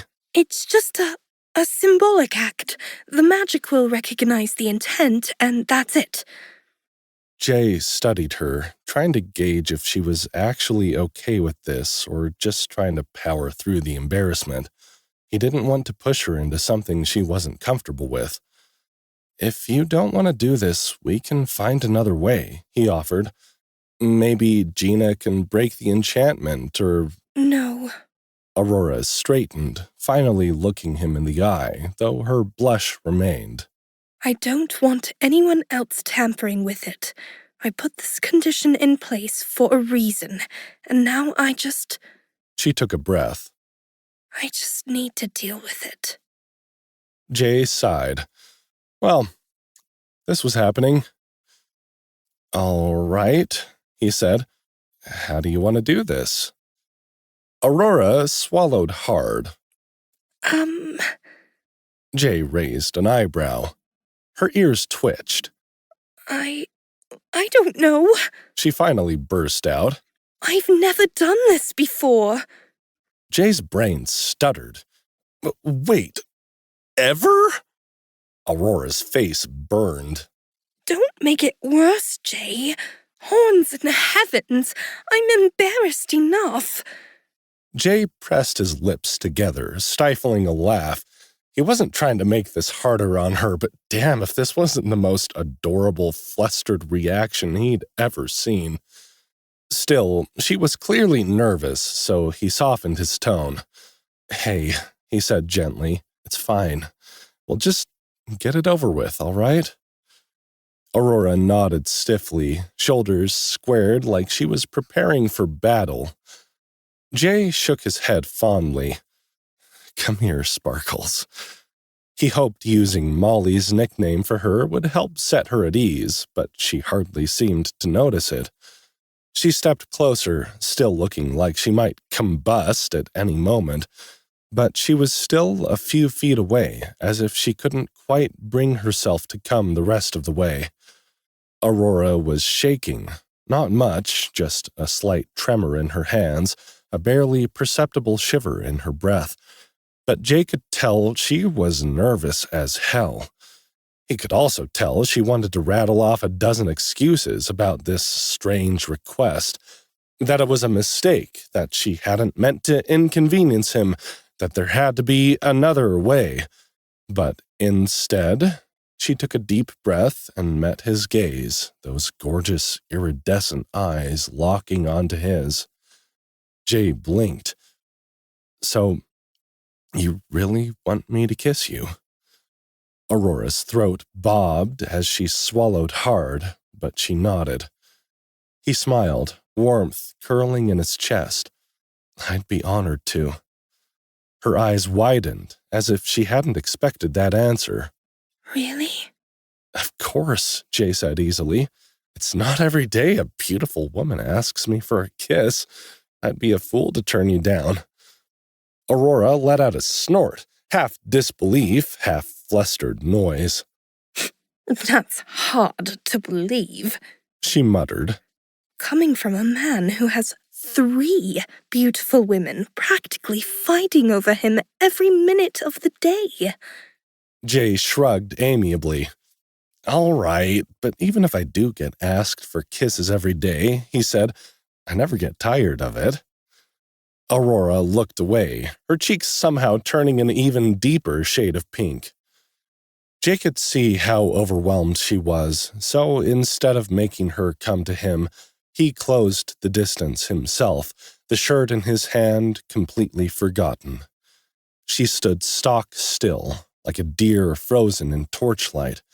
He could hear her heart pounding so fast it sounded like a hummingbird trapped in her chest. I don't know what to do, she admitted, her voice barely above a whisper. Jay softened. Just relax, he said, his tone gentle. I'll take care of everything. She nodded, but she did not relax. Jay chuckled under his breath, but didn't push her. Instead, he leaned down slowly, mindful of her spiraling horn, and pressed a soft, chaste kiss against her lips, just a brush, fleeting and feather-light. When he pulled back, Aurora didn't move. Her eyes were still closed, her lips still slightly puckered, as if waiting for more. Then, after a very long moment, her eyes shot open. Is that it? She asked, blinking at him in surprise. Jay shrugged. Didn't want to push my luck, but guess that wasn't enough, he said, nodding toward the stone in her hand. The runes remained stubbornly dark. Aurora frowned, clearly flustered. She glanced down at the power sink, then back up at him. Maybe it has to be longer or, more passionate? Jay's lips quirked. Guess we better test that theory. This time, he kissed her properly. Aurora stiffened for half a second, but as his lips lingered against hers, the tension slowly melted from her frame. She swayed forward, instinctively leaning into him. By the light eternal, She moaned. that's... Jay smiled against her mouth. Much better. He started to pull away, only to find Aurora's hands suddenly gripping the back of his head, keeping him in place. Jay's breath caught as the kiss deepened, her lips parting just enough to steal the air from his lungs. The experimental touch became something more, something unexpectedly intoxicating. He felt his own heartbeat speeding up, matching hers, their pulses thrumming in perfect sync. Well, damn. If this was what it took to unlock the power sink, he was more than happy to oblige. A sudden poof of swirling, glittering, multicolored magic erupted between them, and before Jay could process what was happening, Aurora was towering over him. Her hands were still cupping his face, but now they were higher, as if she had suddenly grown. And sure enough, as Jay stepped back, blinking up at her in surprise, he realized that her lower half had transformed. Her torso, still wrapped in flowing iridescent robes, sat atop a massive, pearly white horse's body. Jay's jaw dropped. Aurora, in all her ethereal beauty, now stood before him in her full centaur form, radiant in a way that almost hurt to look at. She glowed like the moonlit sky, her shimmering mane cascading down her back like a veil of light, the spiraling white horn atop her forehead gleaming faintly. Jay's brain short-circuited. He'd only seen her in this form once before, briefly during their fight against the Mad King. At the time, he'd been amazed, but seeing her in battle as a centaur was very different from kissing her. Aurora, meanwhile, barely seemed to notice her sudden change.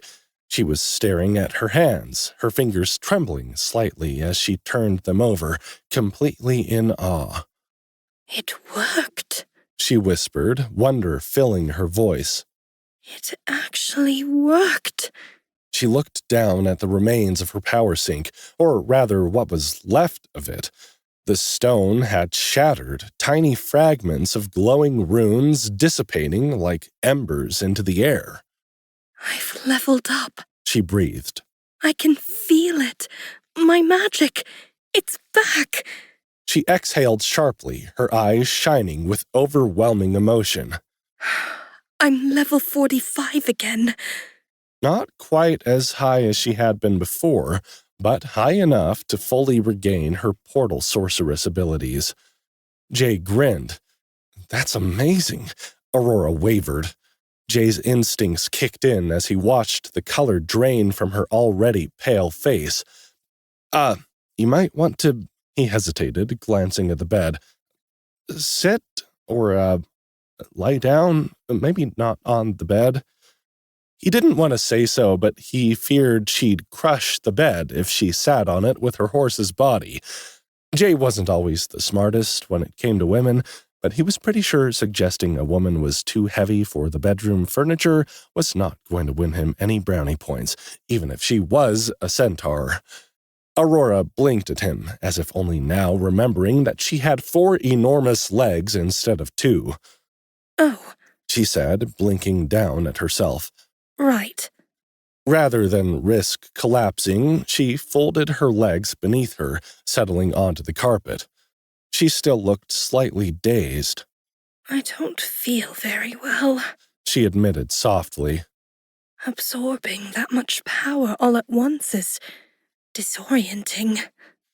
Jay sighed and crouched in front of her, placing steady hands on her shoulders. Okay, just breathe, he said, keeping his voice calm. Don't pass out on me, all right? Aurora gave a soft, breathless laugh. I'm fine, She insisted, though she didn't pull away from his hands. I think.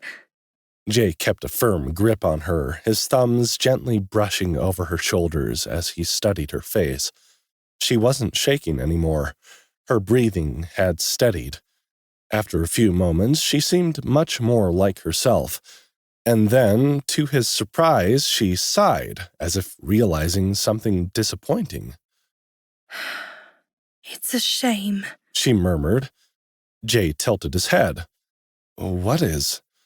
Her cheeks turned a faint shade of pink once more, her gaze dropping slightly. that my transformation interrupted our kiss. Jay smirked. You did seem like you were enjoying yourself. Aurora blushed harder and immediately looked away, her ears twitching in embarrassment. She hesitated, then exhaled. I did enjoy it. She admitted, her voice quieter. Very much. Jay watched her carefully. She was so poised, so controlled most of the time, but right now she was softer, more open than he had ever seen her. I've never felt that close to another person before. She continued, still avoiding his gaze. Not like that. She took another breath, then finally looked at him again, her iridescent eyes reflecting the light of the fireplace. I think I understand now why you like to kiss Lyra and Molly and Dahlia. Jay raised an eyebrow, amused. Yeah? She nodded, expression still unreadable. If they make you feel that way. She trailed off, as if searching for the right words, then quietly she finished. I can see why you'd never get tired of it. Jay chuckled, brushing his thumb over her shoulder again. Well, he said playfully, if you ever want to test that theory again, I wouldn't complain. Aurora turned red all over again, but this time she didn't immediately retreat. Instead, she held his gaze, thoughtful. Maybe, she said softly. Jay chuckled softly, his hands still resting on her shoulders. It's not just them, for the record, he murmured.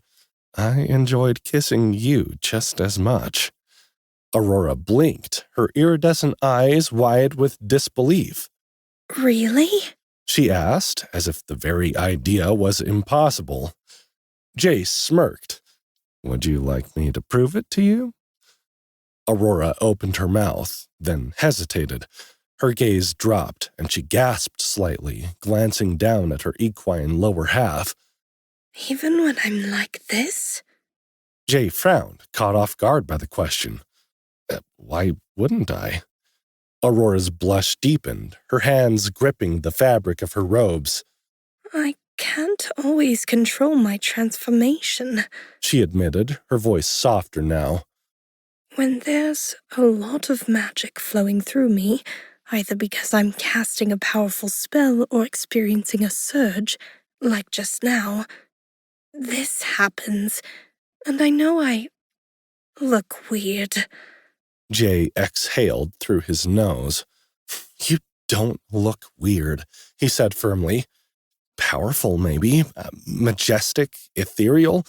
I can think of a lot of words to describe a beautiful unicorn centauress, but weird is not one of them.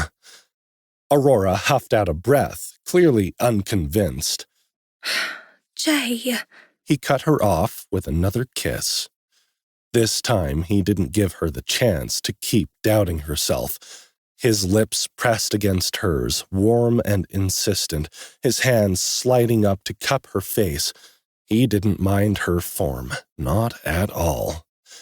Aurora let out a surprised sound against his mouth before melting into him. She followed his lead eagerly, her hands clutching at his shoulders as her lips parted beneath his. She made sweet, utterly intoxicating little noises, soft, breathy sighs of pleasure and excitement, as she truly experienced a real kiss for the first time. Jay found it enticing and very attractive, completely irresistible, in fact, so much so that he was beginning to wonder how to proceed with other forms of intimacy if she was locked in this form. He grinned against her lips, tilting his head to deepen the kiss, letting her feel exactly how much he was enjoying this. Aurora whimpered slightly, pressing closer, her body thrumming with renewed magic. Then, barely above a whisper, she asked, Could we do more than just kiss? Jay pulled back slightly, searching her face. Her iridescent eyes were glowing, half-lidded with curiosity and something far more vulnerable underneath. He brushed his thumb over her cheek. "Of course," he murmured. "Anything you like." Aurora's blush deepened again, and she hesitated, biting her lip. Then, almost too quietly, she admitted, But what if I don't know what I like?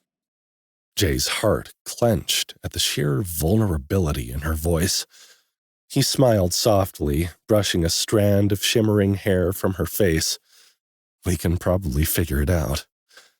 She swallowed hard, watching him with wide, shimmering eyes as he leaned in again. This time, his hands moved with slow, deliberate care, trailing over her arms and shoulders as he kissed her. He took his time, letting her adjust, letting her feel each touch before moving on.